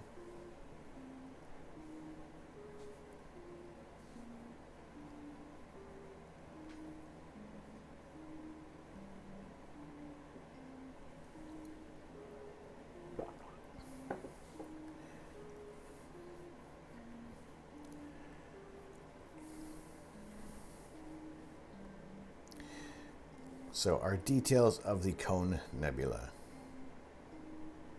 This is one of those targets that is the kind of the herald of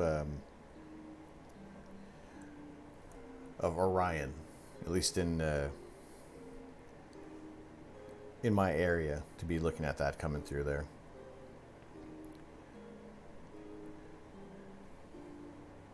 But the Cone Nebula is the whole cluster spans about 20 light years across,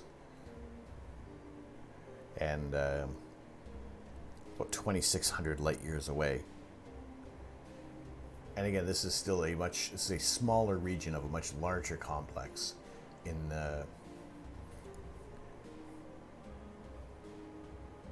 this area of the night sky, very close to Orion in the constellation of Monoceros.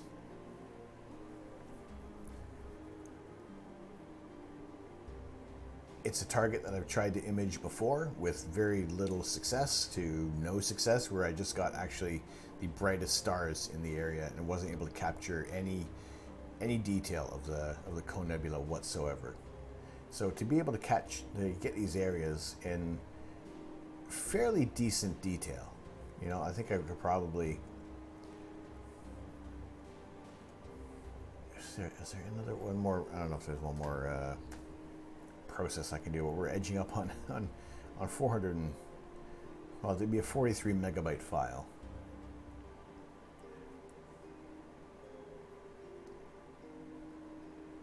But if I do one more run of local contrast enhancement, that might sharpen things up a little bit there. We'll see how that looks, and maybe we'll say that that is our kind of our final version of this target for the night.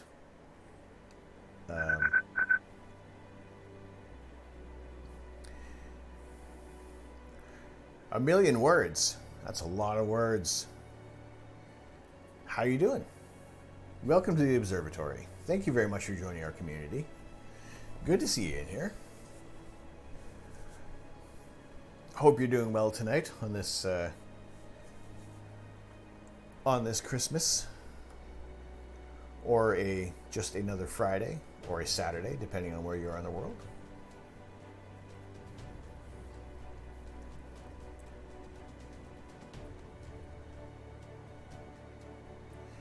So there we go. A slight change.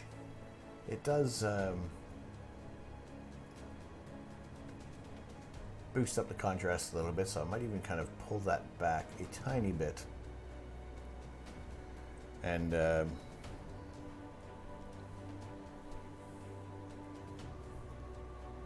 want to do one more. Let's just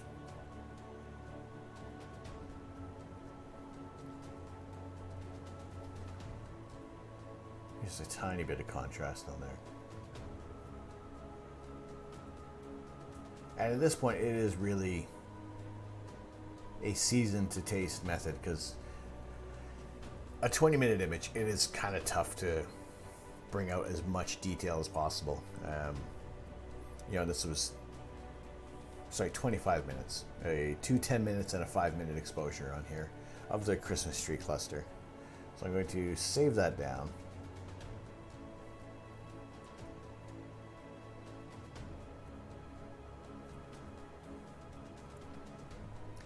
That's saved. That is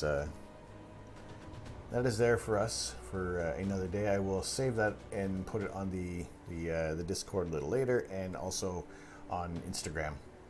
So we'll have some views of that.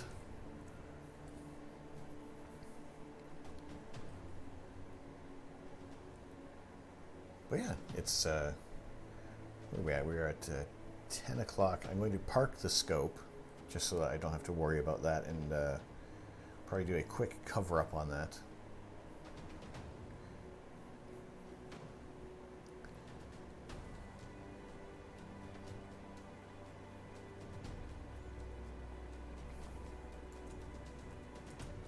Just because here, we'll stop that. Because looking at the weather, it doesn't look like it's going to be any more promising.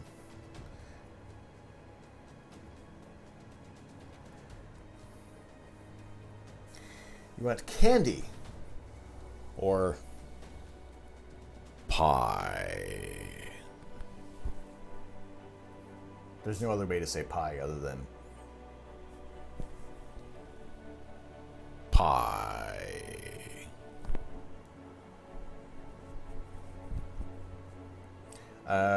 What kind of candy? What kind of pie? I have M&Ms. It's an Astro cover-up.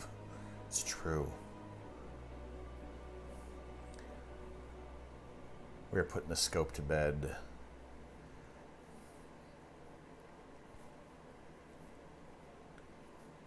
So yeah, I'm going to park the scope.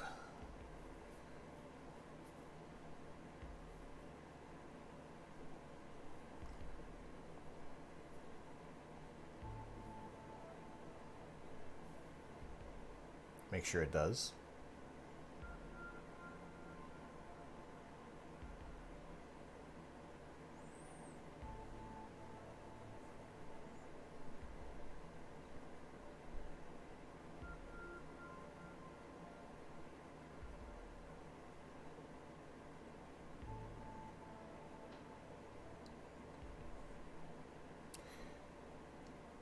Everybody's good.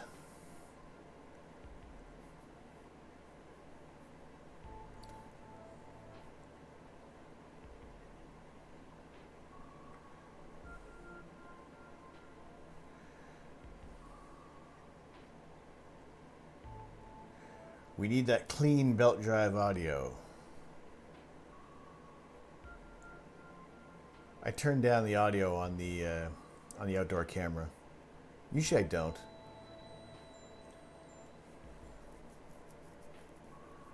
Although, because usually the camera's been inside lately, so I haven't turned that volume up there.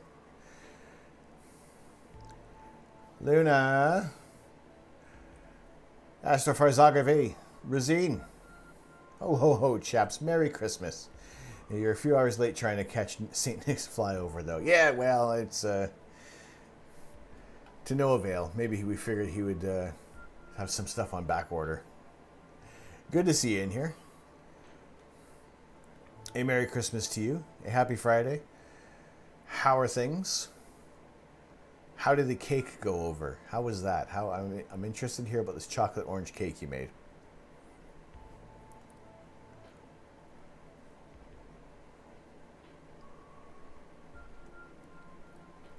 Did it go down a treat?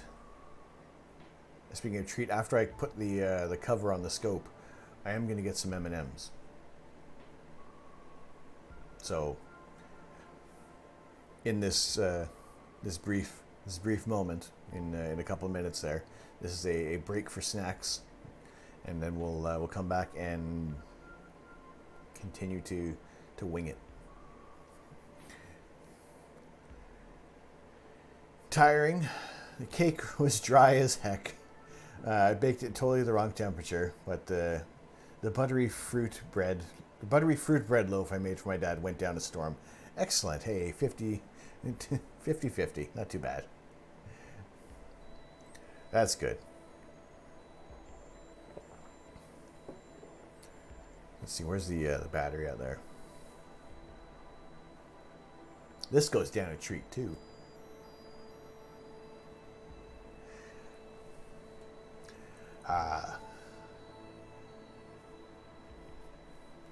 But it's good to have you guys in here. Good to see you guys. May go get a dabble of JD and Coke. Excellent. Sounds like a good plan. I have... Oh, I forgot I had red wine.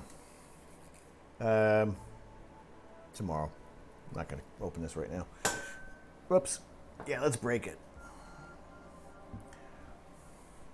Although, does single malt scotch go with M&Ms? Maybe.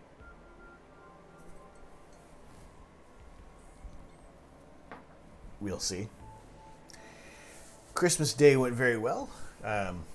Had the traditional breakfast of Eggs Benedict, keeping that tradition going for well over 20 years now.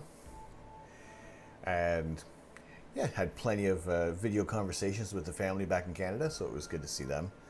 And although we're in constant communication, so it's just to make sure that you say hello to people on Christmas, because some of us are alone on the day, you know. But it just good to see you guys in here. Hope everyone else has had some good tidings, some good snacks, good food, or just about to tuck into a dinner as well. You know, it's 5:30 for those on the east coast of Canada or in North America and America. Yeah, hopefully everyone is having a very good day. I need some debauchery. Don't know if we offer that so much on this channel at this hour.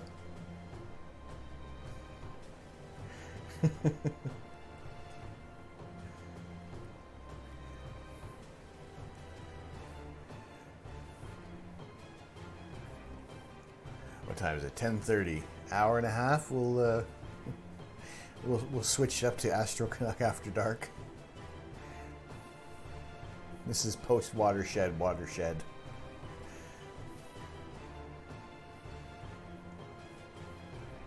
As I did say before, it was astronomy on hard mode. Let's do a little change here. There's not much photography. Paul Rowe. Games for Paul Rowe. Paul Rowe, how are you doing tonight? A Merry Christmas to you. Holy Balls just spotted the stream timer. We had clearer skies earlier on, so I started the stream a lot earlier than anticipated.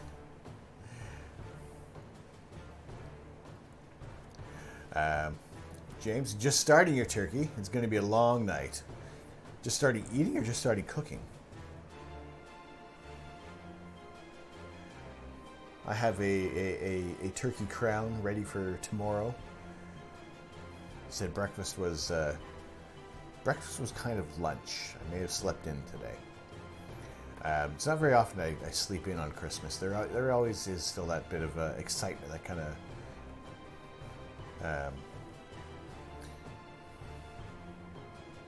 through things. Been good, excellent. Love the beard. Yes, that filtered. No, these are physical lights in here. The battery is dying though. You can see the reflection on my hands. This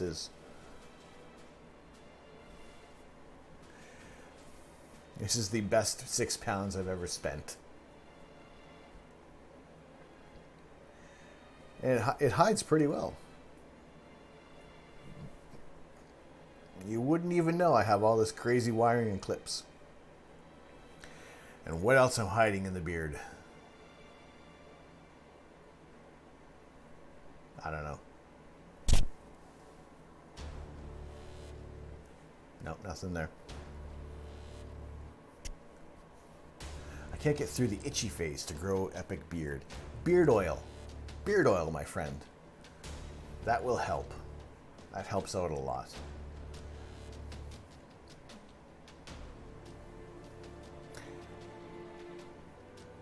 cooking sous vide 2 whole turkeys. Going to be eating almost midnight here. Although it sounds like those are going to be pretty tasty though.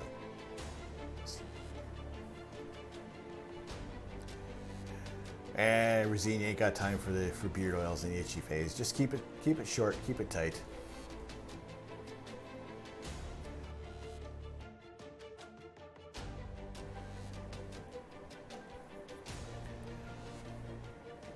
That will be good. I expect a full written report on my desk at,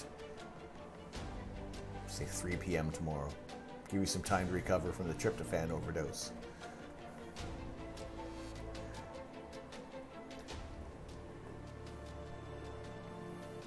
I always find it funny seeing, I guess it's, well, even at this time, people doing the deep fried turkeys and the chaos that can ensue from that.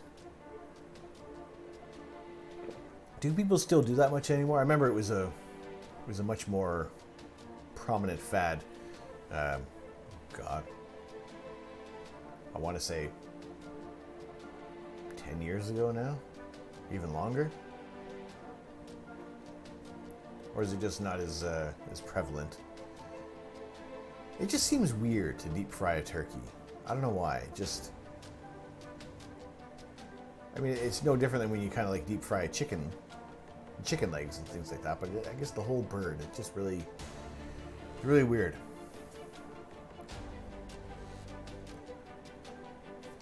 I don't know. I just don't know sometimes.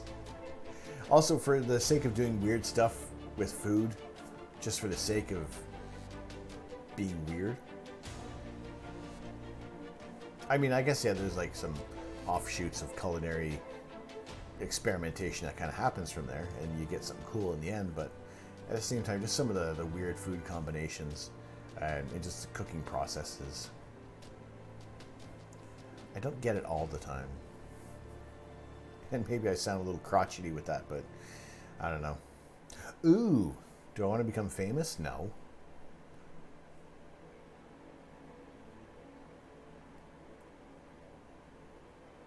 Oop.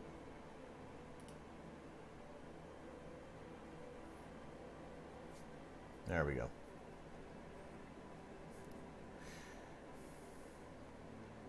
Banhammer.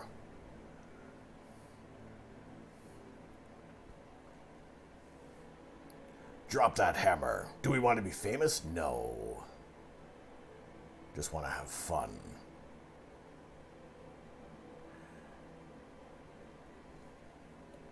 A white wine and garlic turkey. Ooh.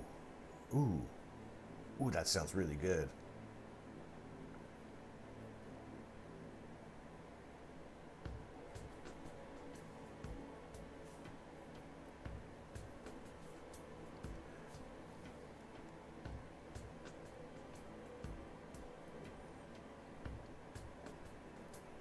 Probably gonna take some time off to the new year, and then we'll push new content out. As for the food, damn man, I'll be around there midnight, even though still recovering from my turkey dinner.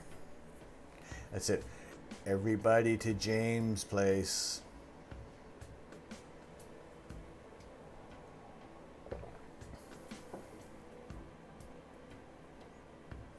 All right, I'm going to take 2 seconds just to cover up the scope. You'll see me out there. I will wave to you guys, and I'm going to grab some M&Ms and maybe some scotch. So, 2 seconds, and I will... No, not literal. Dang. All right. Well, that's it. The scope's going to stay uncovered. We got heart hands. Ooh, I've seen heart hands. I need to paint my face and everything. Because I see for some streamers that works out really well. All right. A pause. Yes. All right. BRB. Wait. What?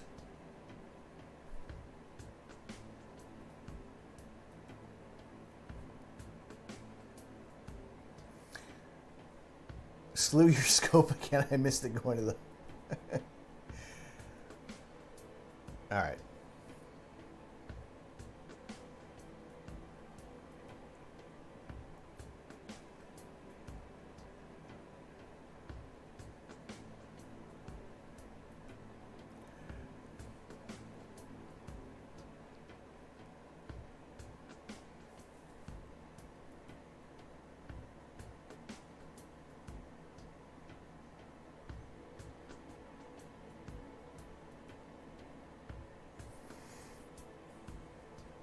Is it not moving? Hang on.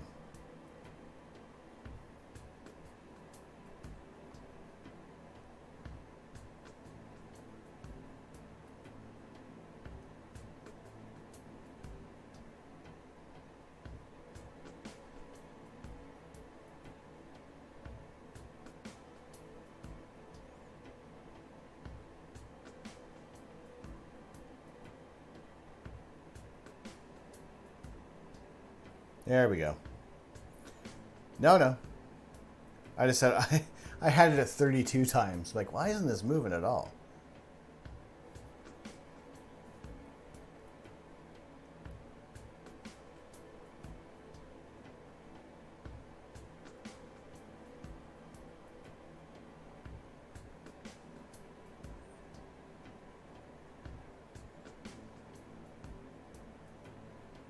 Oh, wrong way.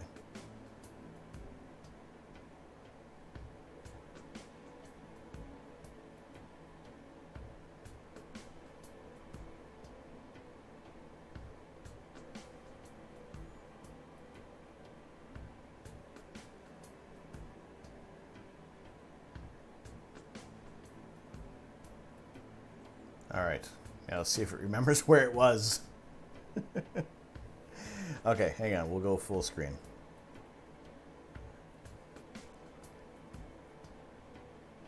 Because then this will tie into the to the BRB screen, and hopefully chaos does not ensue.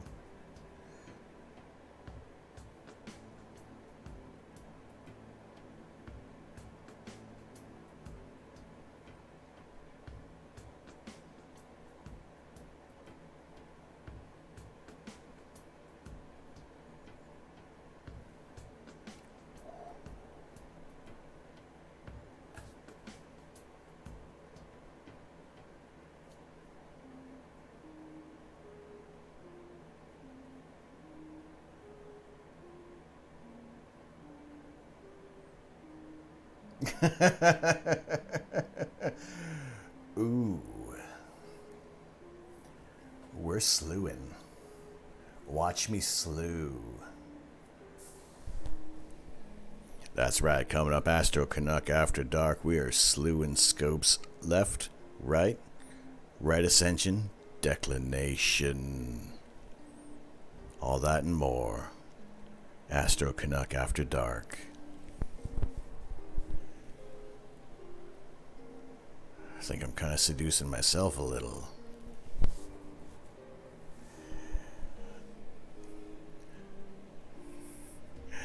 Alright, you cats, I will be back in a couple of minutes, throwing some heart hands out as we cover up the scope. See you in a minute.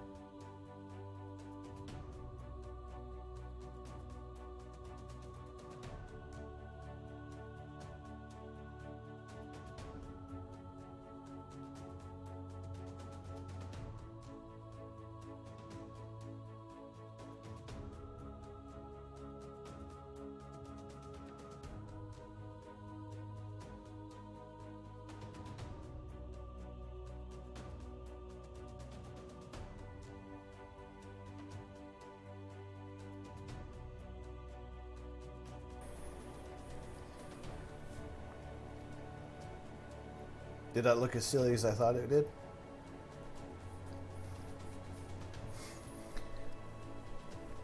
Hey, Fulmine. Appreciate the lurk. Thank you very much.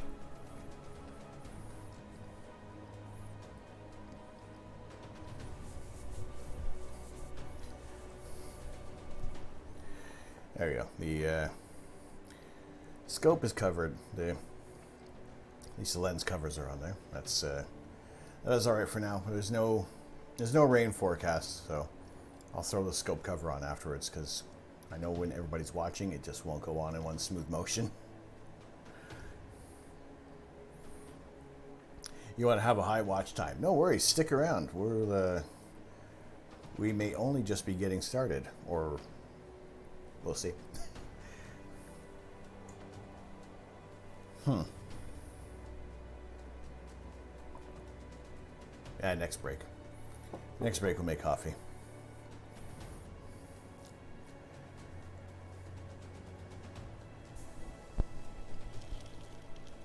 Protection.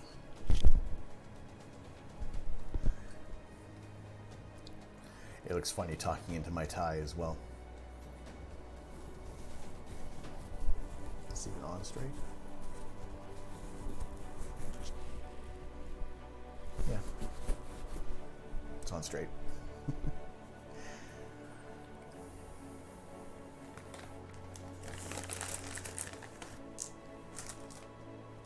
M&M?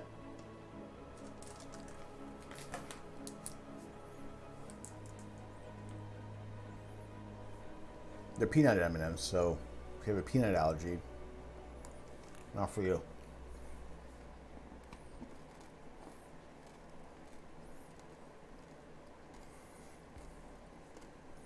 See, I would hilariously throw one at the camera, but watch this be the one that hits the lens and cracks it.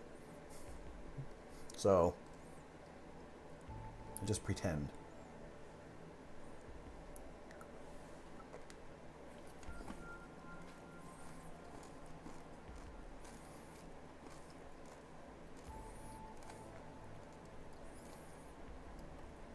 I sometimes feel cheated when I have a peanut M&M that doesn't have a peanut in there. Yeah, that's the whole point of it. Why would they give us an M&M without a darn peanut in there?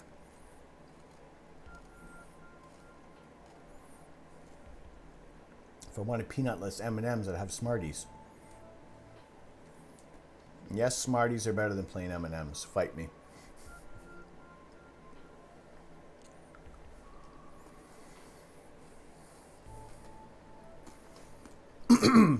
Pardon me. The M&M is trying to choke me.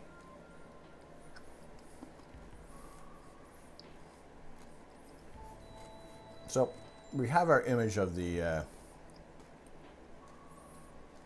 peanut butter M&Ms.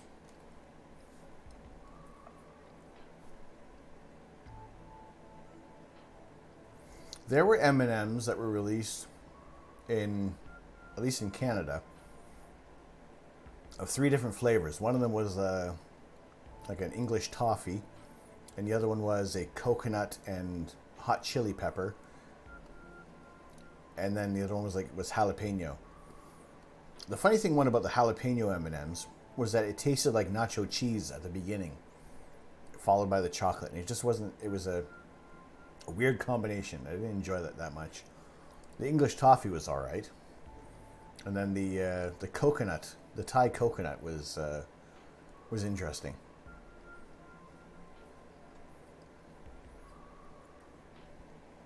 But yeah, I do like peanut butter M&Ms too. I like peanut butter in general. If you can put peanut butter on it, like peanut butter on toast or peanut butter and Nutella, peanut butter on chocolate ice cream.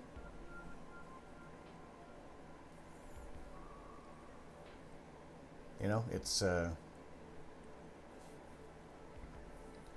tasty. I like it. And now I'm thoroughly warm at the moment, so we're good. You can turn the heating off. If there's any background noise that has stopped, then that was my fan. Not my fan, my heater.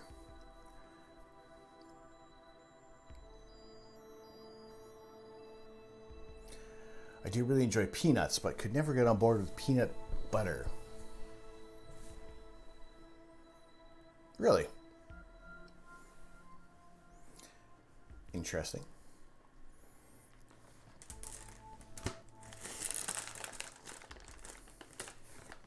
Did you know that if you chew a bunch of peanuts and then try to spread it on your toast, it's still not like peanut butter? You got murdered in a VR chat game. Like, they actually killed your sprite?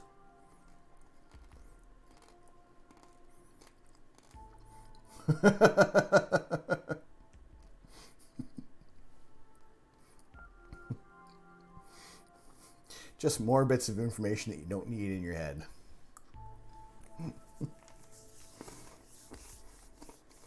This is the weird stuff that goes on in my brain sometimes, and you guys are along for the ride.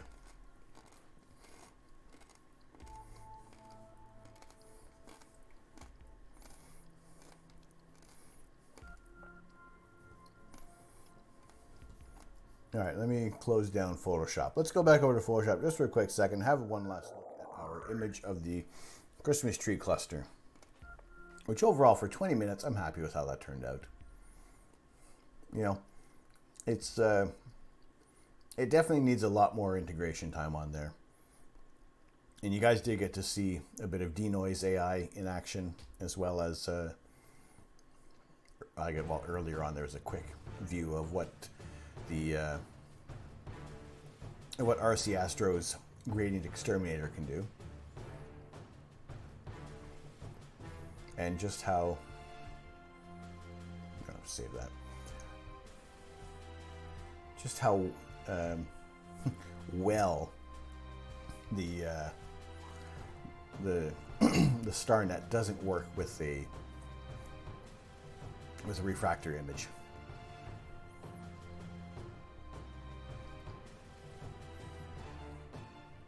So yeah, it is definitely more for the sorry, not refractor, reflector. How you still, it doesn't get rid of those the diffraction spikes in there. However, overall, I mean, you know, ignoring, you know, zooming out far enough, starting to get a fairly decent image kind of coming through there. But we will close that, and I don't need to save any of the extra bits on there. So yeah, that was our Christmas tree cluster. I will kind of drop the watermark on there a little later. We'll share that on Instagram. Don't zoom in on it at all, because holy potatoes, is it ever... Oof. But I'm happy with it. As a smaller image, what did I say? Don't zoom in. As a smaller image, you're seeing a lot of the nebulous detail. The cone nebula is actually shining through, is very, very prominent in there. I like that a lot. And yeah, you mean just let's rotate it.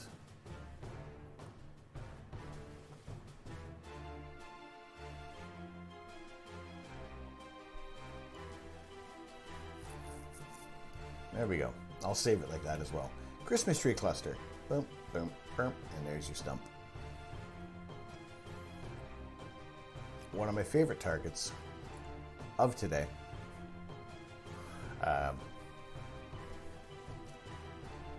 As appropriate as a target as you can get for this holiday. Whether or not I have access to the Jack-o'-lantern nebula, or is there like an Easter egg, or a shamrock of some sorts.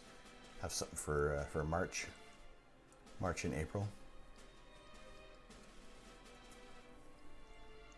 There you go. We'll save that down. We'll drop that on Instagram, and on Twitter, and on Facebook, and then the saved VOD will be on YouTube at some point. Within, I'd say, 24 hours is the minimum.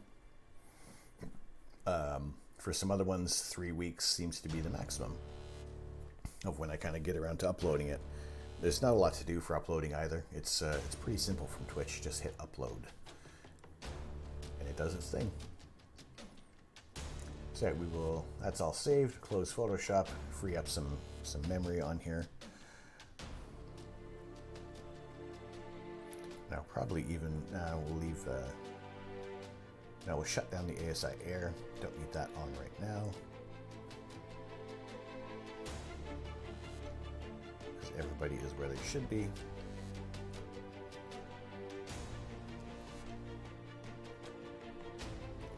Close that. We still have our media manager open, so we can at least, if anything does crop up about any previous images, never gonna get my hands right. Never gonna get them right.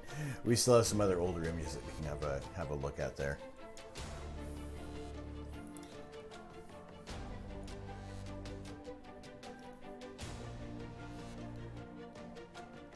But yeah, once the we are kind of approaching some views out into interstellar space, so there's going to be some more galaxies to look at coming up, and I do want to get a look at the Owl Nebula at some point.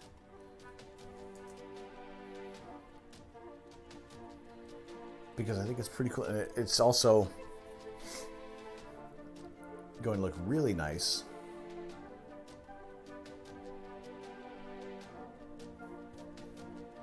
You know, it's not a large nebula, but at the same time, it'll look pretty cool in the scope.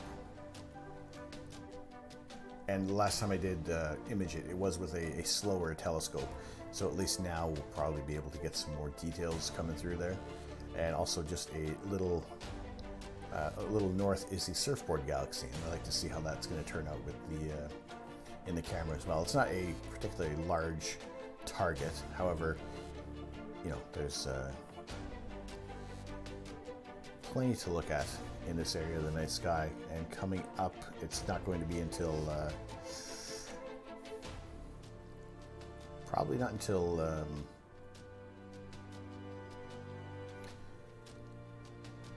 later in the new year, when we have our view of the Whirlpool Galaxy come into view for us, as well as the Pinwheel Galaxy. I think both of these are going to look really, really nice through the scope. You know, with the pinwheel filling up a good portion of this, and especially being able to see all those nebulous areas in the Pinwheel Galaxy. Very similar to what we're kind of seeing when we look at M33, the Triangulum Galaxy, and this is kind of like we're face on to this one, so it's, you know, we're looking straight down into its supermassive black hole. Oh God, yeah. We're looking straight down into its galactic core, and I think that'll be a really cool target to look at once it rolls around for us. And it will probably be closer to March, April. Well, it's totally clouded out here and doesn't look like it's going to change. So Scopes code is on. I'm off to bed for the first time in 3 days. Good night, all. Kevlar, thank you very much for coming in. Appreciate seeing you tonight. Have a very good sleep. Have a wonderful remainder of Christmas for an hour. And yeah, we will see you on the next one. I think tomorrow night will be our rainy day astronomy, a little shorter session. And yeah, we'll go back and look at the imaging from Lot 15 now that we have some other tools available, and see how much more we can, how much more detail we can pull out and preserve with that target. So we'll see how that goes. And I will also have the beard lights will, well, the beard lights will probably be gone. The battery's probably going to die. I'm just going to let it go until the batteries go.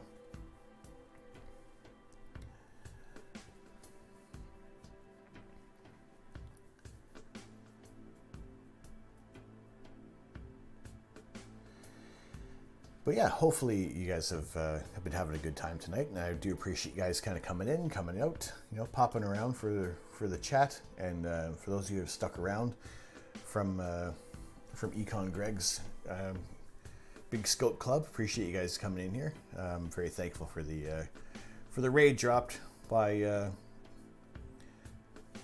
my inspiration, Econ Greg. What? What? I'm not shutting down. We're not shutting down yet.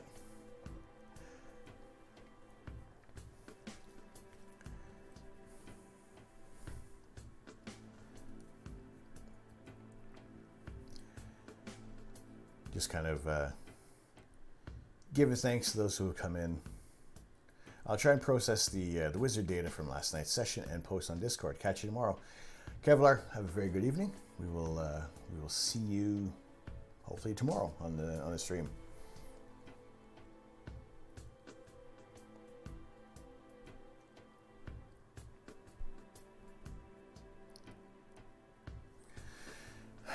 All right. From a Christmas cracker that Mrs. Canuck has just sent me. Are you guys listening? Are we paying attention right now? This is a quiz. This is a very quick quiz. I want to know, how does the man in the moon get his hair cut? How does the man in the moon get his hair cut?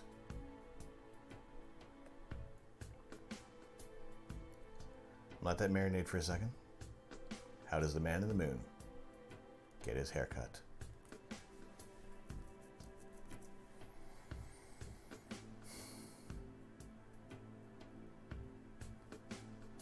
Eclipse it.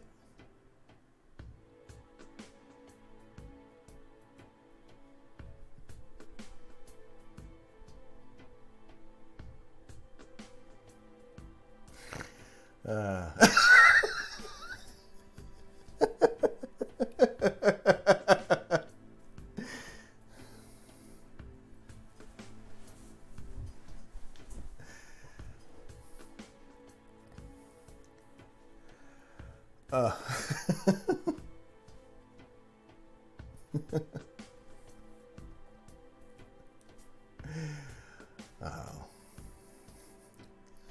Didn't leave quick enough. Fuck it, I'm unfollowing. Were you expecting anything better than that?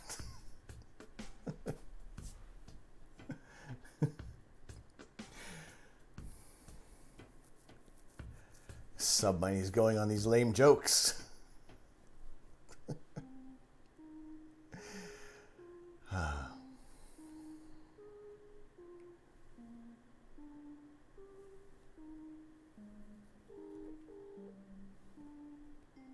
Placing a call.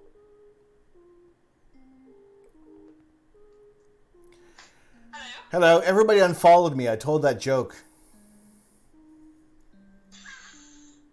That's why I sent it to you, because I thought you could do it on a stream. I did. Did you really tell?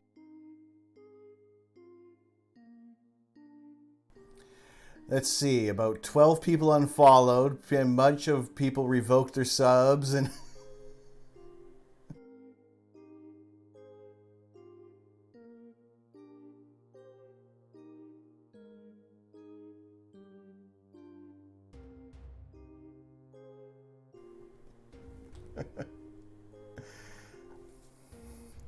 The joke was...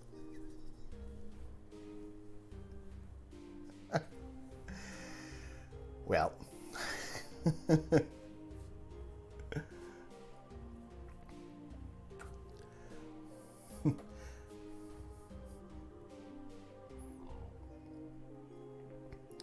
Let Mrs. Canuck know the 24p viewers simultaneously facepalm. I'm pretty sure he all did.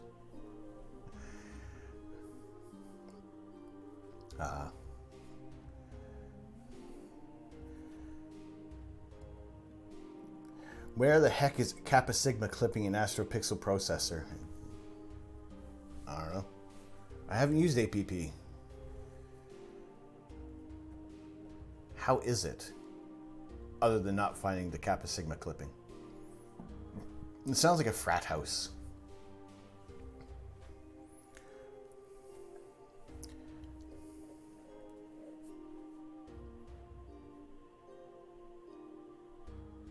Egg, are you alright? Is the dog walking on your keyboard?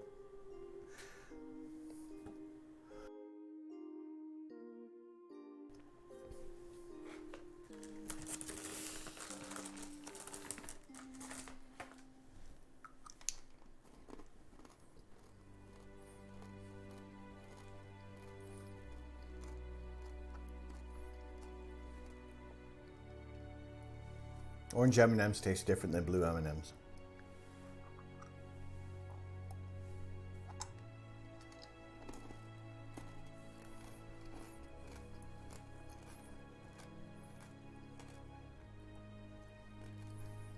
Some people swear by it. It's good for removing amp glow, but for sure, and splitting duo narrowband pass filter, but otherwise it's kind of lame. Fair enough. Though it might certainly be operator error. The nut behind the wheel, as we see in the trade.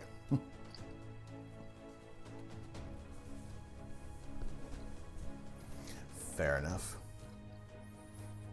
All right, there's been plenty of things that I've done on with Photoshop even. That's just like, why did that not do what I wanted to do? And it ends up like, oh, let's hit this button instead. Actually, even with this, with OBS for some reason the other day, I went into full screen. I couldn't get it out of full screen for the life of me. And really it wasn't until I actually stopped streaming was I able to get things sorted out. Which kind of mucked things up because I wanted to have some other things on full screen, but the display capture doesn't work, or window capture or anything doesn't work on the main screen here, but it works on the smaller monitor over here. Go figure.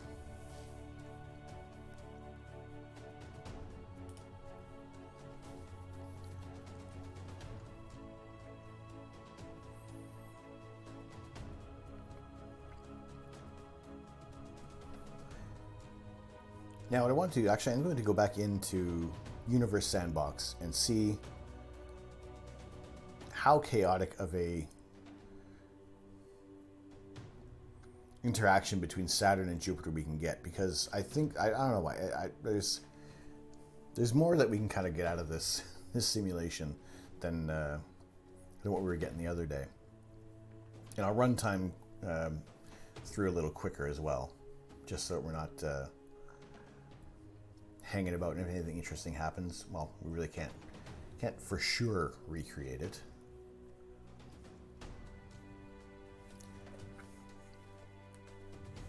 But also it gives me an opportunity to well, maybe discover something new in with things.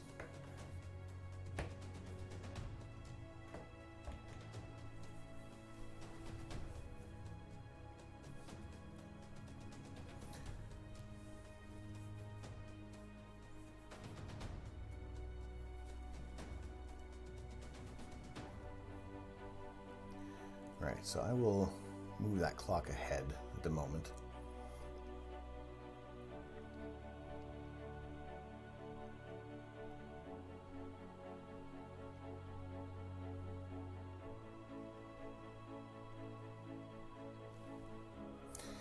Just basically swallowed a bag of Haribo without the bag, of course, and now I feel guilty for not making them last.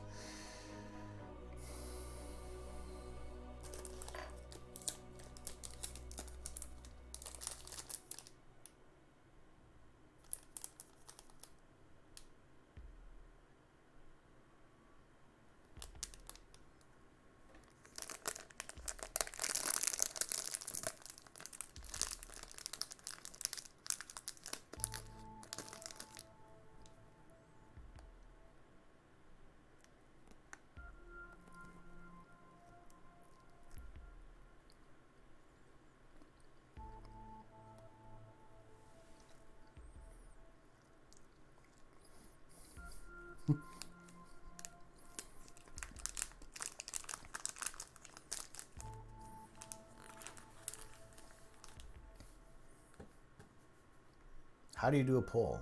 If I could, I would.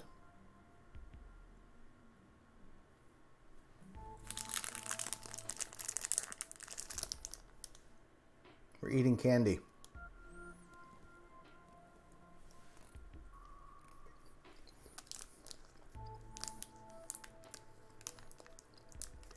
A box of Celebrations would be good too.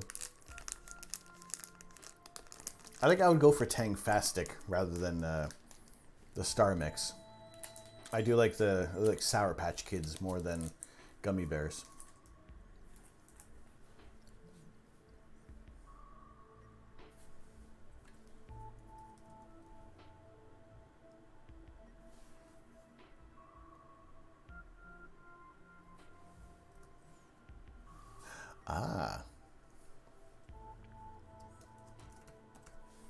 I've never done this before.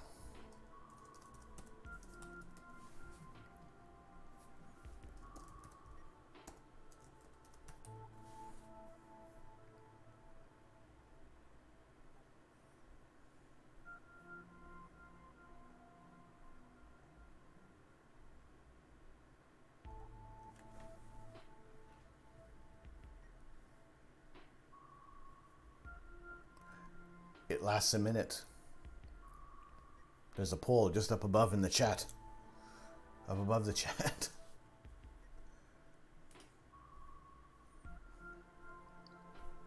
I never made one before.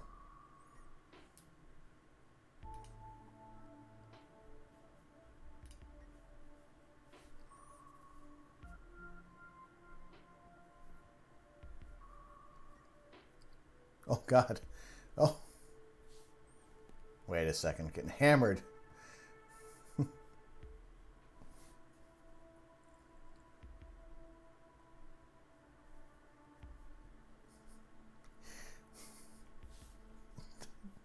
There's 28 votes. How many people are here right now?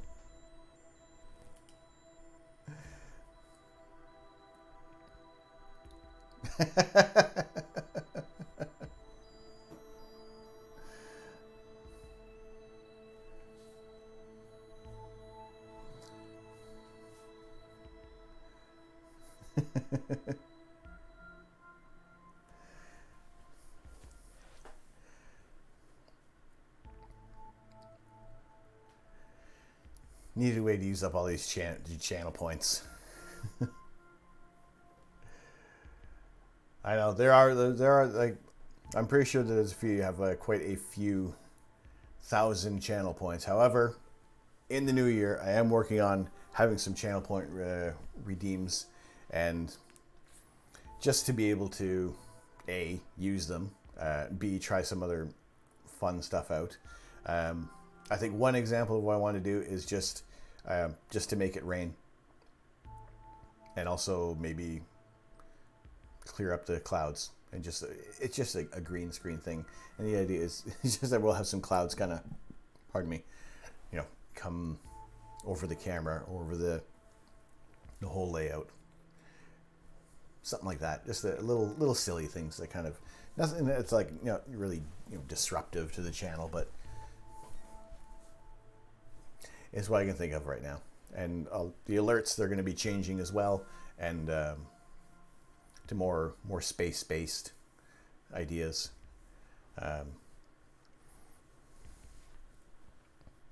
Yeah, just trying out some other fun things to see how they go. Right, I was actually going to change the. It's no longer live images of space.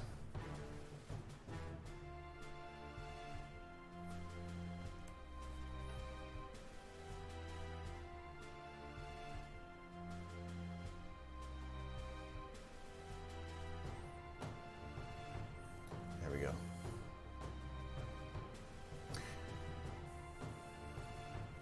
Star Mix only because I feel like I have to brush my teeth after every Sour Patch.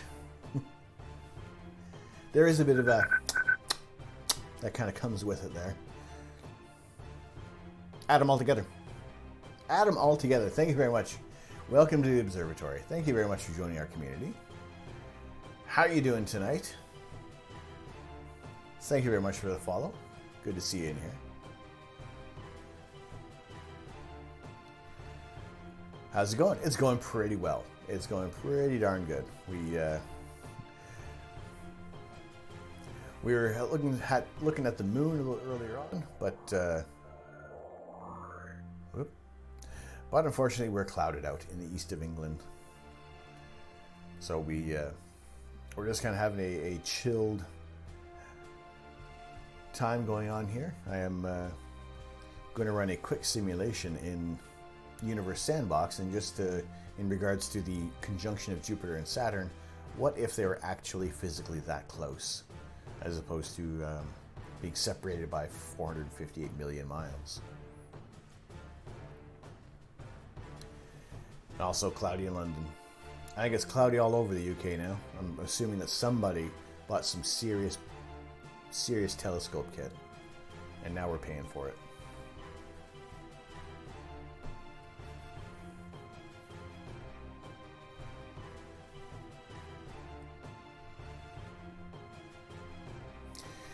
So I bought the Topaz denoise because of that sale you mentioned. Cool. Tried it out, and it's already helped out a lot with the noise. Did a quick reprocess of an image, and had no darks for it. It was great. Thanks. Hey, well, no problem. There was absolutely no sales pitch on that from me. I was just, I have no affiliation with Topaz Labs at all, but I'm glad that it's already paying off for you. That's fantastic. That star mix, the results that you're getting is fantastic. Excellent. I think overall it does a really good job, and even just to kind of use that layer to kind of blend things back in as well. Tons that you can do with it. Sorry, I think that was kind of some loud chewing. I won't do that one again.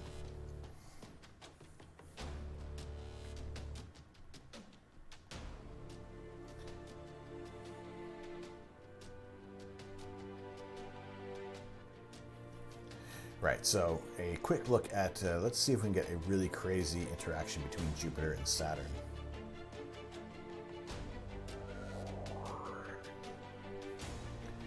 Got,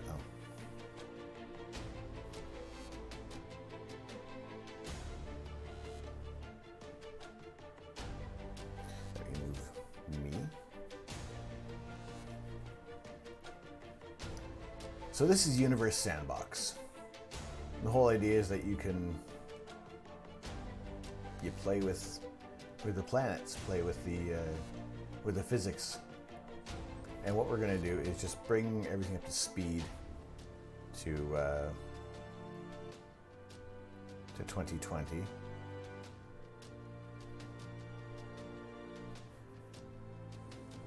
Okay, we're a couple of days removed from the conjunction of Jupiter and Saturn, but you can kind of see from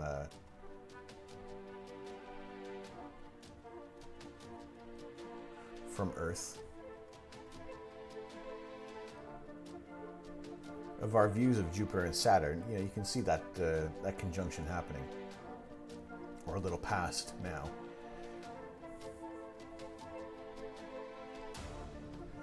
But visually, Jupiter and Saturn were very close together.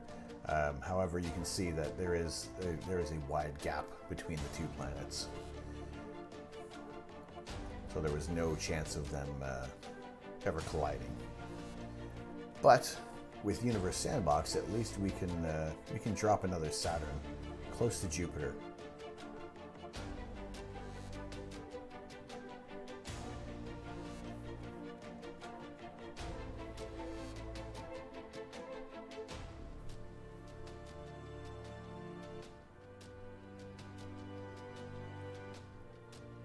And we'll make sure we'll orbit and not launch Saturn towards Jupiter.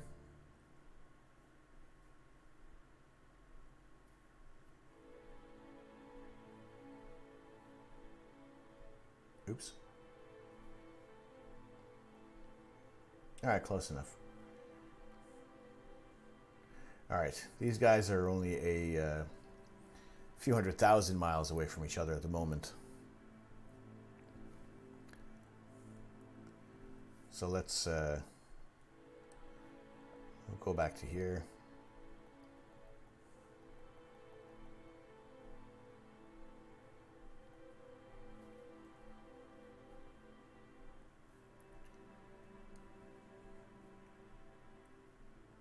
And run this is just going by at an hour. An hour goes by each second. We'll speed that up a little bit.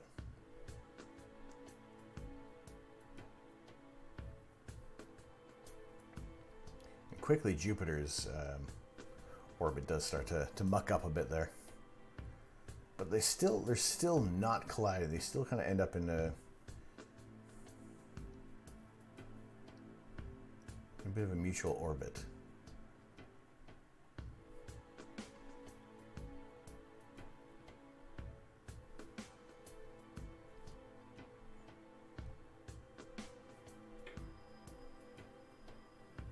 It still ends up fairly stable.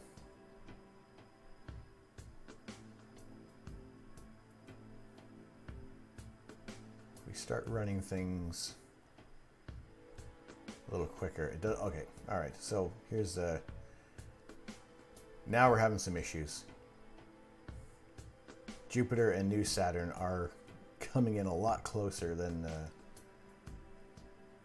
they ever would.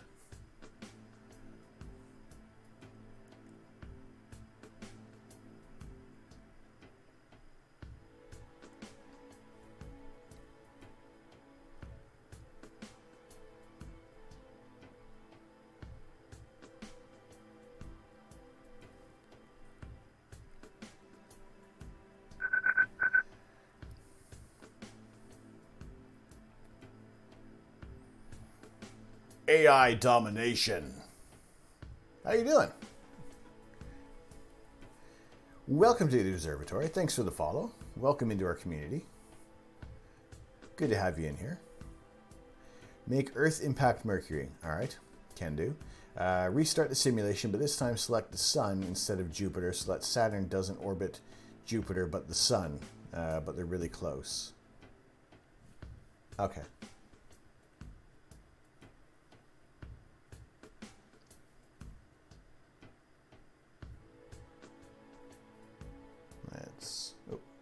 Oh dear.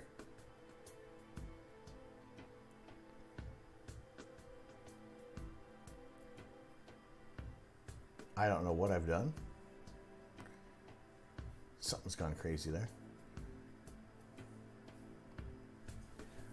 Restart. All right.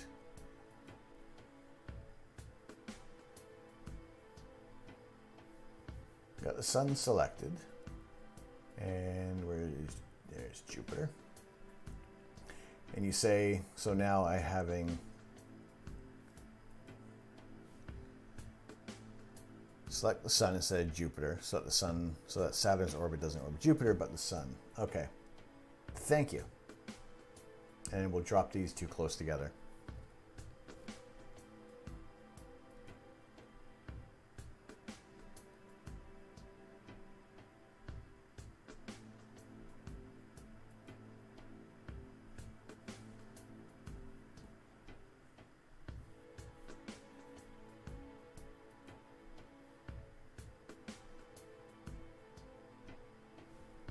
Is that what you mean, right? They're not as close as I thought they were going to be.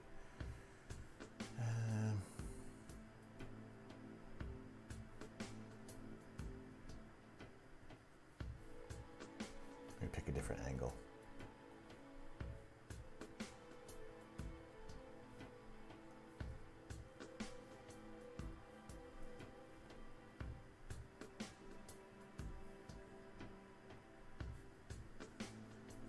All right.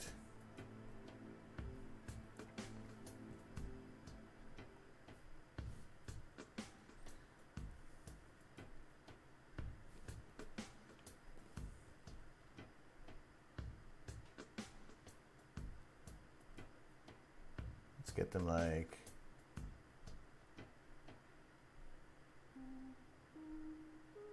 really close.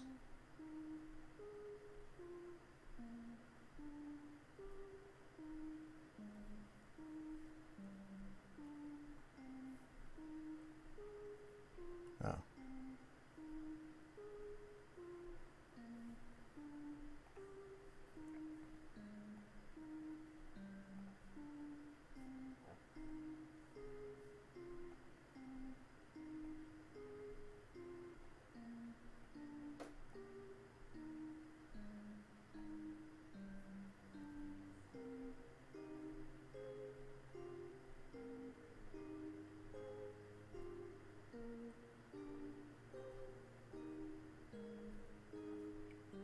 No, we're gonna get them there.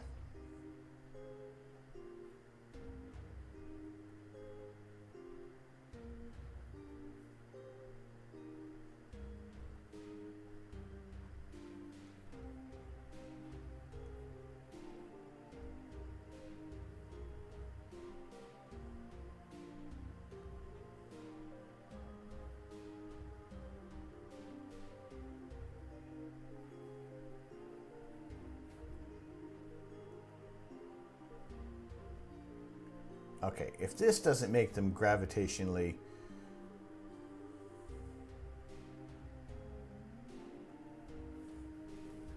do something,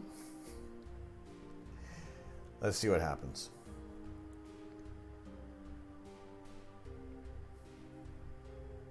Well, we saw it there. Saturn collided with Jupiter. That's right away. And it's being flung off.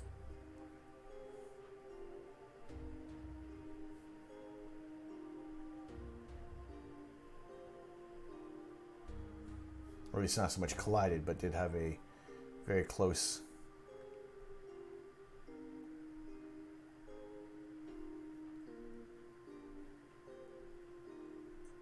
And it's, yes, well, we'll see. Let's run it even faster and see if it actually comes back.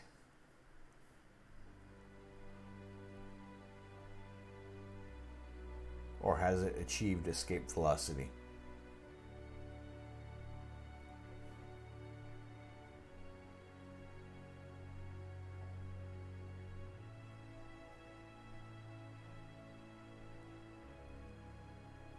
I think it has.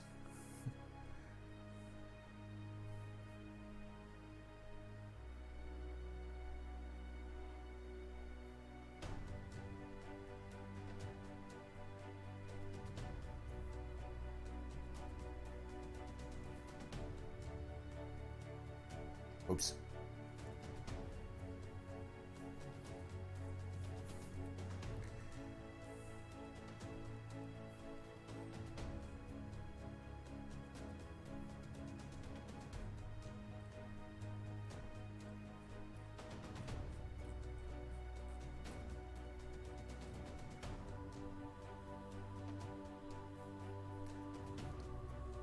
All right, so that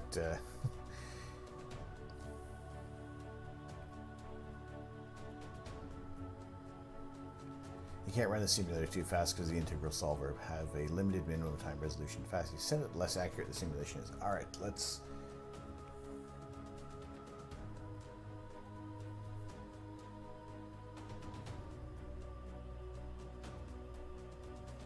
go back one more time.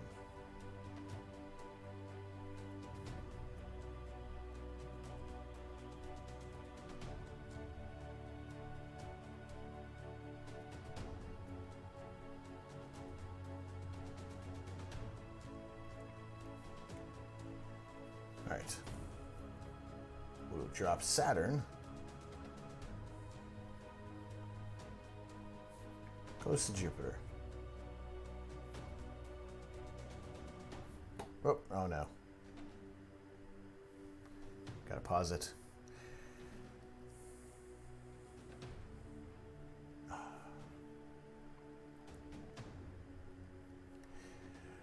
We are in Universe Sandbox.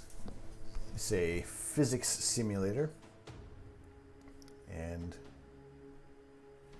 what we're going to try to do is, based off of the conjunction of Jupiter and Saturn that occurred earlier this week, is at the concerns of some people thinking that Jupiter and Saturn were going to collide. What would happen if they did? All right, so I've placed Saturn over there. It's paused.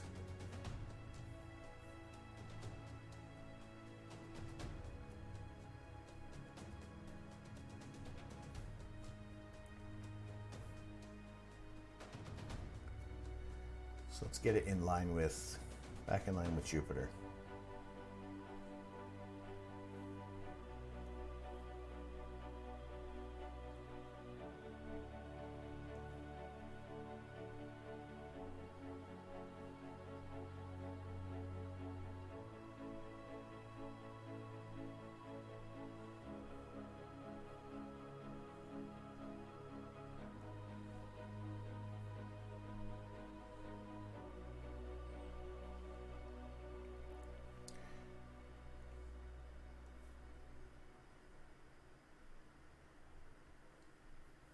There you go. So looking at Saturn and Jupiter, close together. Although the real Saturn is behind here, about 400 58 million miles away. So we are running at 24 hours per second? No. Running at 2 hours per second.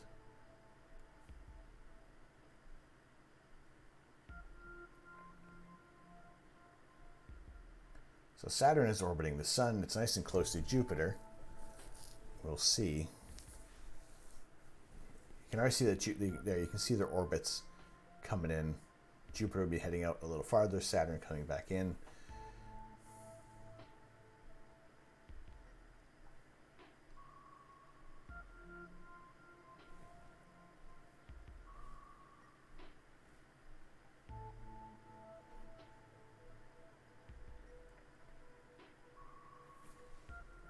One day per second, one rotation of Earth. Although, if I start speeding up, we'll see what happens here.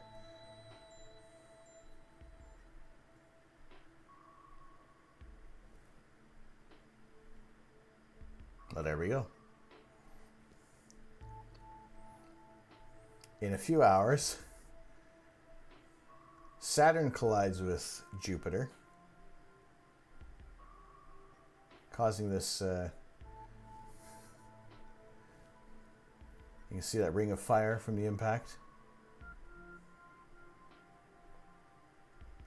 There's a new fragment orbiting Jupiter. Yeah, it looks like Jupiter is coming back in on its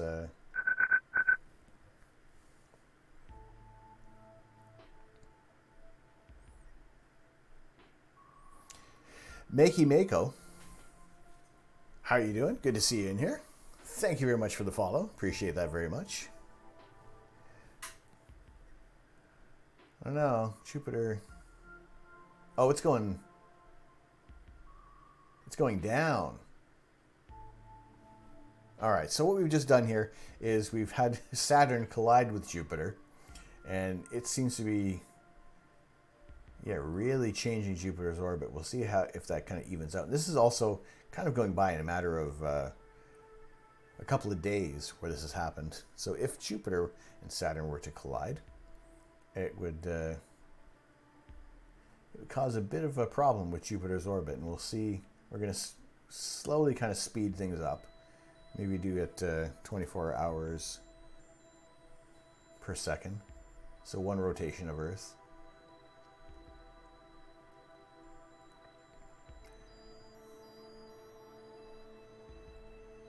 Jupiter's having a bit of a time.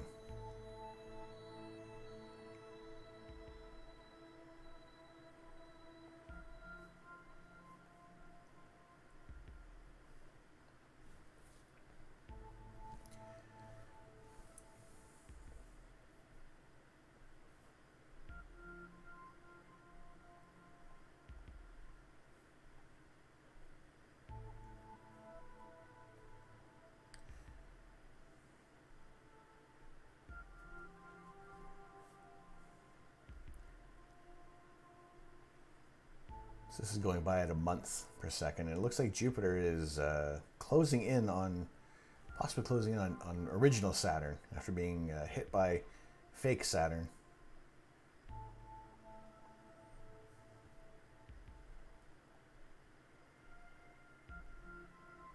There you go. We're going by about a month, just over a month per second.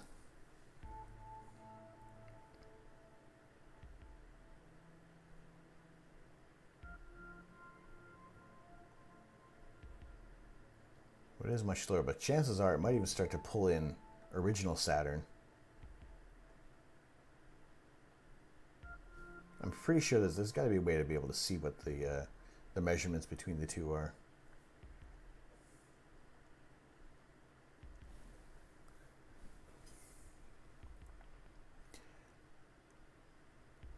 But definitely from that collision that has thrown things off.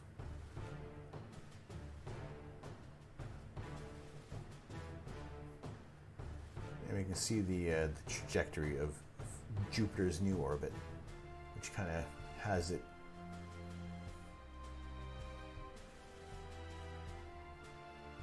very weird orbit. And it's actually kind of getting closer to Uranus as well.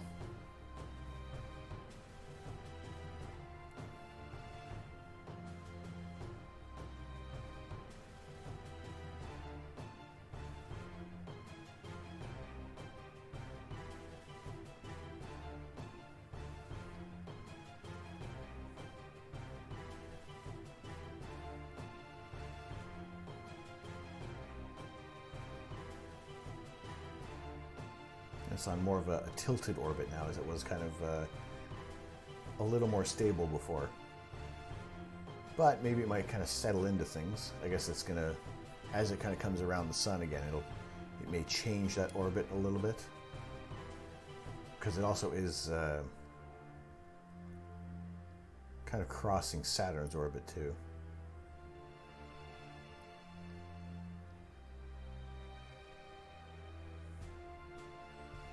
And getting pretty close to Uranus. So it's interesting to see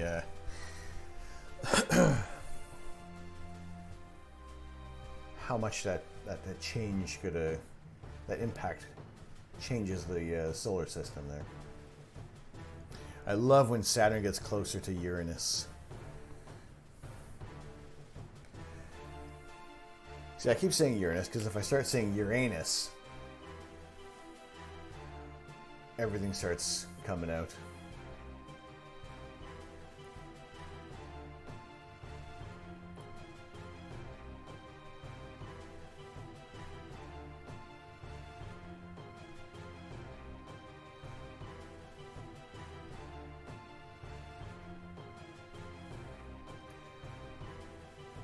Although it does look like Jupiter's orbit is also kind of becoming a little more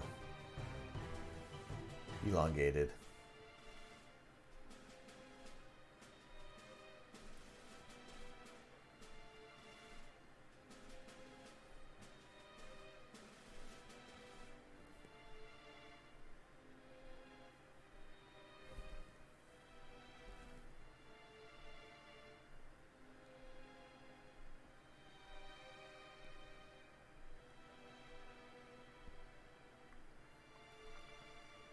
I don't know, I guess nothing will happen for hundreds, maybe millions of years. Well, it's already been about 260 years that Jupiter has been in this new orbit.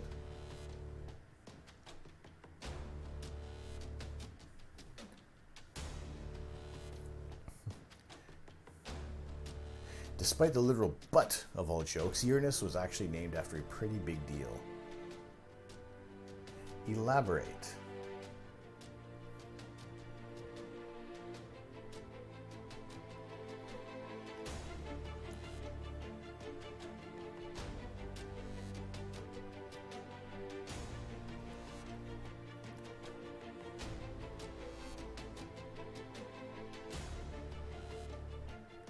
You see, it really hasn't done much to the inner planets. Although, because you can't really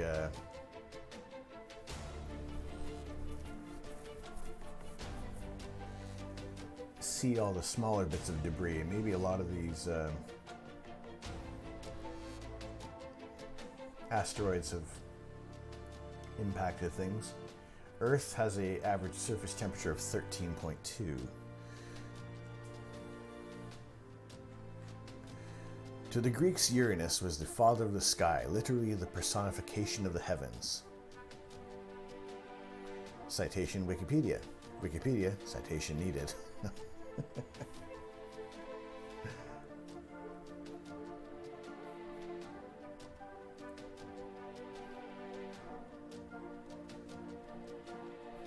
All right, let's move this faster and see if anything else changes.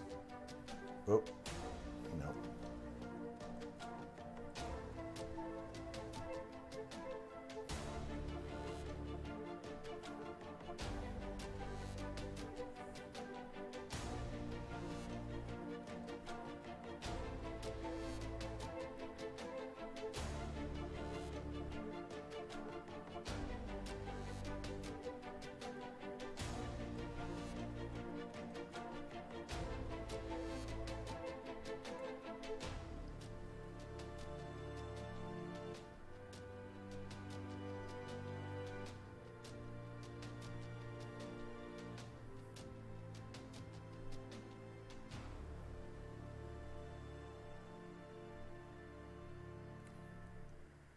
it doesn't.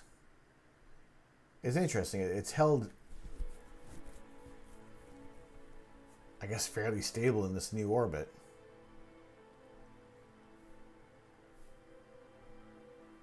Although it does look like there's a lot more debris closer towards Earth. Oop. And oh.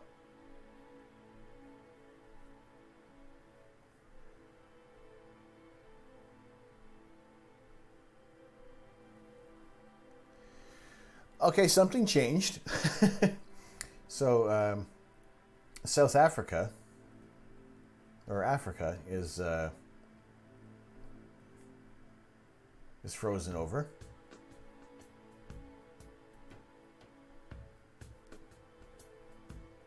Earth has gone through a bit of a change in the past 500 years, 700 years.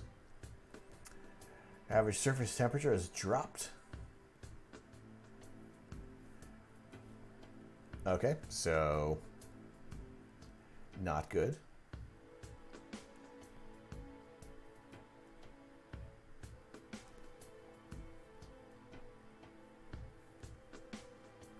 Has Mars changed any bit?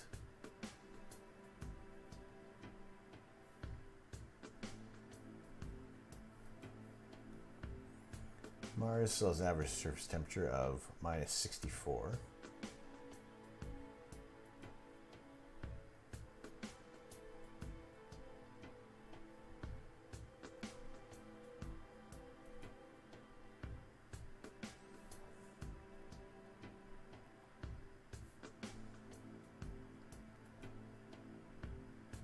It does appear much. It does look a lot colder there. Possibly there's more ice forming on Mars, and that might get a a strike. It might look like a TOS on that one there. So let's even that one there. Why?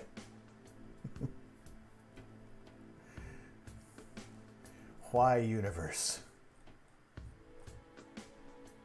All right, so clearly Jupiter and Saturn colliding is going to leave us in a bit of a bad way. So we will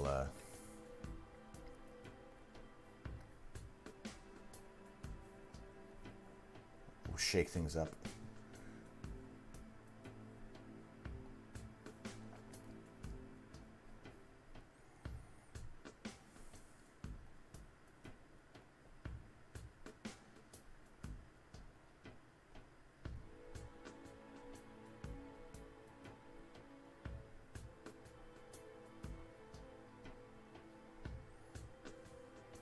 Olympus Mons so inappropriate. It is. It was at this point. That's no good.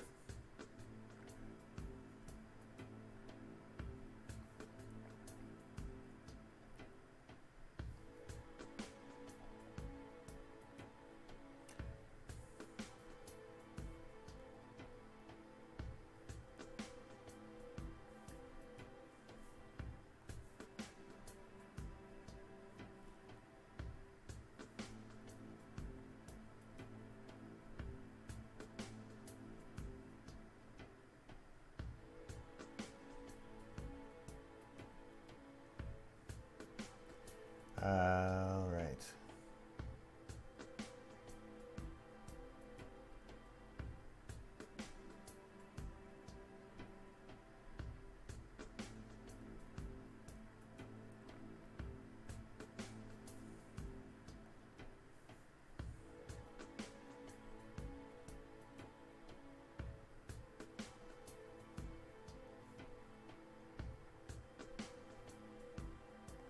Earth, warming that up a bit, getting up to average temperature of 50 some odd degrees, although we are getting very, very close to the sun.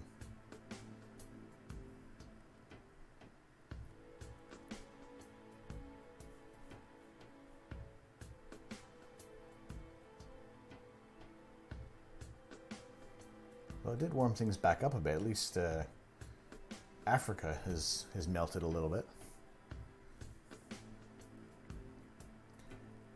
Alright, so clearly changing Earth's orbit is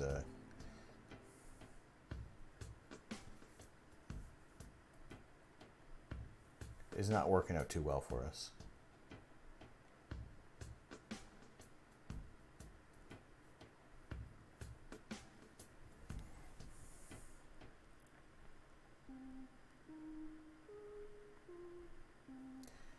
And it takes many years to get around the sun now.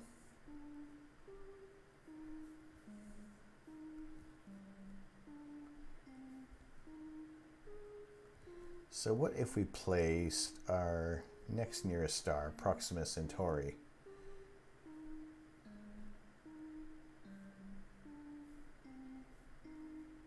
Ooh. Betelgeuse is no good. Altair increases the...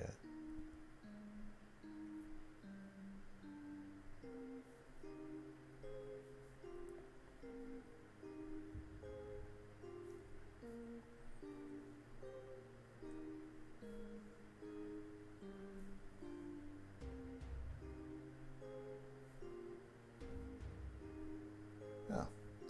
All right, so you place Altair in place of the, or beside the sun. The sun gets yeeted out of our solar system, and now we have Altair, and everybody else is all over the place.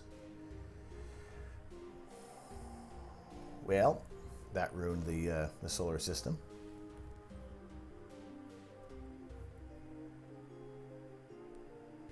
Boop.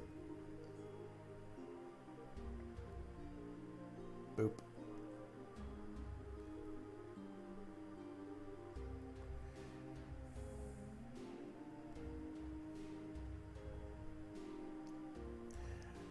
A little chaos.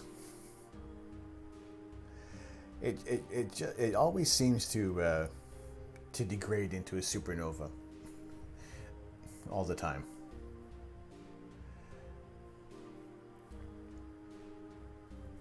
I mean, it's beautiful to look at.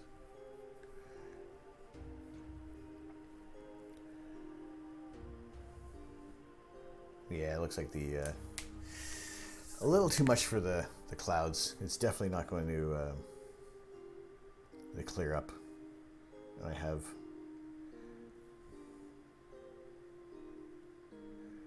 reserved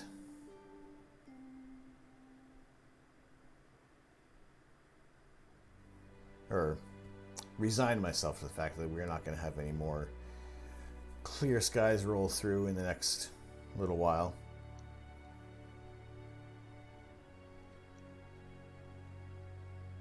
Or maybe not.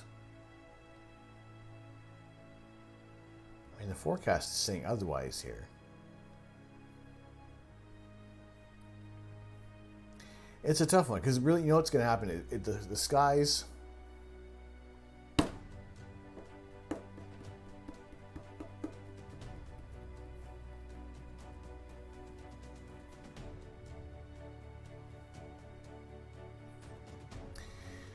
The skies won't clear up until I pack up, until I put the scope cover on and everything gets shut down. Although right now it doesn't say there's going to be any rain, but I will want to get things covered up because tomorrow there's a possibility of rain and there's some more wind blowing through. Saturday night, however, do one more refresh on that. No, sorry, not Saturday night. That would be Sunday night.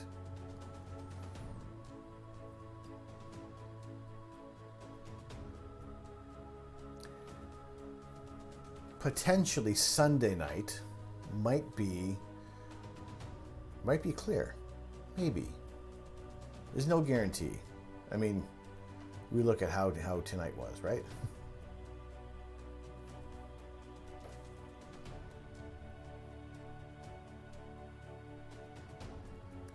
So here we are, 11 o'clock on a Sunday, or on a Friday evening. And yeah, tomorrow night, nothing. However, if Sunday holds up, then we'll get a little more, I'll have to say Sunday holds up. We're probably going to end up just looking at the moon. However, just looking at the moon isn't that disinteresting. And maybe, if the weather kind of holds up in the afternoon there, I might take off the reducer And just if we're looking at the moon, I think being able to zoom in even farther on there, I'll have to make some adjustments with the imaging train, but get some closer views of the moon tomorrow night. I think that'd be really, really cool. Sorry, not tomorrow night, Sunday night. And then also that might it'll be an opportunity to see, exactly how the scope is gonna, and scope and camera is gonna react with the change in the focal ratio as well, because we are at f4.8, and we'll be going down to f8 for the scope. The native focal length is 1600 millimeters, and the focal ratio is f8. I mean, it's still faster than the previous scope I had before. The camera itself is much more efficient than previous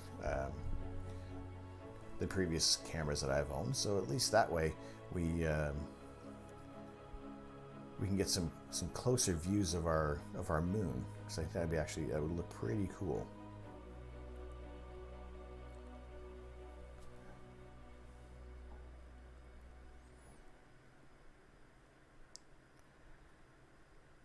So we'll see how that goes, because that'll be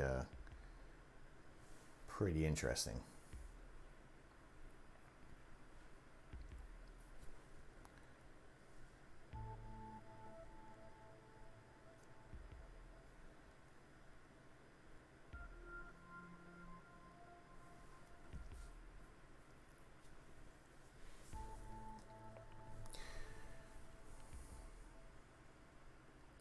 Right, just a couple little tweaks.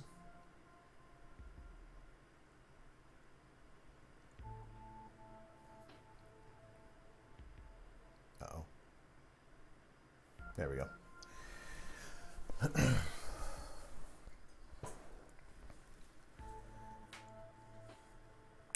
So we're rolling up on midnight, and also 6 hours of a stream.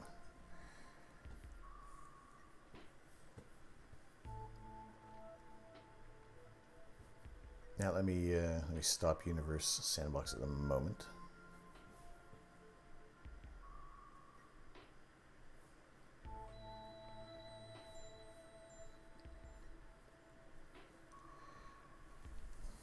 And this has been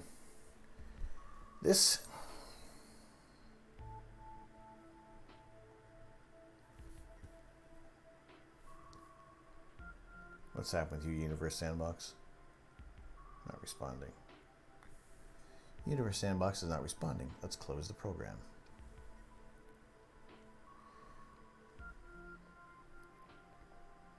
Hang on while Windows report. Don't report, just close it. There you go.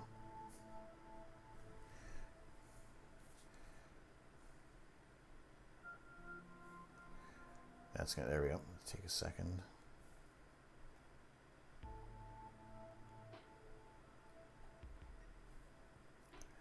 And all the CPU is being used. Why? Who's using it? OBS and Firefox. And why do so many instances of Firefox open? Anyway, this has been a very interesting Christmas, to say the least. It's by far not the absolute knock it out of the ballpark kind of Christmas.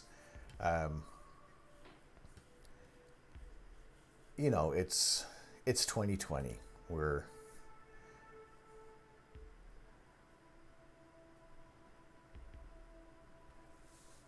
you never know how this year is going to go. I mean, there's all sorts of ups and downs that have kind of come out over the the past, since April, but also the past 12 months. It's been trying, and I know for those of you who may be having a bit of a we're all having a hard time, and there are some who are having a much harder time than others, and it's tough. And I just hope that while we've been kind of having this stream, and those of you who've been just kind of chilling out in the background have just had another voice to just to kind of listen to and just to have some background noises going on. I do hope that you've enjoyed the time here, and I know I would say, short of kind of picking a game to play in terms of an Xbox space themed game, I don't want to kind of really distract myself from any chat that might be going on, or any questions that are going to pop up there. And I know the scope is not doing its thing at the moment, and we're just kind of having a bit of a hangout right now. At the same time, I don't want to be boring. I always want to have something interesting, something scientific kind of going on with the channel there.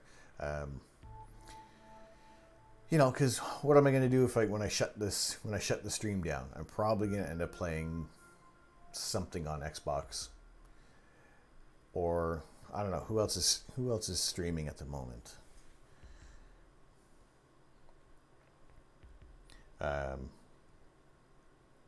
On my list, not that many right now, and I think it's going to be overall. It's probably still going to be fairly quiet for those who are streaming during Christmas. And I think as we kind of roll into dinner time in North America, that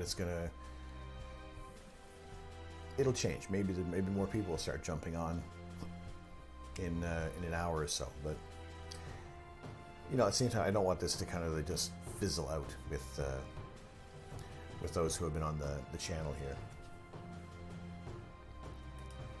But I'm not going to wrap things up quite yet. We'll, like I said, it's a little dynamic. It's a little different evening. But I do thank you guys for being in here right now. It means a great deal to me that you guys are sticking around, and just the questions that crop up, just the mini conversations that happen in the chat as well. I mean, I keep saying too much, overthinking things. I just really, really, really, really, really stupendously appreciate this community that has come up there. We're approaching 300 members of the observatory, and that is absolutely incredible to me. Over the past 3 months that we've been doing this, I gotta stop saying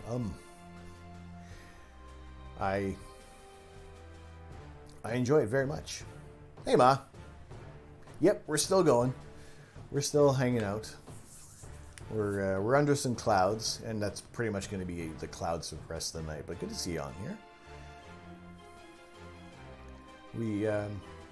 We've had some cool images kind of come through. We've looked at the moon. We finished our image of the Christmas tree nebula, which I will be sharing later on Instagram.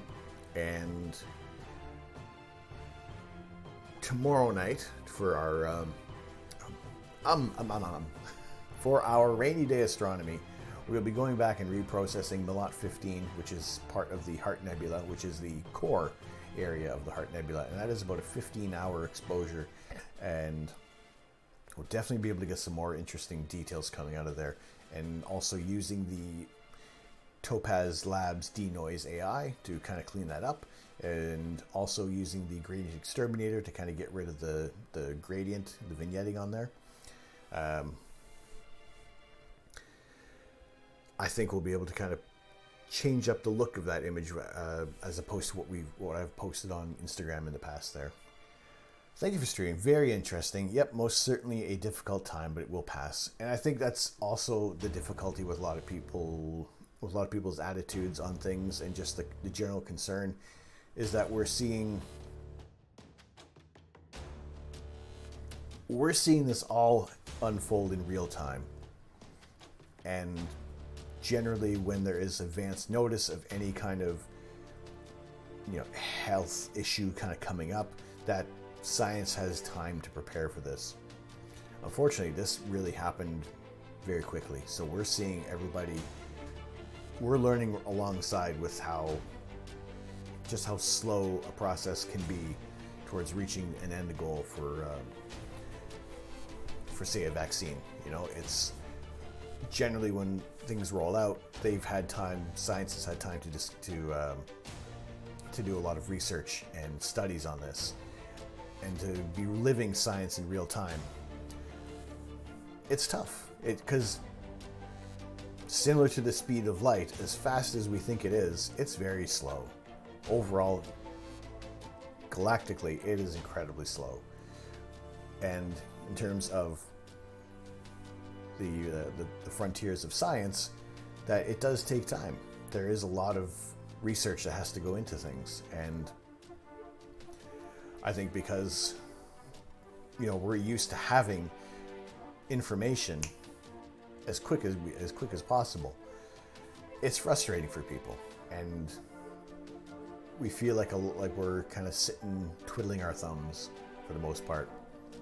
And I think at least for me doing this has helped me out immensely. It's been an outlet to at least kind of even just to ramble on about science and astronomy, astrophotography, and seeing you guys in here. I appreciate it to absolutely no end at all. I mean, it's been incredible. It's been like an incredible therapy. And I know there's a lot of people who are having a really, really tough go of things. And I feel bad. I sympathize with things, because you sit back and just, you know, reflect for a second, just think, it is really, really crazy right now. And I just hope that in this time next year, we will at least be able to say, hey, remember when? Remember this? And, you know, it's not as, things aren't as bad now. You know, there's more safety measures in place. There's more precautions that are being taken, and everybody's, you know, we've had some time to reflect and focus on what is actually really important. So yeah, it's a tough go. It is a really super duper tough go of things right now, but I am so happy to see you guys in the chat, even those that are lurking. I mean, there's absolutely nothing wrong with sitting and lurking and enjoying someone's stream, or having a few streams open and just kind of jumping back and forth between what people are doing. And there's always something interesting going on. There's always a new interest that you can discover on Twitch, and always kind of new friends to make. I think it's, of the limited options that we have for connections, I think this is working out really, really great. And just seeing a lot of the inter-community integration going on with different channels, and seeing someone in a totally different subject than you've kind of first met them in for a channel, and just learning about other people's interests, because that's really what we're doing. We're just sharing our interests on here, and it's great to see that so many people are joining in with science and technology, and those who are just kind of discovering new games to play and just bringing the community in that sense. I think it's tremendous. I've learned so much about the stars. When I look at the moon here, I know we were looking at the same moon earlier. We are. And we're looking at the same moon that Shakespeare looked up at and was inspired by. We're looking at the same moon that the Egyptians were looking at. And not a lot, the moon hasn't changed a lot in that time frame. So it does have that mark of permanence. At least we're all seeing that, maybe from a different angle, every now and then, depending on where you are on in the Earth. But it's been, yeah, I mean, I've learned so much about astrophotography and astronomy, and there's a lot of people who have come into the channel and have enlightened me on different areas of the subject, and it's fantastic, and it's great to be able to to get that with everybody. So yeah, I mean, I would be happy to kind of throw on a game on Xbox, and I know it's kind of deviating from things, but I wouldn't be so concentrated on that I wouldn't pull myself away from any chats. And you know, I think I will. I think I'm going to cover up the scope. I'm going to cover the scope up, and we will. Yeah, I'm going to cover up the scope, and bring in a little bit of the equipment out there and reconvene in like 5 minutes, have a quick stretch, make another coffee, and I'm gonna throw on a space game. And yeah, it'll be Deliver Us the Moon. I'm gonna give that a go and see how that looks, and because that's really what I would kind of do anyway after we kind of wrap this. If I was to wrap this up now, and yeah, and if see someone else kind of pop on, I will be happy to share the love, and pay it forward in that regard. So, give me like 5 minutes. I will probably bring in the camera as well, so we'll switch the view there.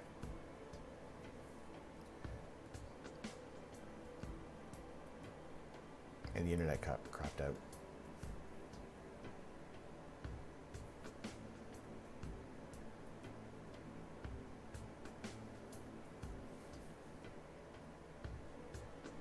There we go. All right. That's okay. We're good. We're back. So yeah, I will be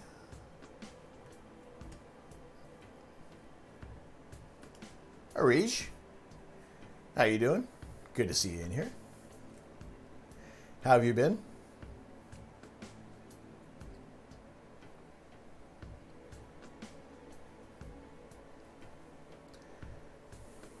So what I'm going to do is just take a very quick break. I'm going to cover up the scope.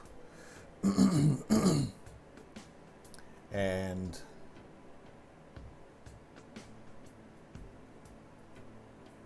make another coffee, and we will throw on Deliver Us the Moon, which is on the Xbox Game Pass, and it looks pretty interesting. I have downloaded it. I haven't tried it out yet, so be interesting to see how that works out there. But yeah, if any kind of questions do crop in or crop up, then happy to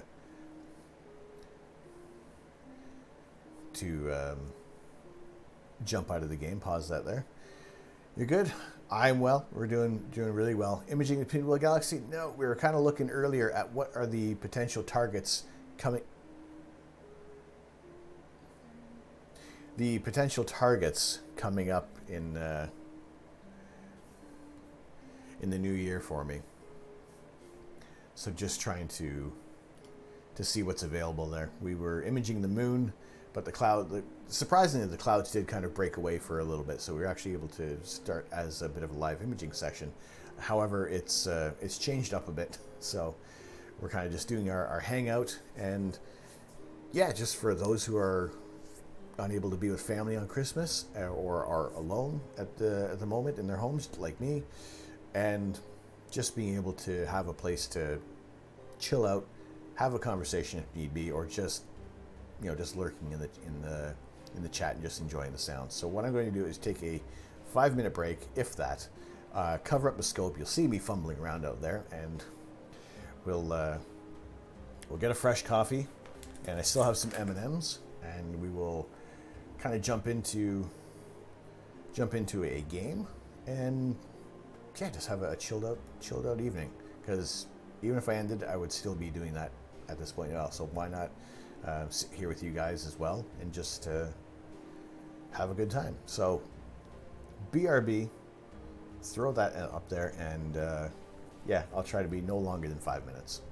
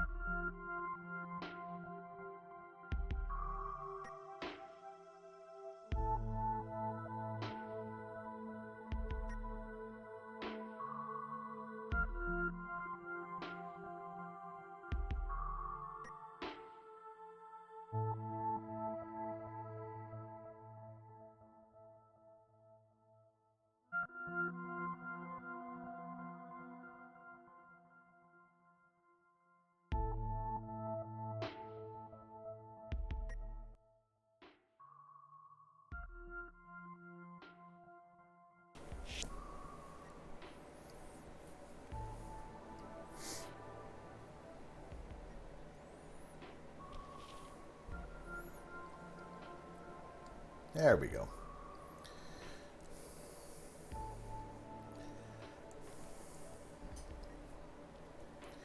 There we go. Scope is all put away for the night. Coffee is hot. The beard is still blinking. We're just going to let this thing go until basically until the batteries run out. Otherwise, you know, what's the that is the whole purpose of the thing. So I'm going to adjust the stream info here.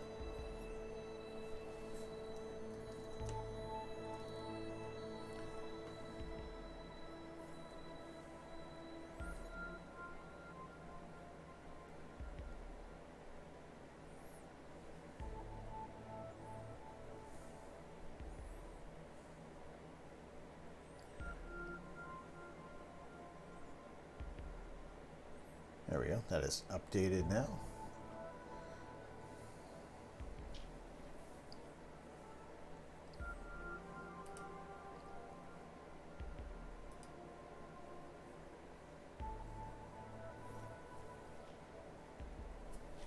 My hat is sitting lower and goofier at the moment.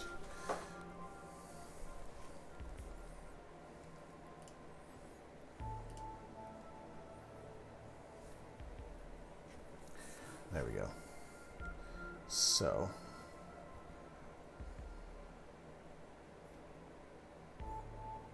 he was eating up a lot of things. I'm also going to close a few other things at the moment, just so we have some more system resources available.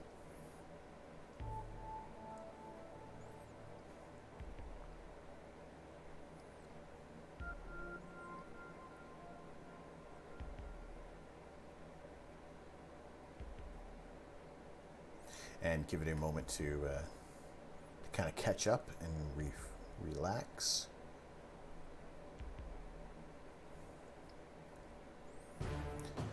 But yeah, good to see you guys in here. Thank you very much for coming in. I am Tom. I am the Astro Canuck. We're in Boxing Day now. Happy Boxing Day. Merry Christmas to those on the Eastern Seaboard and farther out in North America. We had a interesting session tonight. I think it's been really cool because we've had a surprise bit of clear skies come up, and I think that's really cool to have that as a, you know, not so much as an option, but what I thought wasn't going to occur. And just looking at the Discord there, and Honal, your image of Jupiter and Saturn, that is really cool. That's really cool as well, man.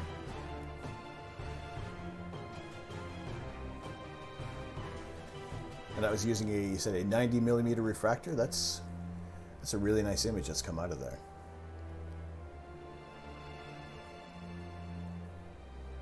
You're able to get a few of the Galilean moons. I don't know, depending on, I guess, who's the brightness on there.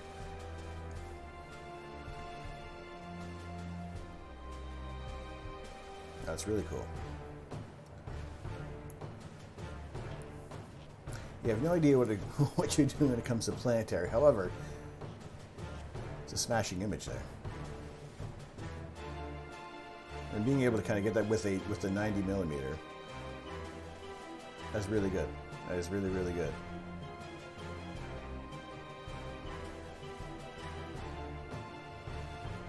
There we go. Image of Earth. Christmas Eve, 1968.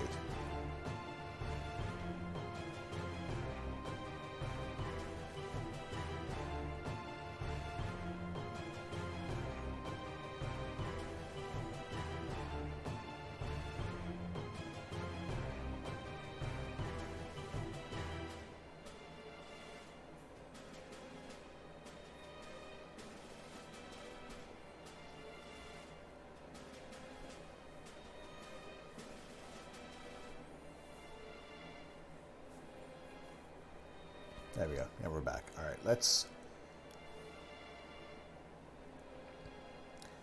get Xbox fired up there. It might choke the internet for a second there.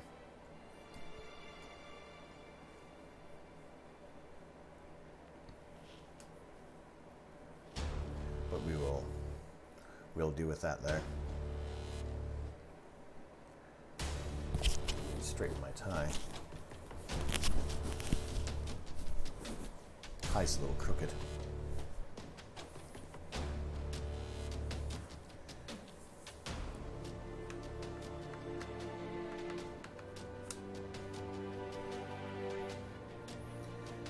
Right, so what we'll be doing is a little bit of gaming. And it's not too dissimilar to what's gone on before. But I'm going to start this up. And for those of you who are just joining in, thank you very much for joining the stream. Peanut M&M. There's a few left. I am Tom. I'm the Astro Canuck. And tonight's stream is a very, very, very chilled environment that we got going on tonight, because we're doing a little gaming. And we were looking at some simulations in Universe Sandbox earlier on, and we actually got to have some clear skies to look at the moon earlier. So, very happy for that opportunity to have occurred. We did some image processing with the Christmas tree cluster, and that image will be up on Instagram a little later, and that is following it'll pop up there, and that will be Astro Canuck on Instagram. And I'll share that image on there. And I think it was only a 25-minute exposure that we had to work with there, so it was as neat and clean as we could get it. So, always interesting to see what is doable in an image, in terms of just having a short amount of exposure times on there. But I am looking forward to what's coming up in the new year, because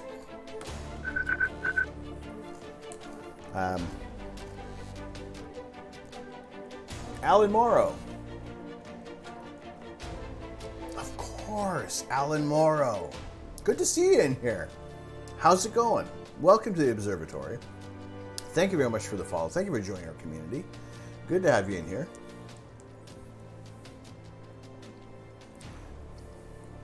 We are going to be playing a little bit of Deliver Us the Moon. I've never played the game before. The trailer looked pretty interesting. And if I am going to be doing gaming on the channel, we're going to keep it space-centric, really. A few games we tried in the past there's Kerbal Space Program, which we're kind of working through on that. And also, we tried Among Us. Never again. And tonight it's going to be Deliver Us the Moon. The Halloween theme back in October was Phasmophobia, And it's not to say we're ruling that out in the future. And yeah, I mean, also, to be fair, if before we even start up Deliver Us the Moon, which I am fine to play for a bit, if there's anybody who may be into Phasmophobia at the moment, maybe we could also do that. It's just a thought. I would have to switch headsets though, because I can't hear for squat with these little earbuds. And actually, I don't even know where they went. Where my headphones went. I don't know. Anyway, yeah, possibility for Phasmophobia. For now, we'll give a go with Deliver Us the Moon, because I've never seen this game in action before.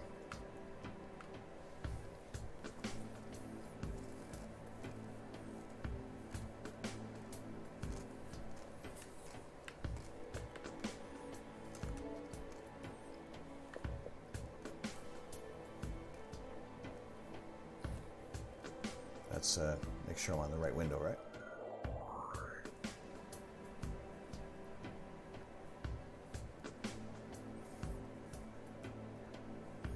And I will move me around appropriately as the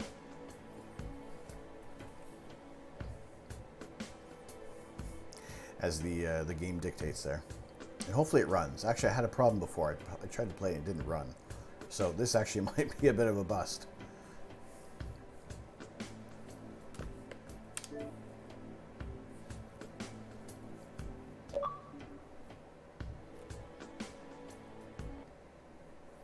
Turn down the, pause the music there.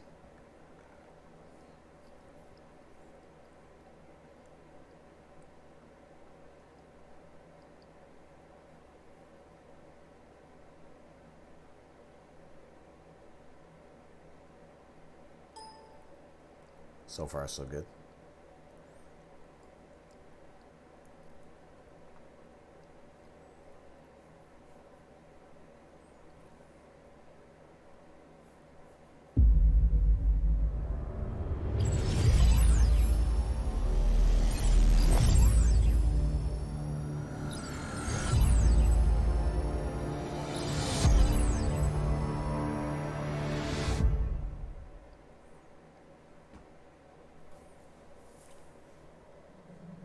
There was a time when resources seemed endless. But in 2030, the great energy crisis began. That's not far off. With hardly any resources left on our world, global powers created the World Space Agency to look beyond the Earth for answers. It's very close to the ESA logo. The answer was found in helium-3, a powerful isotope discovered in abundance on the Moon. With it, humanity could satisfy its energy demand for decades to come. And so, in 2032, mankind colonized the Moon. Spearheaded by the Lunar Council, the WSA constructed several permanent settlements to harvest and process helium-3. The resulting energy was transferred to Earth through a revolutionary energy network, the Microwave Power Transmission, or MPT. For a time, all seemed well. Then, one fateful night in 2054, the lights went out. No energy. The MPT had gone offline, and communication with the lunar colonist was lost. Without earthly resources to launch a full-scale rescue mission to the Moon, the World Space Agency was shut down permanently in 2055. But a small group of former WSA colonists refused to accept humanity's bleak future. Determined to discover the colony's fate and to restore the MPT, they've been preparing their mission in an abandoned desert launch facility. Now, in 2059, they are ready to launch an astronaut to the Moon. What awaits is unknown and unforeseeable, but the mission is clear. Deliver us the Moon. They said the name.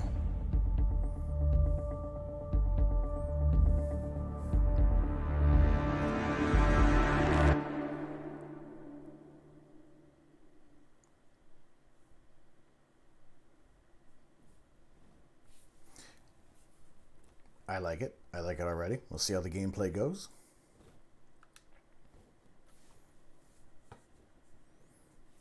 If it is too loud, let me know. If it's not loud enough, let me know. If it's just right, let me know. If you like my beard, let me know.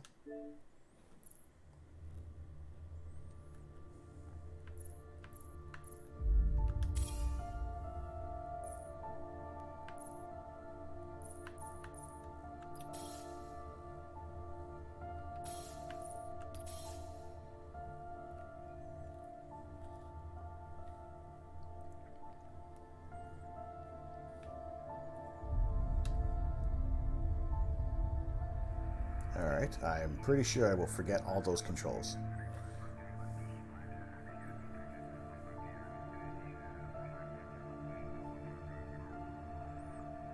So we'll see how that goes.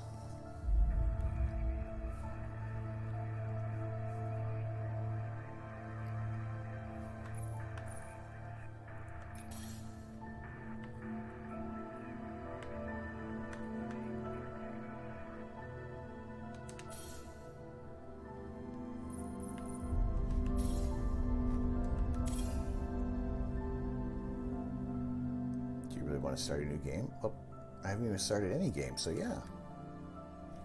Duh.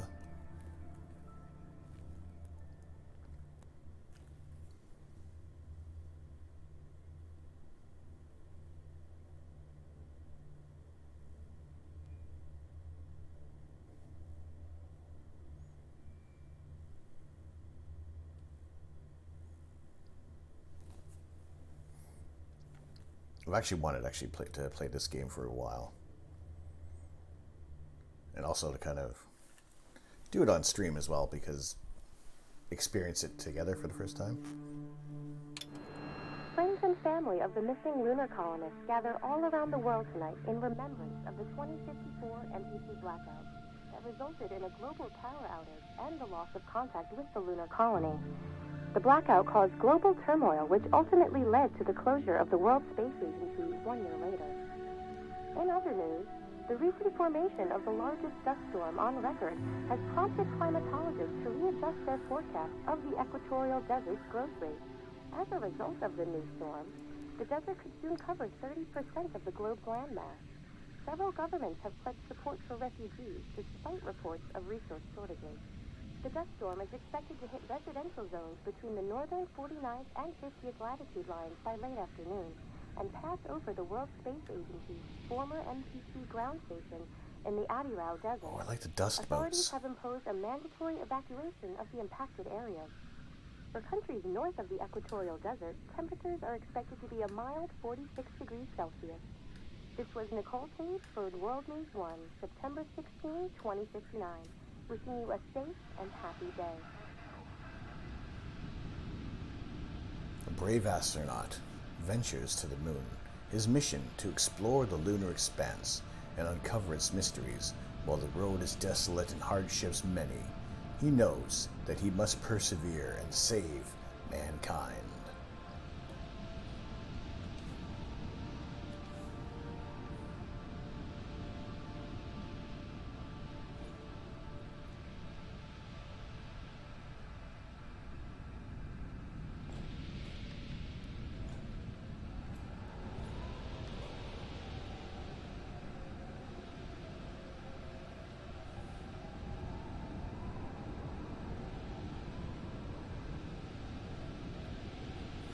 Huygens cryo sleep malfunction. I guess another thing that's been named after Christian Huygens.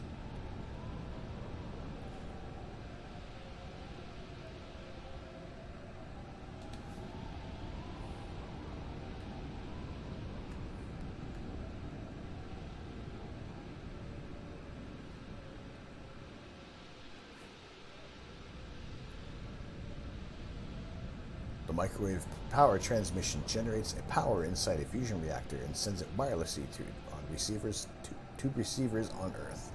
Fueled by helium-3 harvested on the moon. This is very much of what we have heard them say.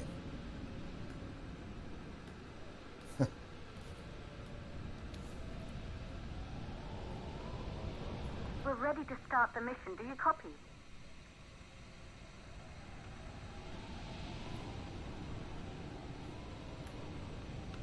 Where's my radio?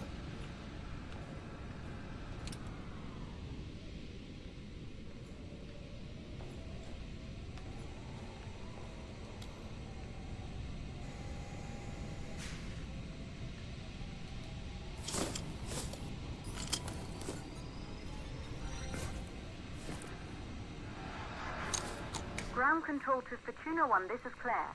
Please confirm radio contact.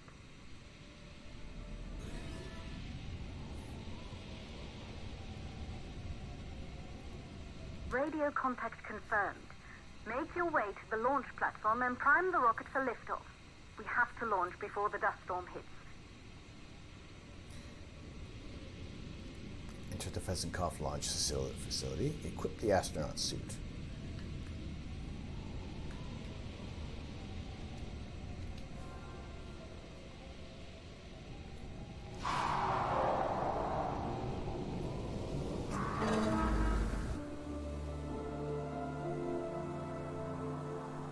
There she is, the Taurus 5.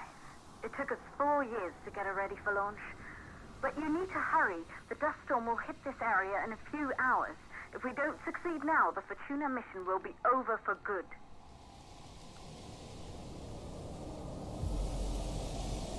All right.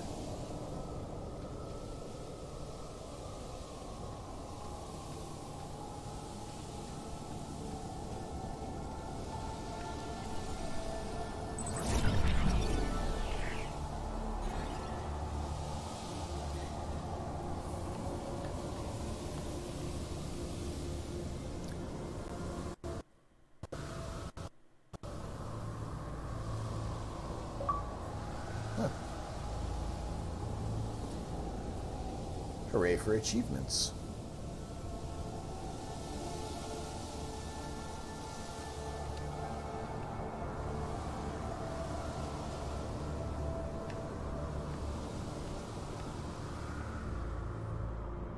I gotta say, this does scan very slow and deliberate. So I do wonder if there's like going to be other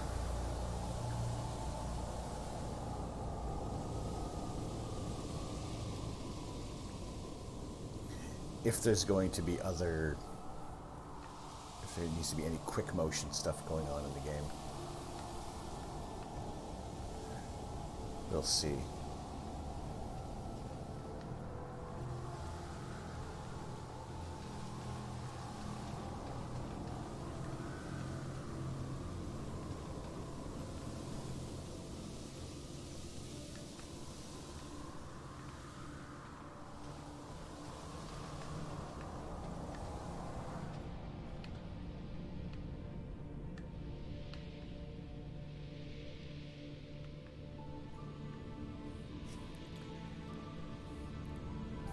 Good night, running out of juice. Love you, son, Bob, Pa. All right, Mom, Pop, have a good night. Have a Merry Christmas.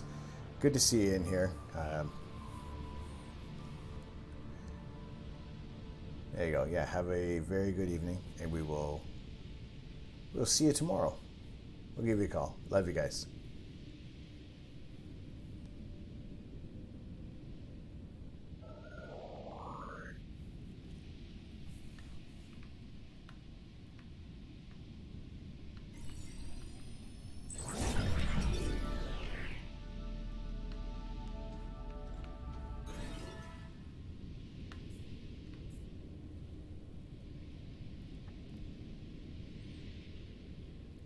Elizabeth kept the Johansson family together after her husband Isaac assumed a role on the Lunar Council. After her death, Claire took care of her sister Kathy before she was taken to the moon to live with Isaac. Both Isaac and Kathy have not been seen since the blackout.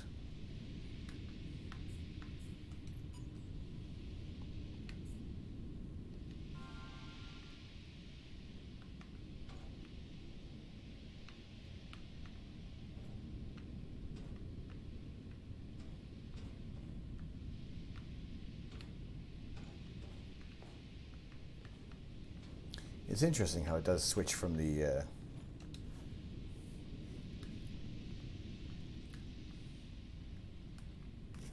the views.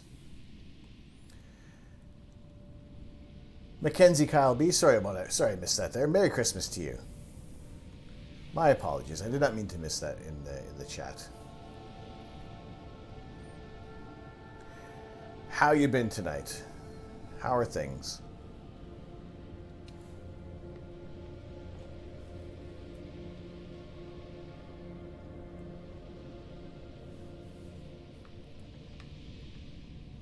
We are currently playing Deliver Us the Moon. It's the first playthrough on this ever, so I don't know what to expect out of this. I mean, the trailer and everything looked really good, so...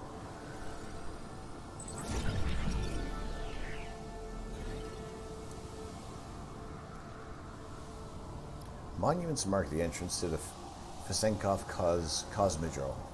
The facility was abandoned until the Fortuna team made it their base of operations after the blackout and began preparations for humanity's last mission to space. The sign reads, "To the stars."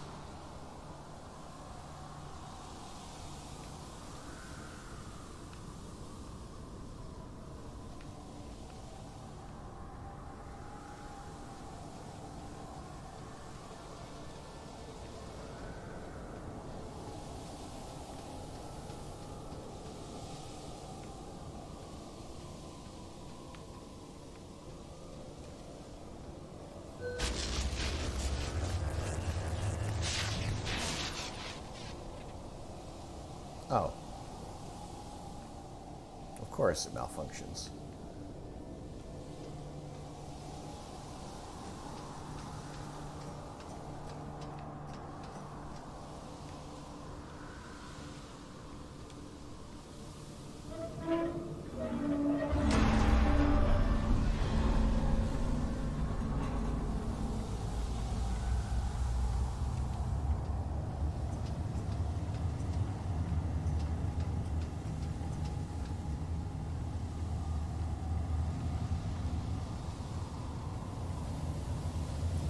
Do I really want to get on this elevator after it did that?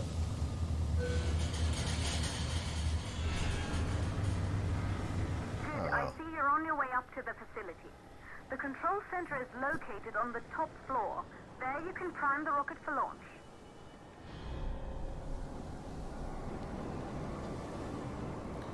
Cursed on duty? Merry Christmas to you too. How are you doing tonight?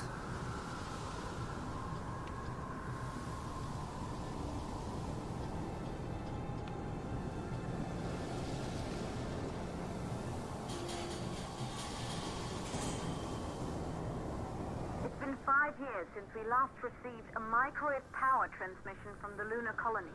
At first, no one believed it would be possible to transmit energy from the moon back to Earth. But the WSA proved the skeptics wrong. Just like you will, when you get the MPT back online.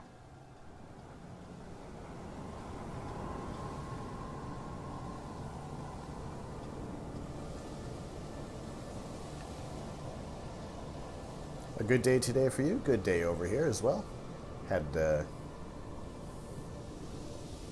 some good times tonight on stream, and just kind of chilling out now with trying out this game, Deliver Us the Moon.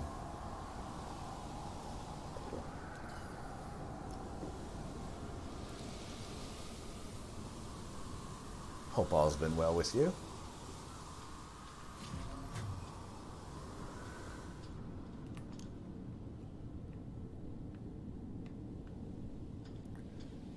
I'm wondering, is this game going to turn horror or what?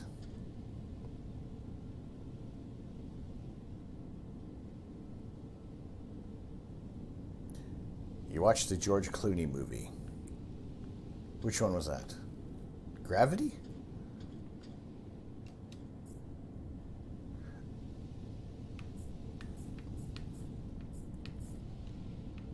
Alright, I gotta find a code somewhere.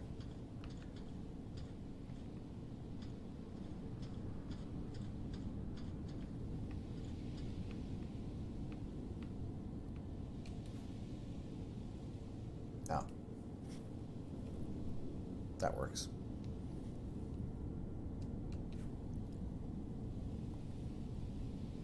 On Netflix, just released about space travel. Okay.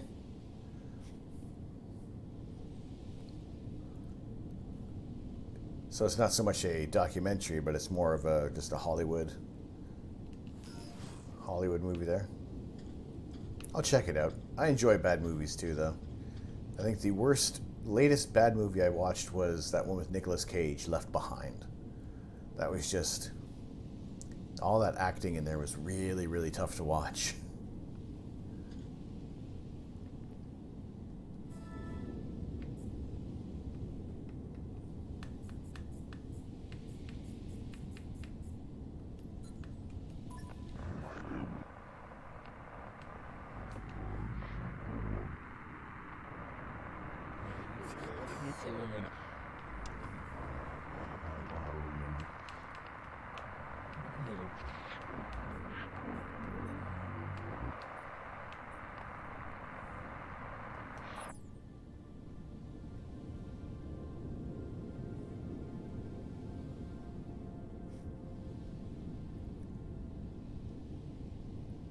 Left Behind, not the worst.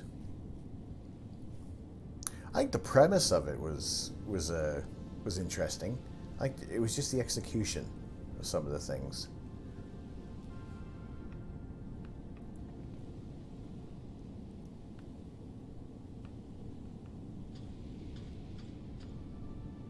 Aliens. That was Knowing, right? With the knowing the end of the world. This one, Left Behind, was about about a rapture.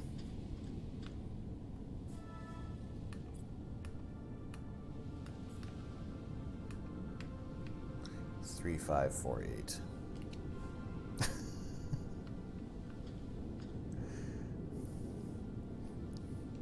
I may be a fan of Nicolas Cage. Unknowingly.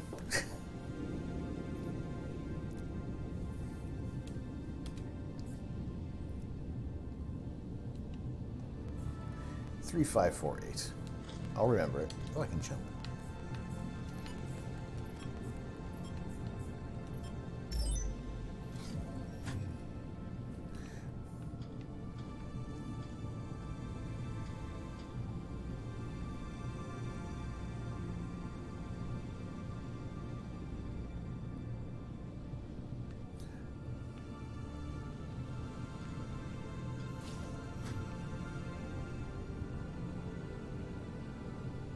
Yeah, there's 6.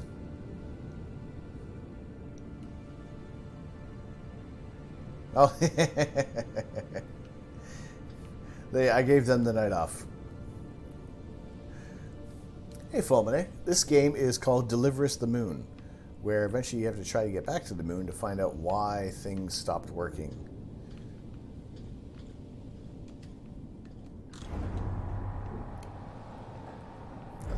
Got some more light coming through here. It was on Xbox Game Pass. It was space themed. I wanted to give it a shot, and we'll. This building once functioned as part of the WSA, but it's been our home for many years now. I still can't believe you'll be leaving here for good soon. The desertification of this whole region won't take long after the storm passes through.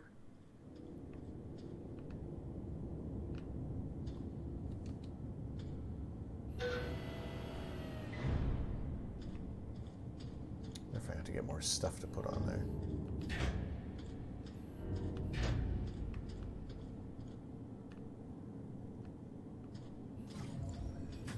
Don't know what to expect with this game. Are there jump scares?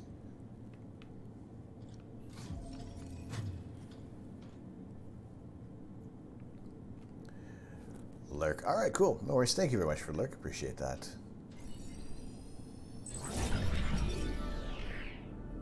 Appreciate you hanging out. Determined to seek the truth about the 2054 blackout and restore the MPT connection, Maria Gonzalez has raised the Fortuna team from the ashes of the WSA. Since 2055, Maria's team has been secretly working on their mission.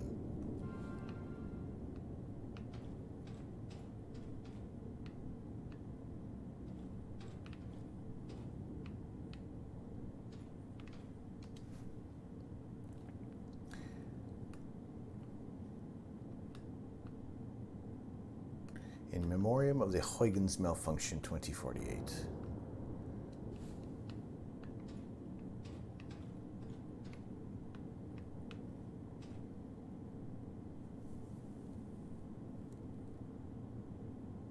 During the Huygens malfunction, we had comms with Earth. The blackout is different. How does a whole colony go silent? What happened up there?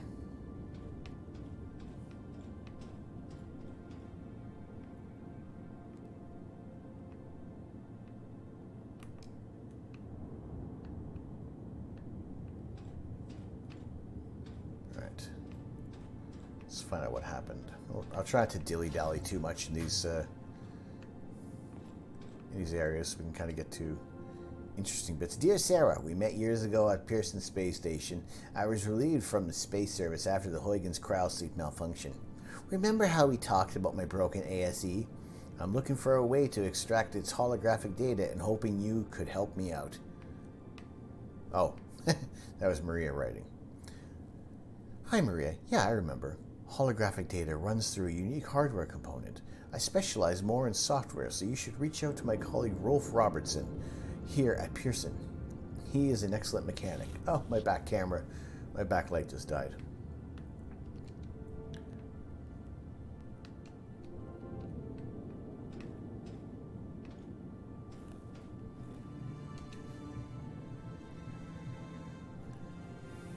Fluoxetine antidepressants.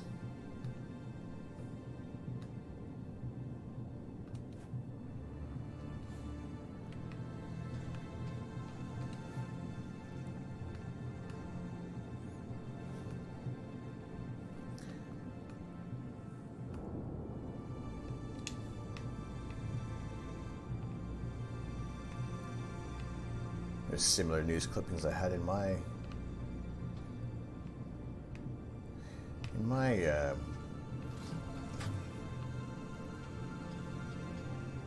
trailer.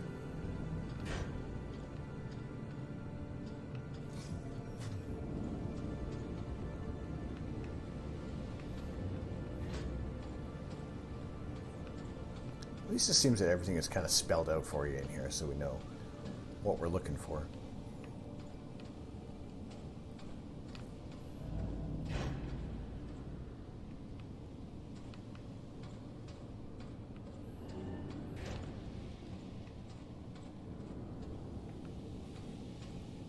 Seems that's probably the only thing we have to do is get that cart out of the way.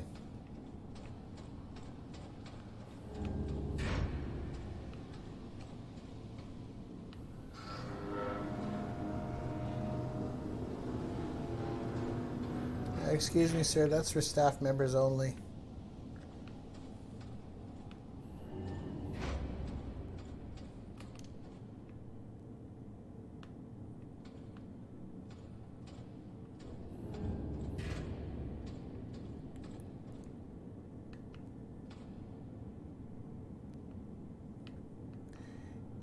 Sean Robotics, so they don't have sheep anymore.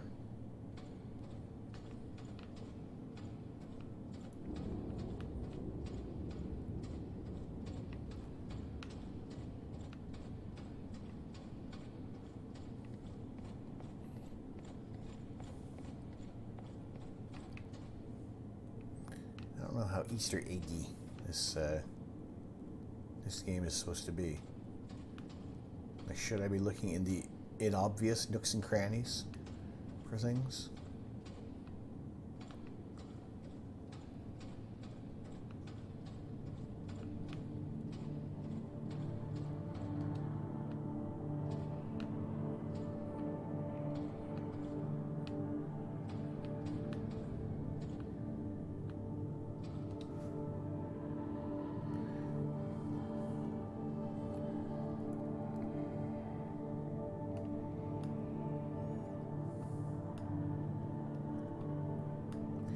Please proceed outside the Fesenkov Cosmodrome facility between September 15th and 16th. Everyone in and around the facility must be ready outside the building at 0500 at the rendezvous. Maria Gonzalez.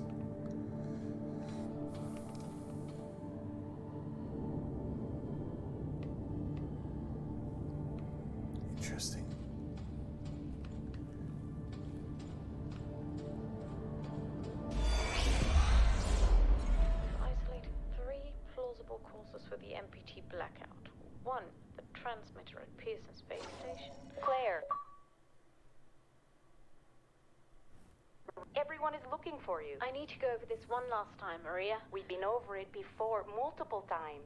We're good. Come. It's time to join the party. It won't take long. I'll be right there. A true Johansson. Once he set his mind to something, I could never convince him either. You're just as stubborn as your father. Probably the only thing we had in common. Two I achievements. just don't understand why he didn't restore the MPT connection. He invented the damn thing. And now it's just us. No one else is even trying. If we fail... Remember what I told you. If it can be done, then we're going to do it. That's all we have to focus on. Go over your notes. Join us when you're ready. All right. Causes of the blackout. So far, I'm not covering anything important. Just so there's a little bit of face here.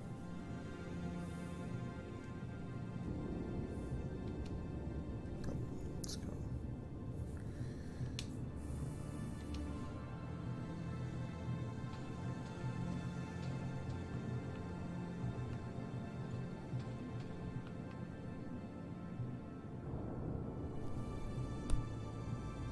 Cambridge University. I said Cambridge University.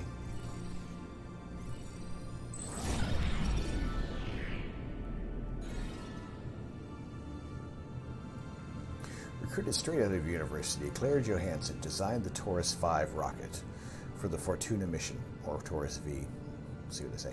Claire was eager to join the team to uncover the fates of her father and her sister on the moon after the blackout of 2054.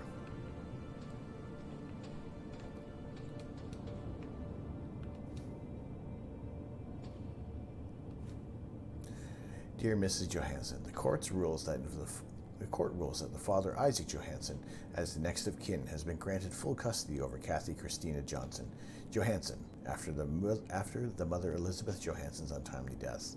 As her current guardian, you are ordained to ensure that Kathy is brought for safe passage to the moon to be reunited for her father. Sincerely, the Honorable Judge Richard Edge.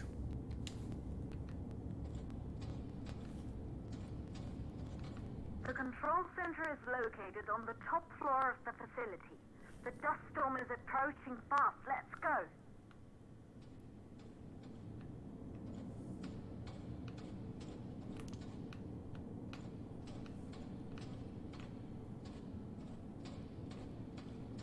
That looks like that locked door that I couldn't get into before.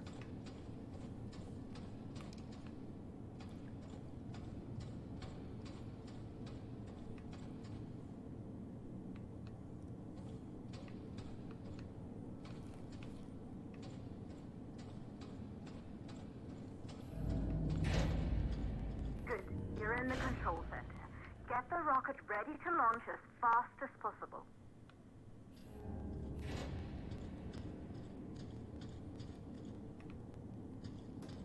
The sound popping on here, I don't know if it's part of the game or if it's just something with the connection.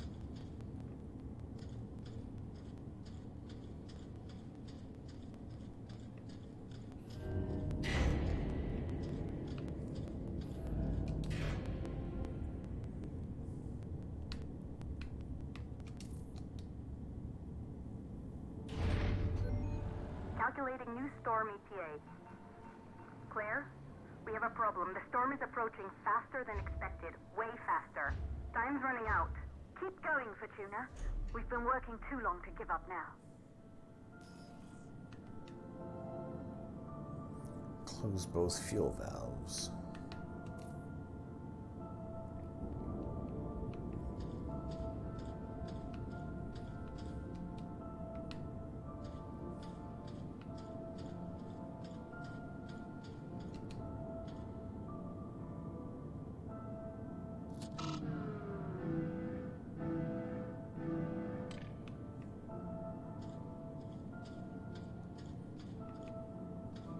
Where are the fuel valves?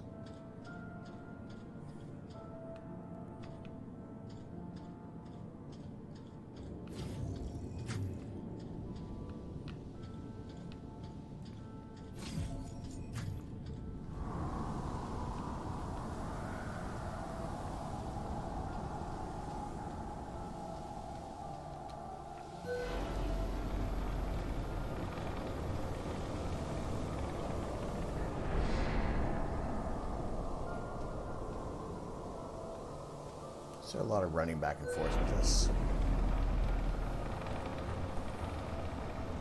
Sabine.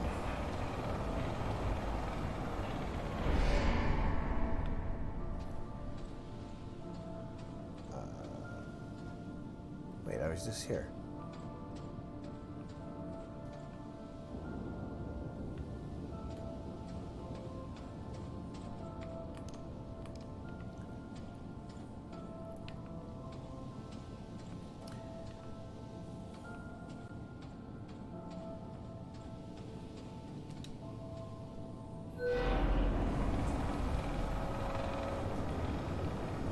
Alright, so I can get up and down.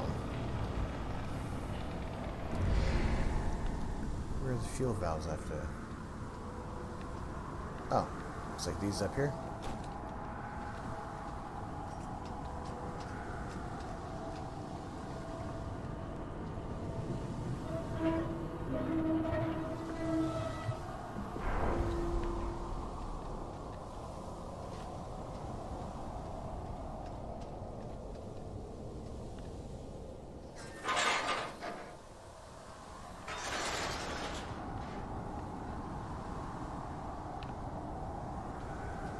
I see. Now why I gotta go back downstairs.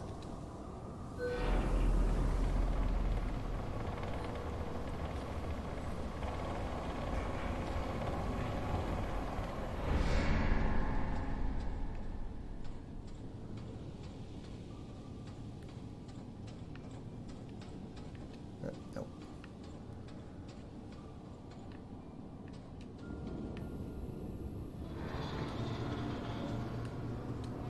Excuse me, sir. For employees only. I'm an employee. Out of my way.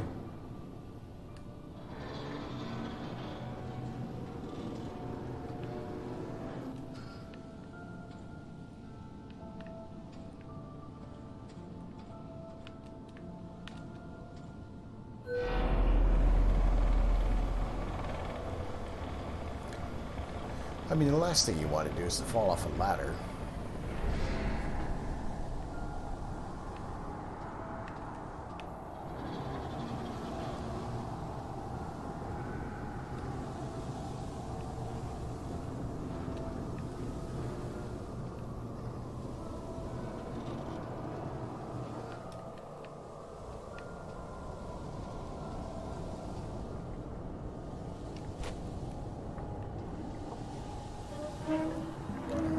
That turned.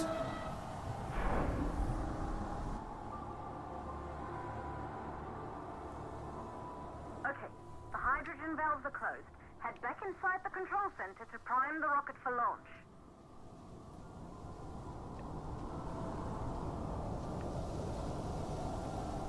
How is this going to go wrong?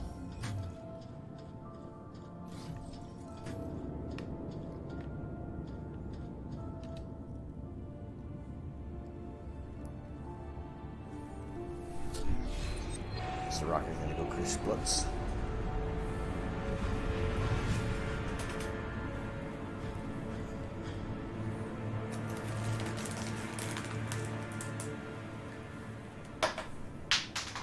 That's it. The rocket is primed. You have to launch now, before the dust storm destroys the rocket and everything we've worked for. Oh, I gotta run. I dropped an M&M.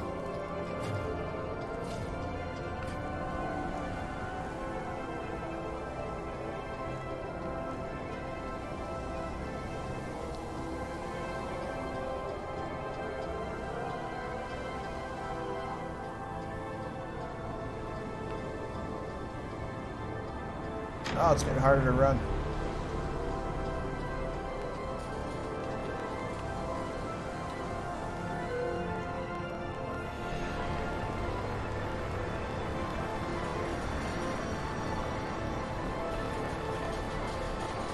The music is great. Get to the support tower to reach the rocket quickly.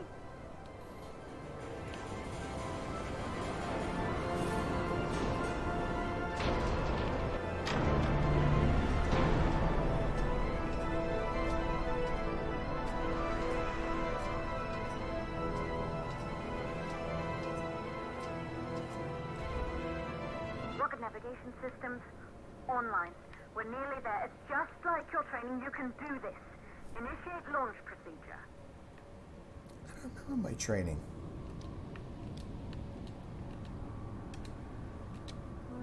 Ground launch sequencer started.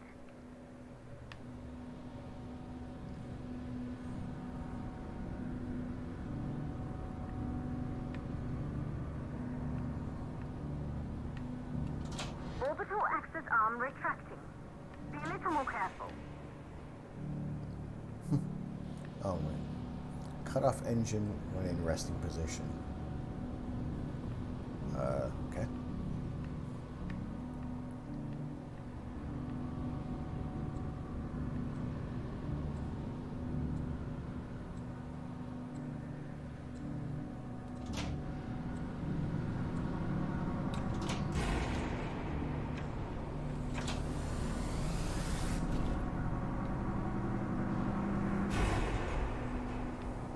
Ruh-roh. I think I missed it.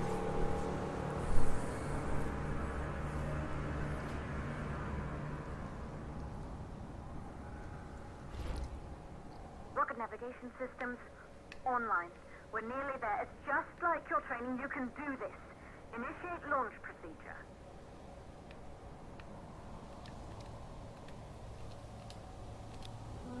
Ground launch sequencer started.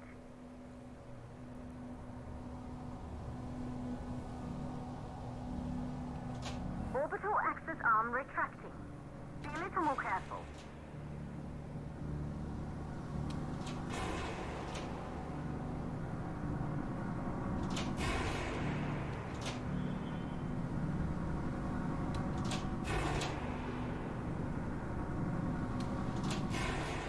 Ugh. No. I'm gonna keep mucking this up.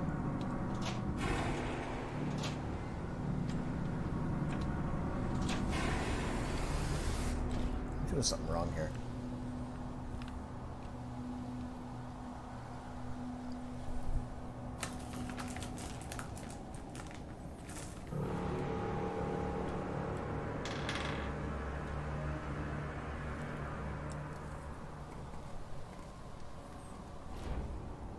Rocket navigation systems online. We're nearly there. It's just like your training. You can do this.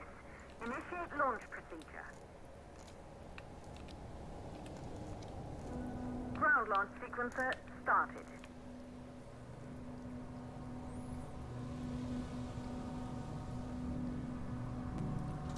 Orbital axis arm retracting. Be a little more careful.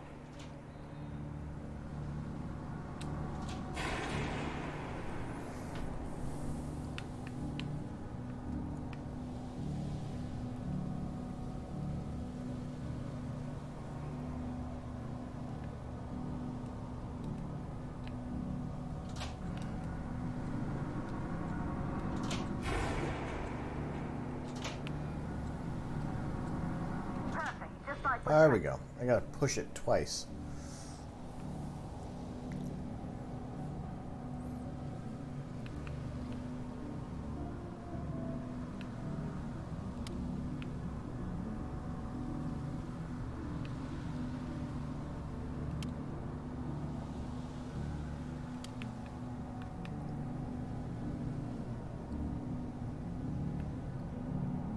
Oh no, wrong way. I mucked this one up too. A1, A3, B3, B4. Auxiliary power units booting up.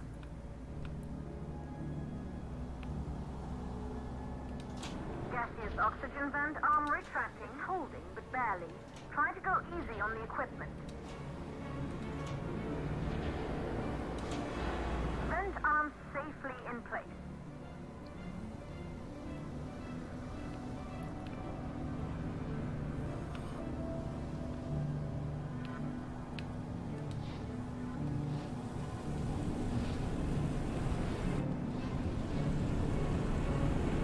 Suppression system engaged. All right.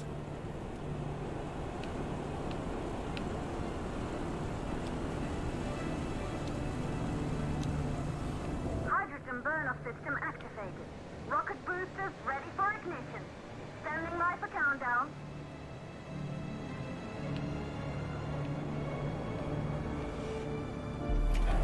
Rocket boosters ignition start. Engines ready in 5, 4, 3, 2, start, 1. We have liftoff.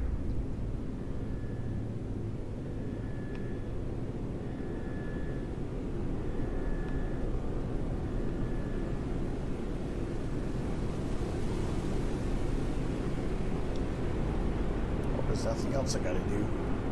Get this thing up in the air.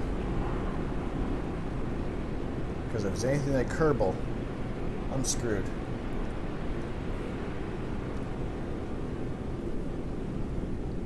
Oh yeah, we're getting above the... Hey, the moon! Oh. The rocket has entered the thermosphere. You're on your way, Fortuna 1. It does look cool. I say it looks better than I expected it to be. I mean, it's still an independent game, but it's really nice.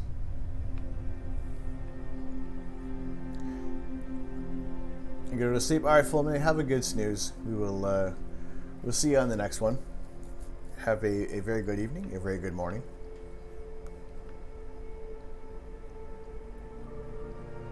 The view must have been breathtaking when the first astronauts made their way to the moon just 100 years ago. They knew an Earth full of life. All we know today is dust. If you can bring the MPT network back online, it could restore the hope humanity lost after the lunar colony fell. We could recover, rebuild, and most of all, start thinking about a future. You'll need to find the MPT transmitter at the Pearson space station. From there, the power signal was relayed to Earth. The reflection on Earth is really cool. The MPT network before the blackout. If there are answers to find, they're at Pearson. Clear? We need to head down to the shelter. His wings are getting bad. Understood. Fortuna 1, this storm is going to jam radio contacts. You'll be on your own for a while. To reach the station, you must... Once you're in the purple... Activate second stage of the law. Please, deliver us the moon. Objective.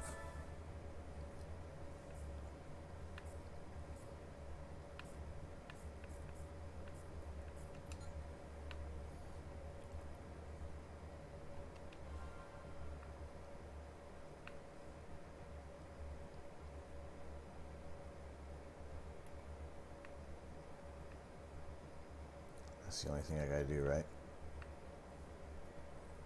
Cut off main engine.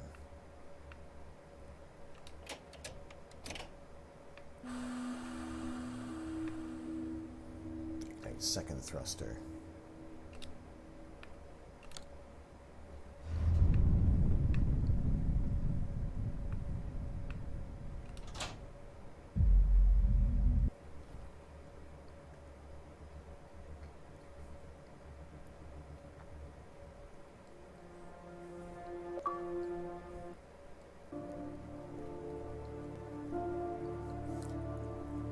Fly me to the moon, let me play among the stars, let me see what spring is like on Jupiter and Mars.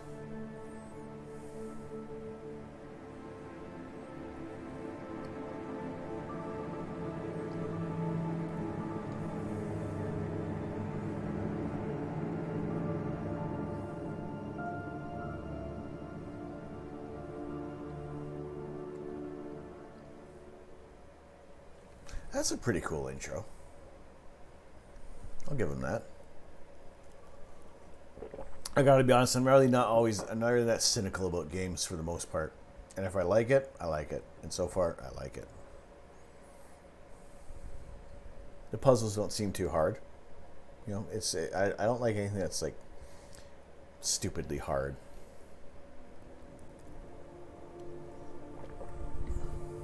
Where you gotta spend way too much time trying to figure out like some insignificant detail.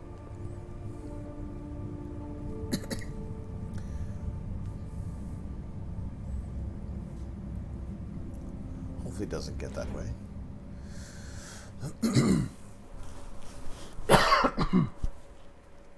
Objective. Dock to the station. Oy. This has got bad news written all over it.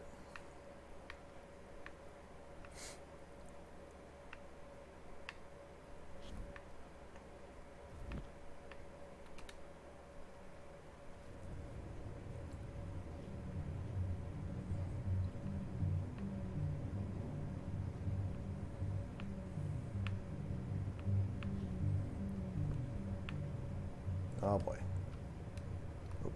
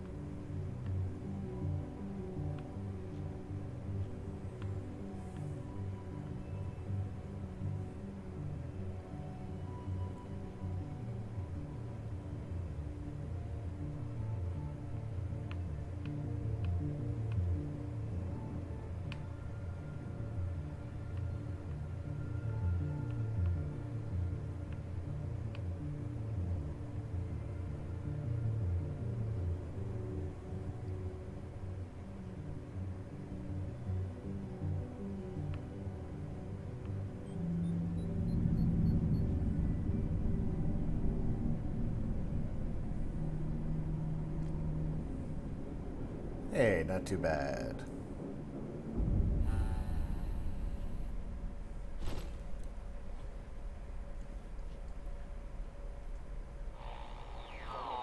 Ground control to Kachina 1. You must have reached Pearson Space Station by now. The storm has severely damaged our instruments, so we can't read your location or receive any messages. But we can detect fluctuations in the MPT network. If you can hear this, when you reach the control center, try to find out what's wrong with the MPT connection so you can bring it back online. Good luck with that.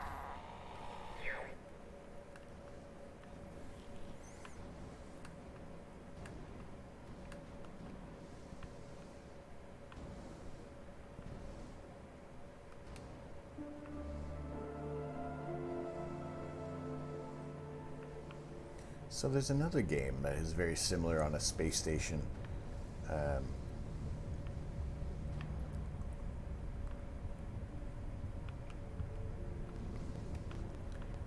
I guess it'll be worth comparing the two. I think the other one is a little more of a horror game, and this one is more of a survival. Race against the clock.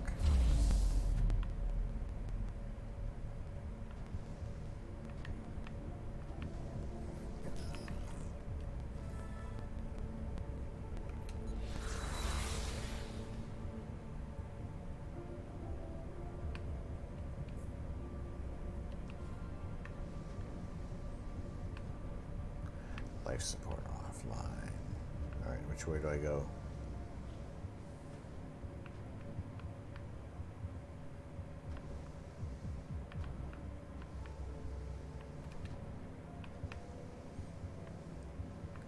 I guess I need this for something.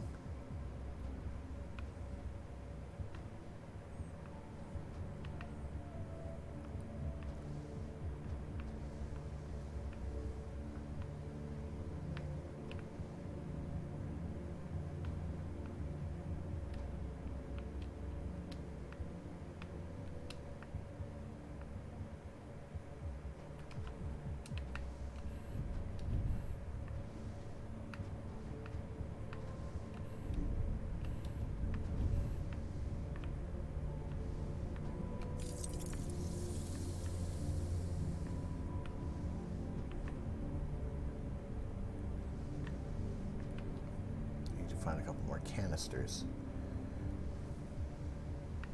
Ooh. Oh, this is trippy.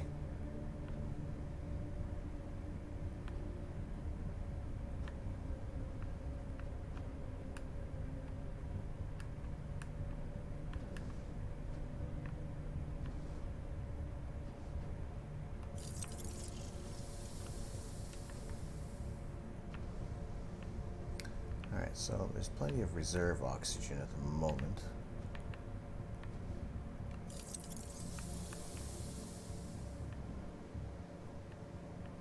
But I need to find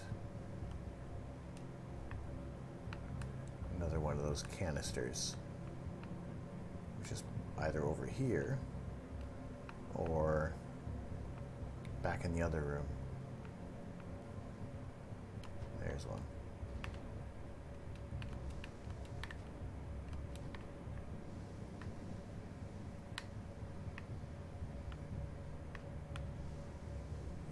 You can really feel the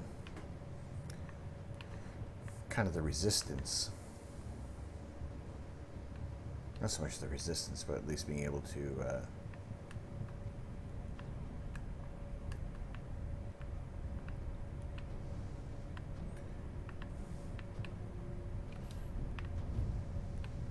Alright, so that should have it open, so I should be able to grab this one.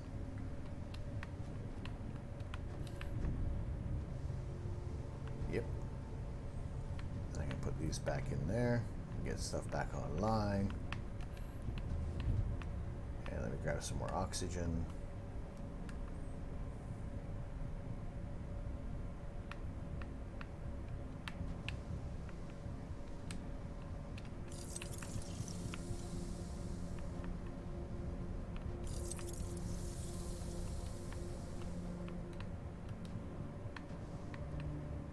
Ooh. A parcel.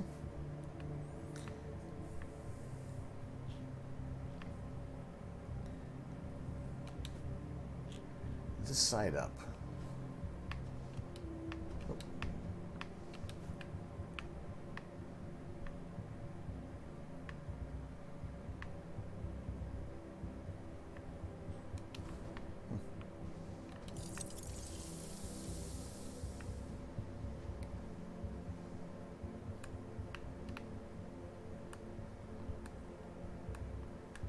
All right.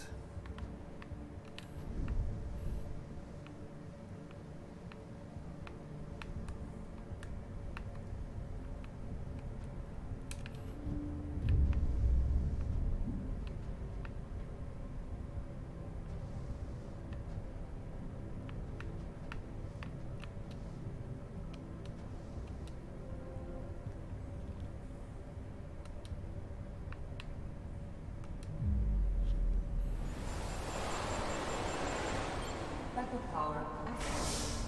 Life support systems online. Oxygen levels rising.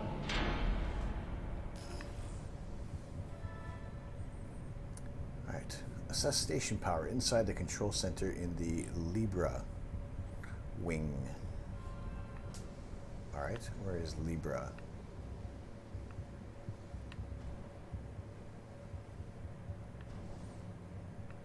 I'm currently in the central hub. I need to get down.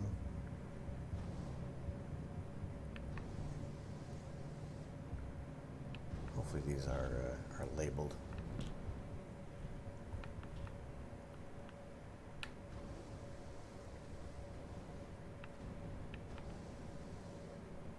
Oh.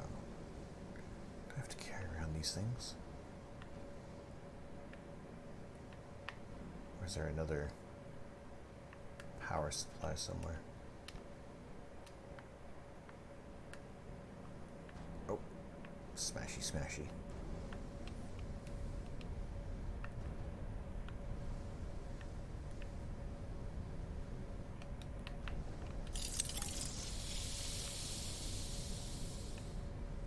Let's get high on oxygen.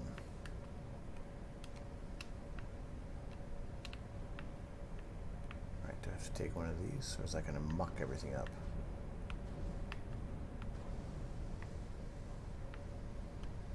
Oh, I can go down here. I didn't see that.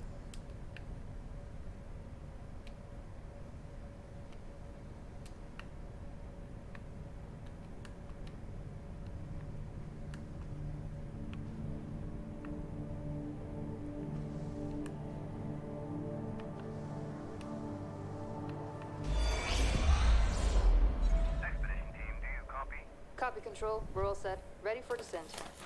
The MPT network is still down. Thanks for the heads up, Pearson. Remember, Sarah, our oxygen here in the station is limited. After arriving, you'll have 40 minutes to find out what caused the blackout and bring our MPT network back online. If you're not back by then, we'll have to evacuate without you. We hear you, Control. Rolf, you ready? I am. And don't worry, Control. It's probably just a glitch. We'll be back before you know it. Let's find out how they've been holding up down there. Alex, commence descent protocol. All systems go. Descent in 3, 2, 1. Descent engaged. Godspeed.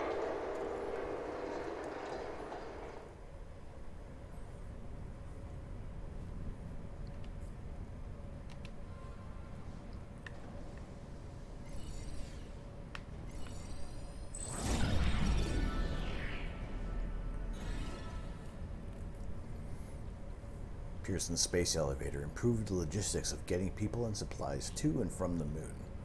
When the 2054 blackout occurred, station crew members Sarah Barker and Rolf Robertson were sent down the elevator to investigate the blackout on the moon's surface. Due to the station's emergency protocol, their time was extremely limited.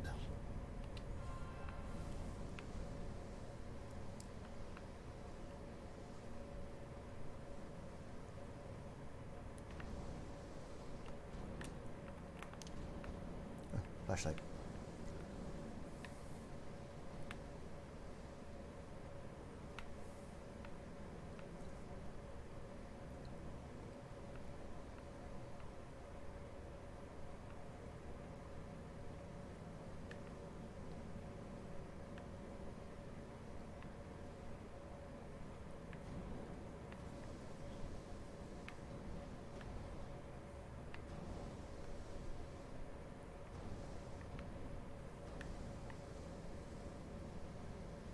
And Libra, where I need to go.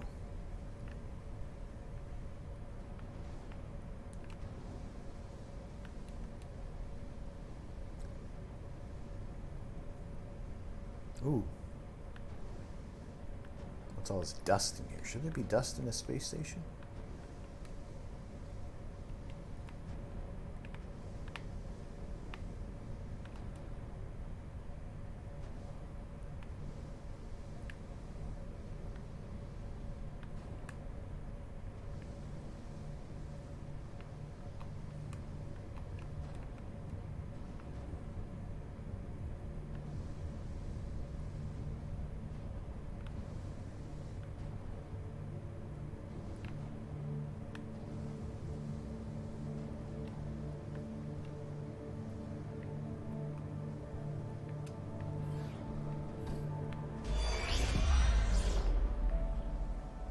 There you go, buddy. Almost there. We'll touch up your paint job later, don't worry. Are you ready to go? We've almost got the elevator running again. Yeah, just patching up Alex before we head down. Are you bringing that thing along? Of course. We'll need all the help we can get. Besides, you wouldn't have made it to that airlock if it hadn't been for him. This MPT blackout can't be just a glitch, Rolf. Everything is still dark down there. Last time there was an outage. Did you hear the message from Earth? No. What did they say? They can't even send ships up here anymore without the MPT. It's crazy, right? We're the only ones able to investigate the blackout. Sarah, we need to get you guys down to the surface ASAP. We don't have much time. Okay, let's go.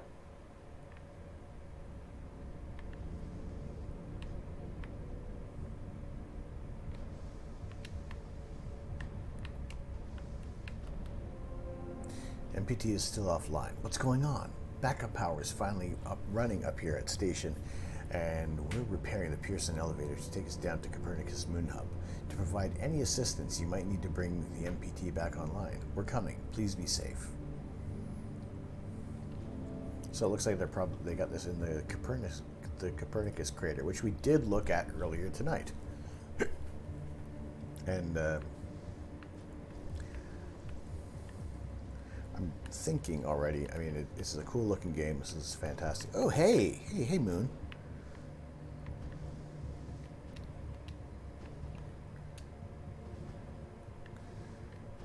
I love it. That's a cool shot right there. That's cool.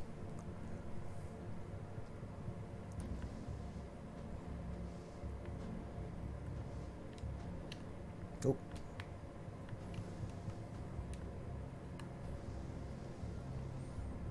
So if you want to orient the way we are looking at things today, it's a very similar, very similar view to what we were just looking at a couple hours ago. That is pretty cool. All right, let's. What else am I? I'm upside down. Was that everything I had to find here?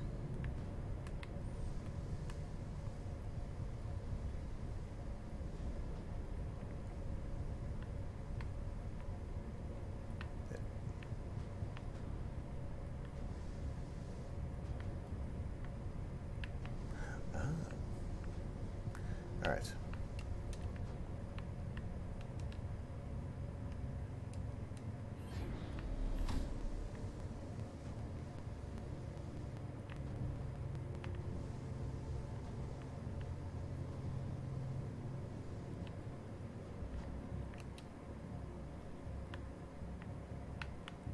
Hey, it's Earth.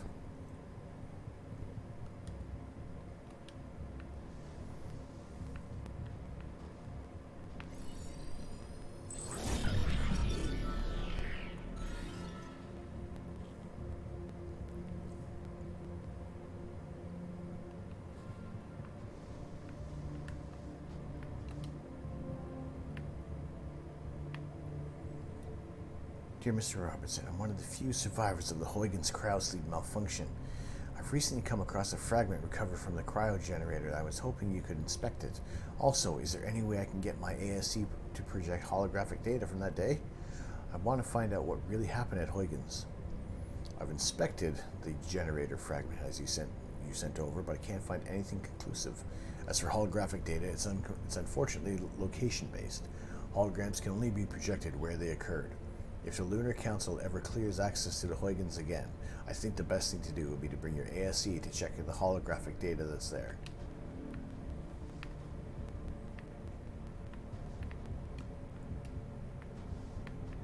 Alright, that's everything.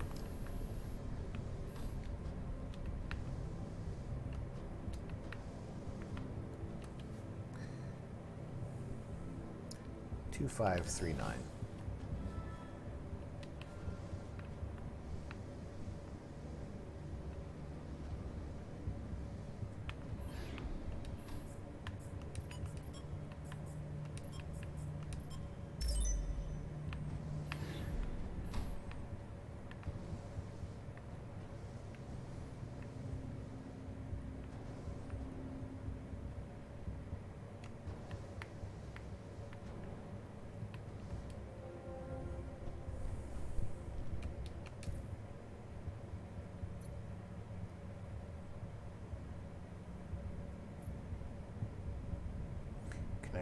Connection not established. Diagnose MPT network on Moon Hub.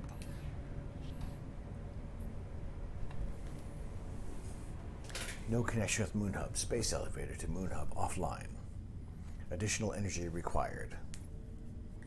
Rotate station for additional power. Station rotation engine offline.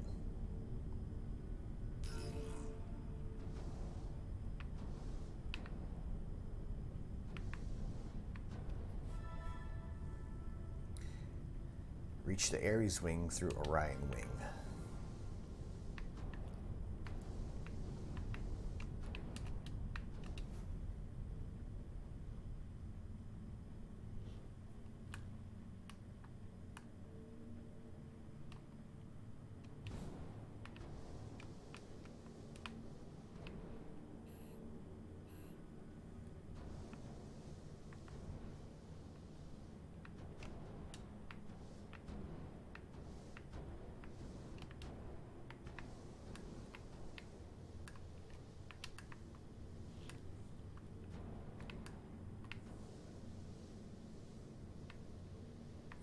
Excuse me, chair.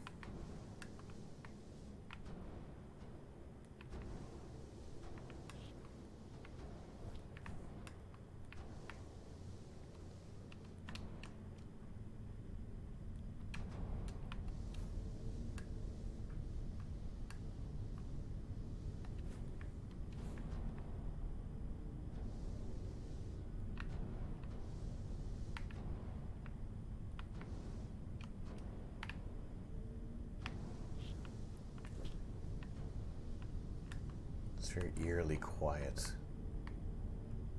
Oh, hello, Earth.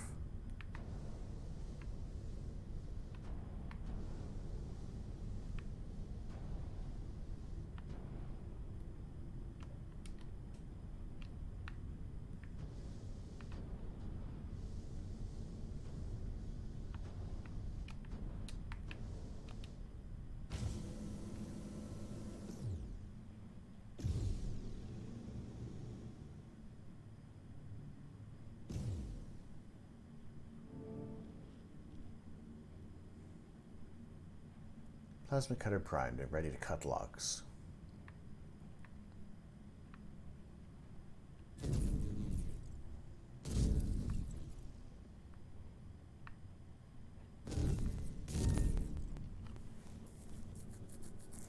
Easy peasy. Airlock's operational.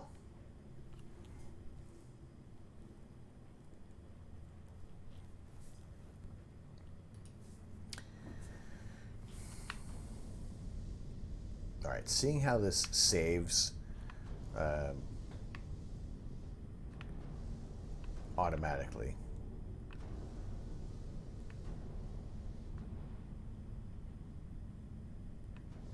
Take one last peek around.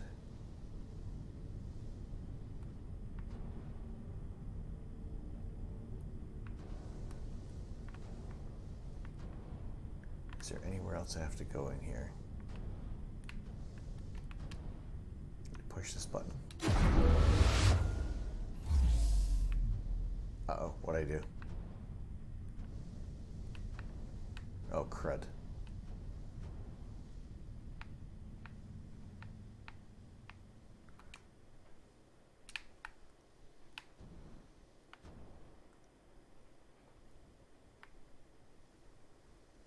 Oh, do I have to move this again?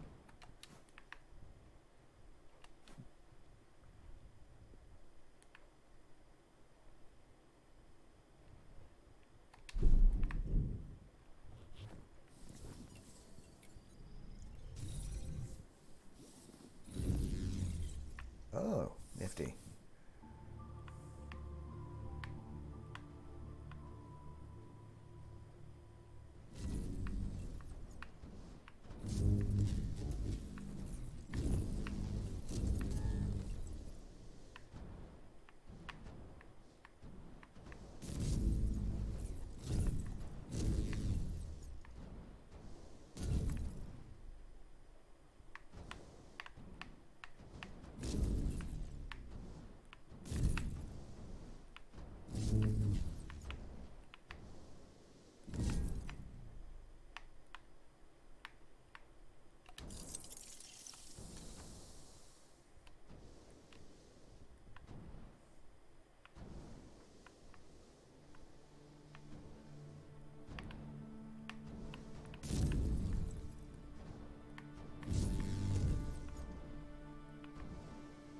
More oxygen. Excuse me.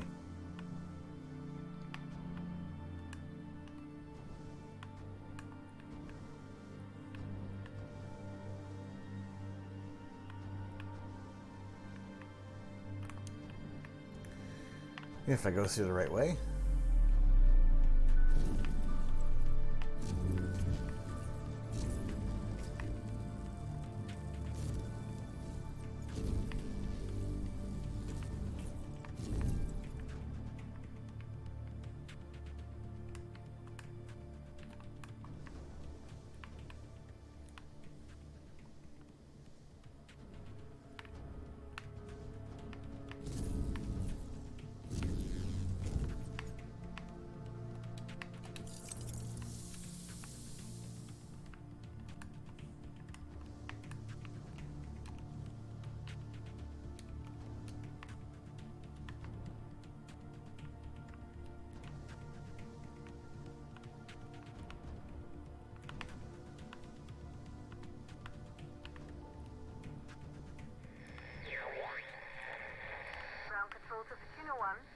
We're still not reading anything from the MPT. Is everything under control up there?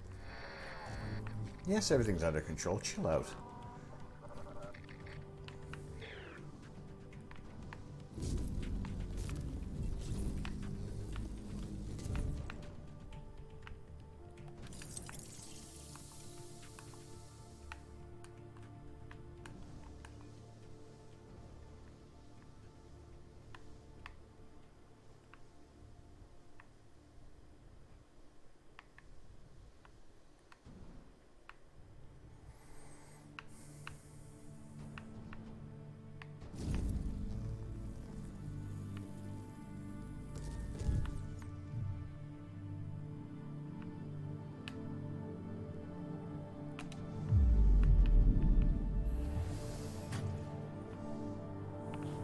Made it.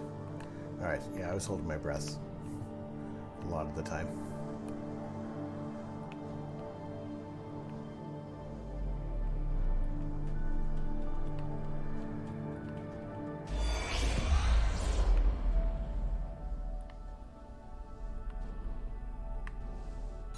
Assembling Section 3C now. Copy that. Do you think we'll finish construction anytime soon? Is the council claiming more supplies each week? I doubt it. I'm surprised Someone we didn't got make this it. past MacArthur in the first place. Yeah. Hey, listen, I'm getting strange readings here from the lunar surface. Are you seeing anything? Just wrapping up. What the hell? All the lights are shutting down. Are you alright, Rolf? What just happened? I can't see a thing. Everything is dark out here. We lost power from the MPT. The whole station is down. Can you find your way back to the airlock? Negative. I don't have a visual. Right. I'm sending Alex to block the airlock doors. Do you see him? I see his flashlight. Heading back to the airlock. What's going on? Everything on the surface is dark. Rolf, not now. What's your ETA? 10 seconds. Make it faster. Once the airlock seals, you'll be locked out. Alex is blocking the door for you, but he can't hold it much longer.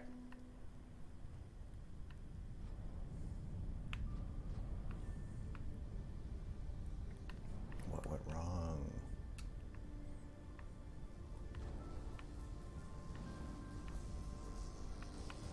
Something sounds dangerous.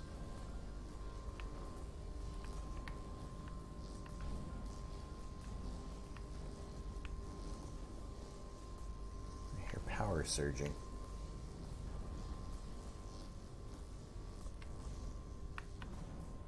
I shouldn't be going backwards.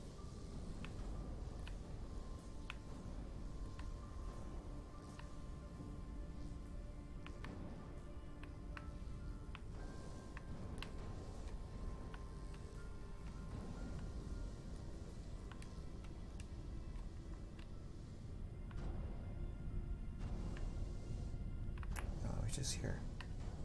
What the heck?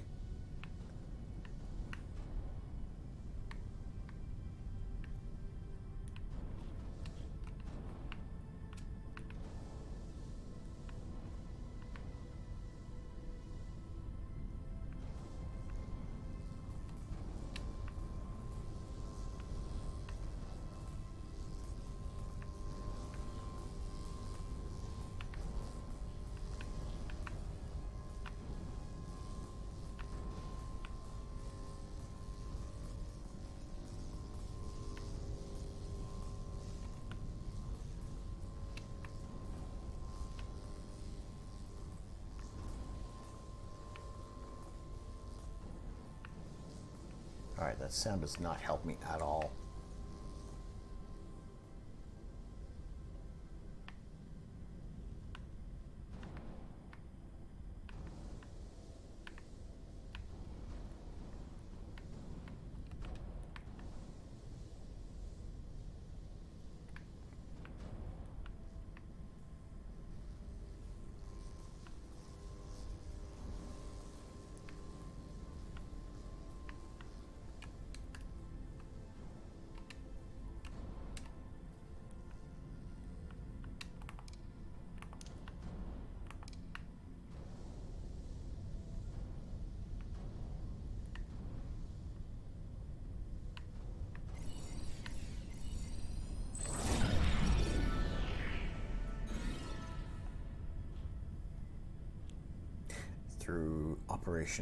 Though operational, the Pearson space station was never completed. Sarah and Rolf oversaw construction of the final wing until Lunar Council member MacArthur suspended shipments of material, such as this panel, diverting all resources to a classified project on the moon. That someone else's agenda caused a massive issue.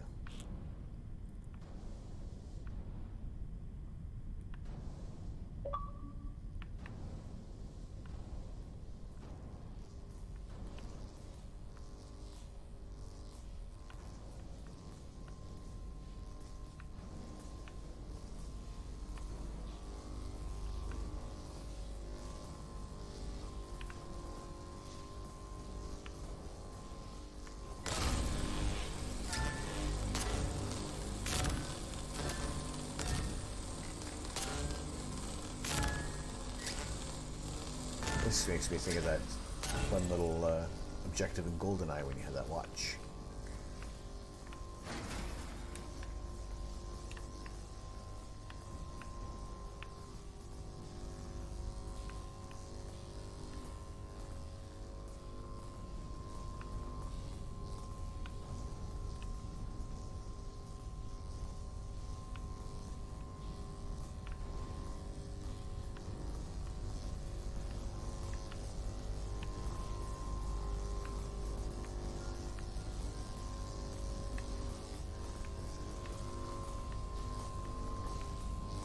I'm guessing I have to navigate through here, not get electrocuted.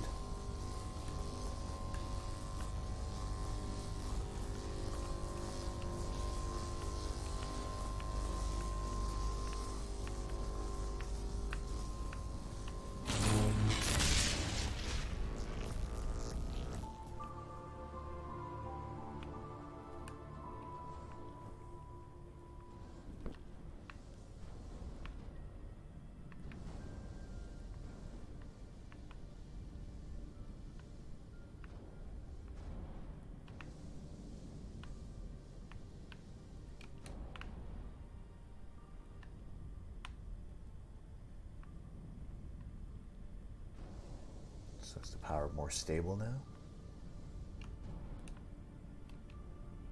And I can go through here.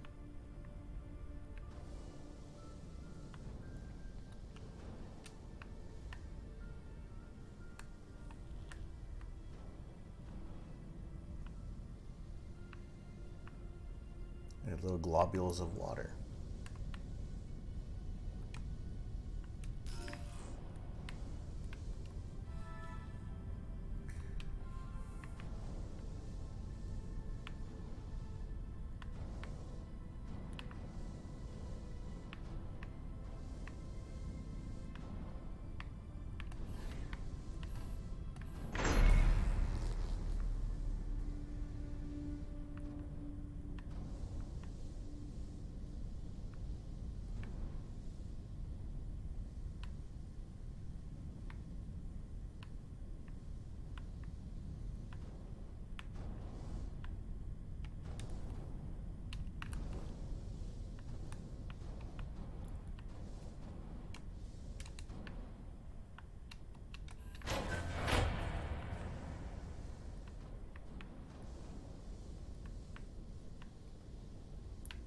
I'll have to get all the reserve ones from out there. Oh, it takes so long to turn around.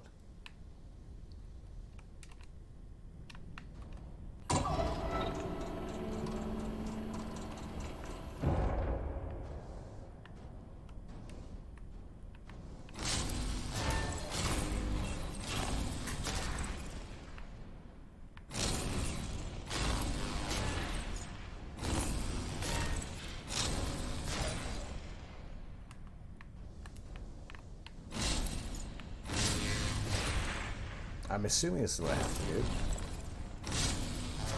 For all I know, I could be making matters worse.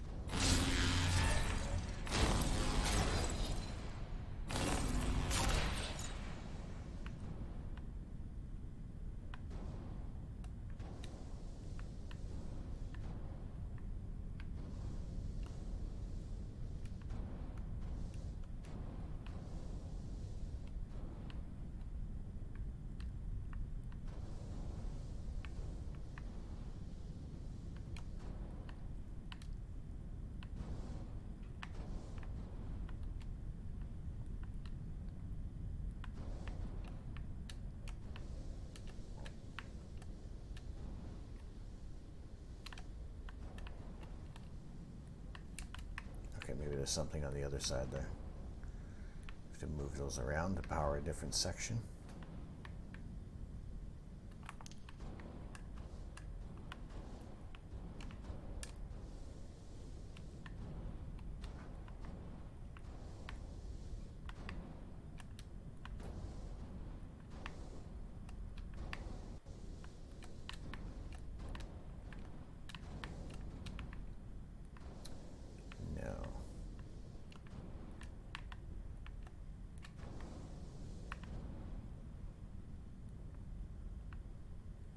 Is there another power thingy that I gotta get?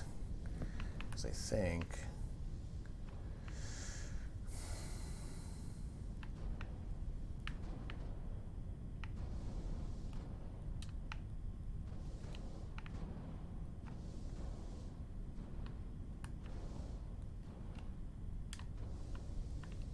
Oh, wait, I see.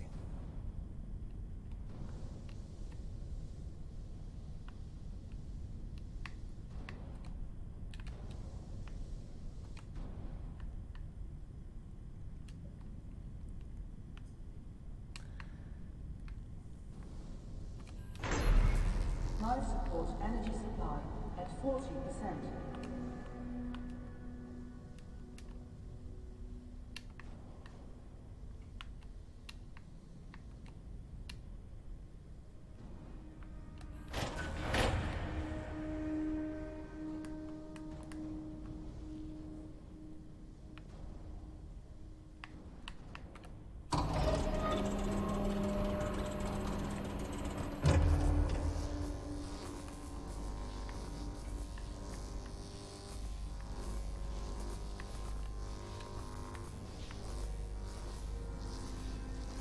What's this? Just...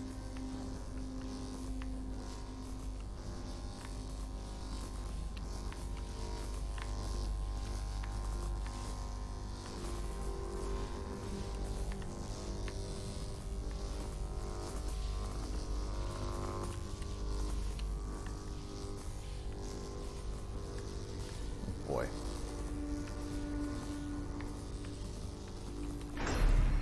Life support energy supply at 20%.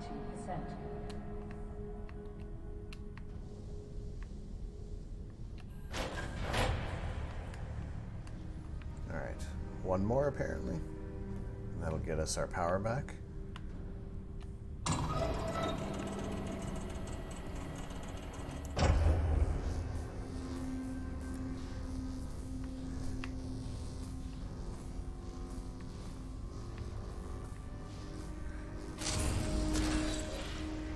Alright, this is fairly interesting. This is deliver us the moon. And I mean, so far it's been a really interesting looking game. Decent puzzles, not too difficult. Overall enjoyable experience. Kind of once I get the power back up there, we'll probably say that we'll call it a successful mission.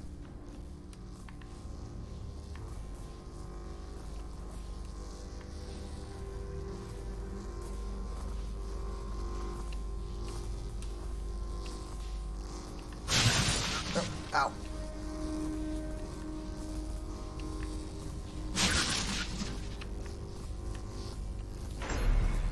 Life support energy supply critical.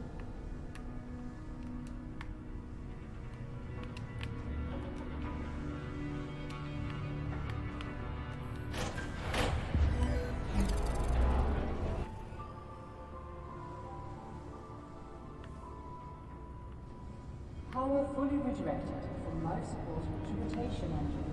Access control center to activate engine. Life support failing.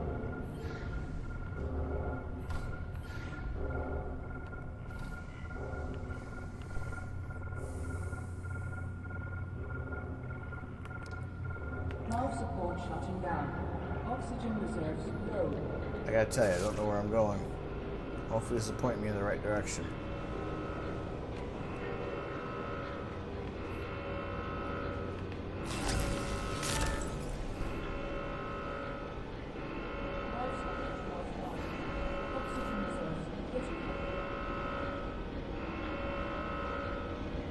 I don't know where I'm going.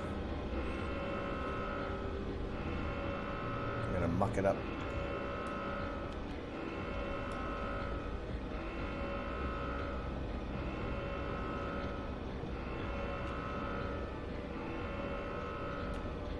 I've mucked it up. I don't know where I'm going.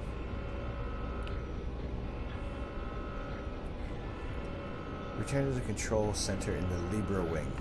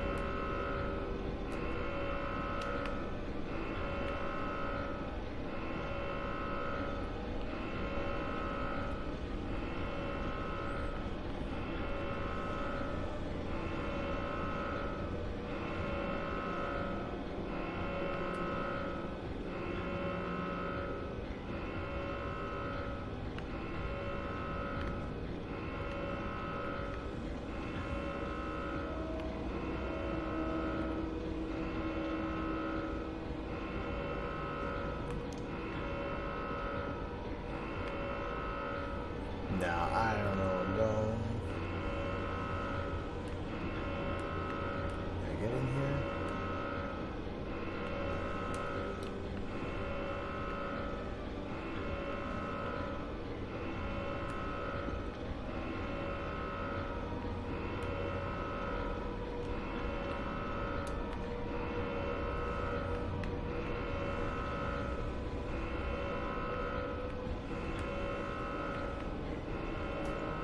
Where the heck did that come from?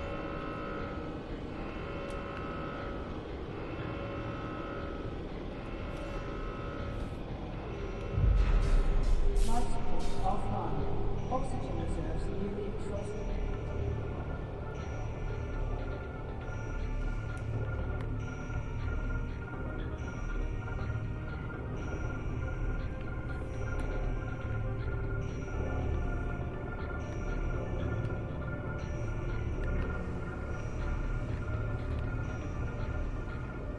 Toilet. I don't need the toilet.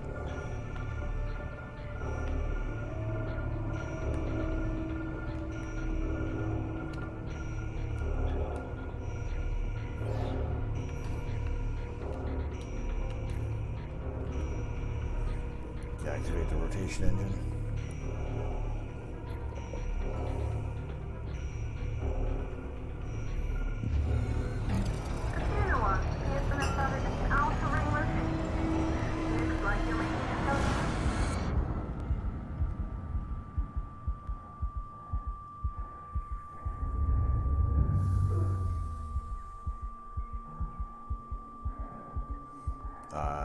This does not seem good.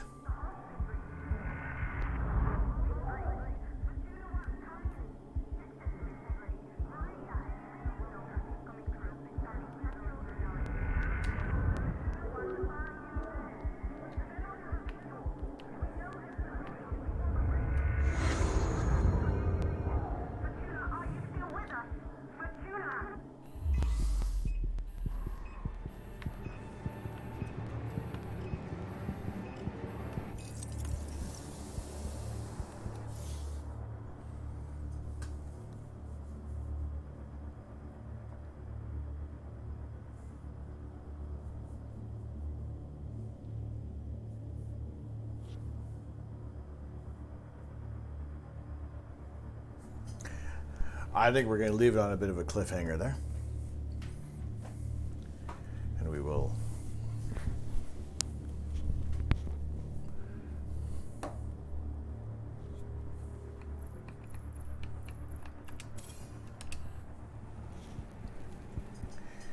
turn that down for a second.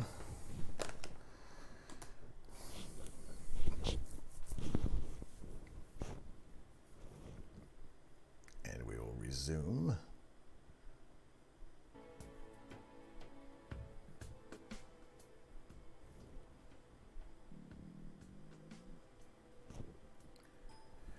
We'll resume the music. So, my goodness, seriously, this has been a very incredible evening. It's been a let's get that one out of there.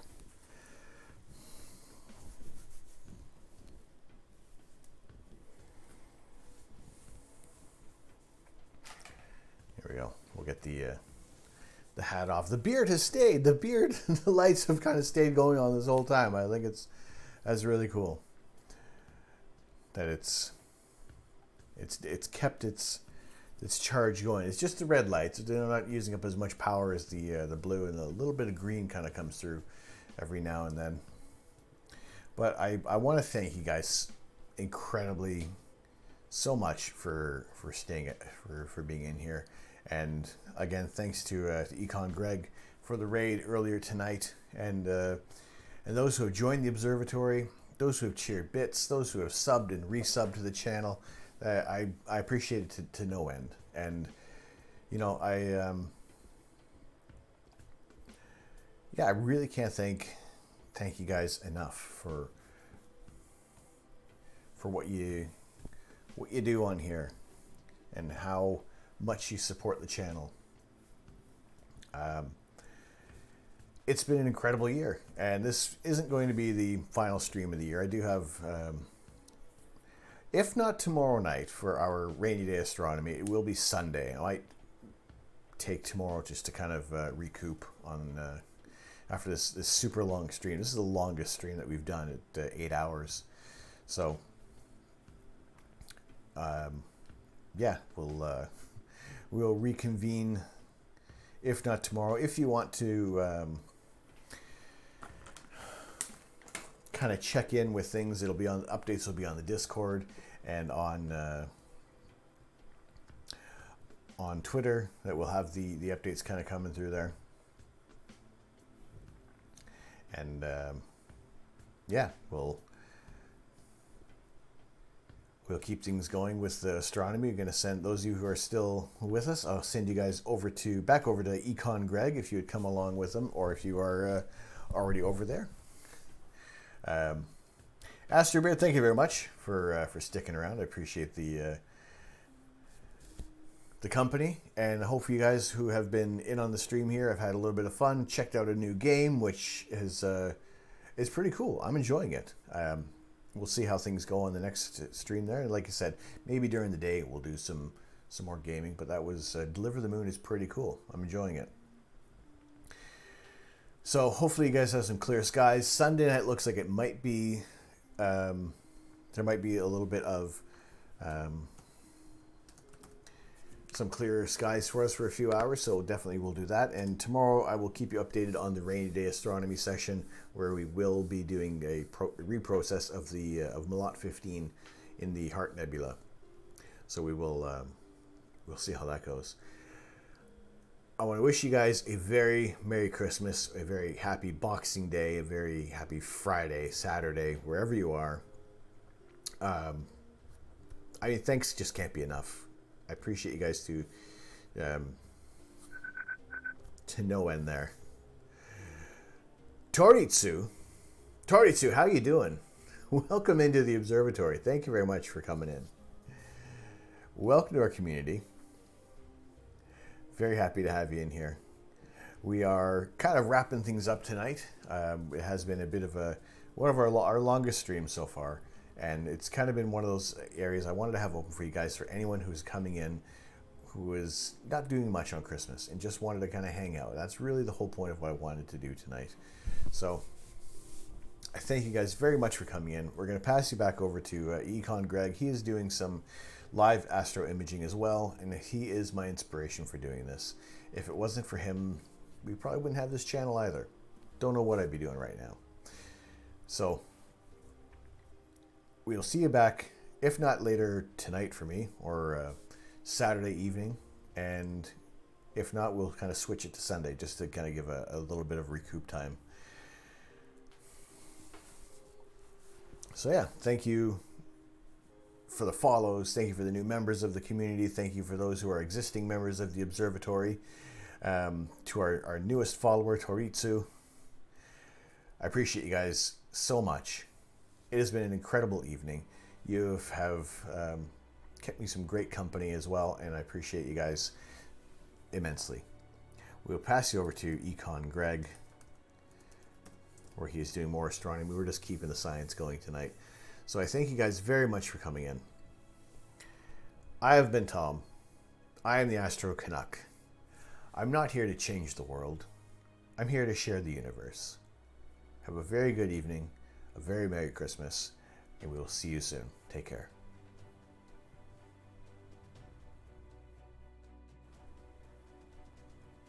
Wait! I didn't hit the... Let's get you guys all collected in here. Oh, all right. We'll have you guys ready. There we go. All right.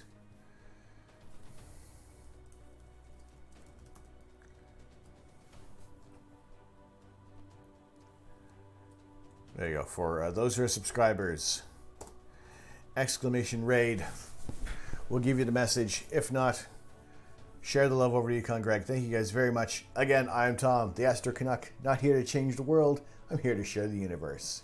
Thank you very much, and good night.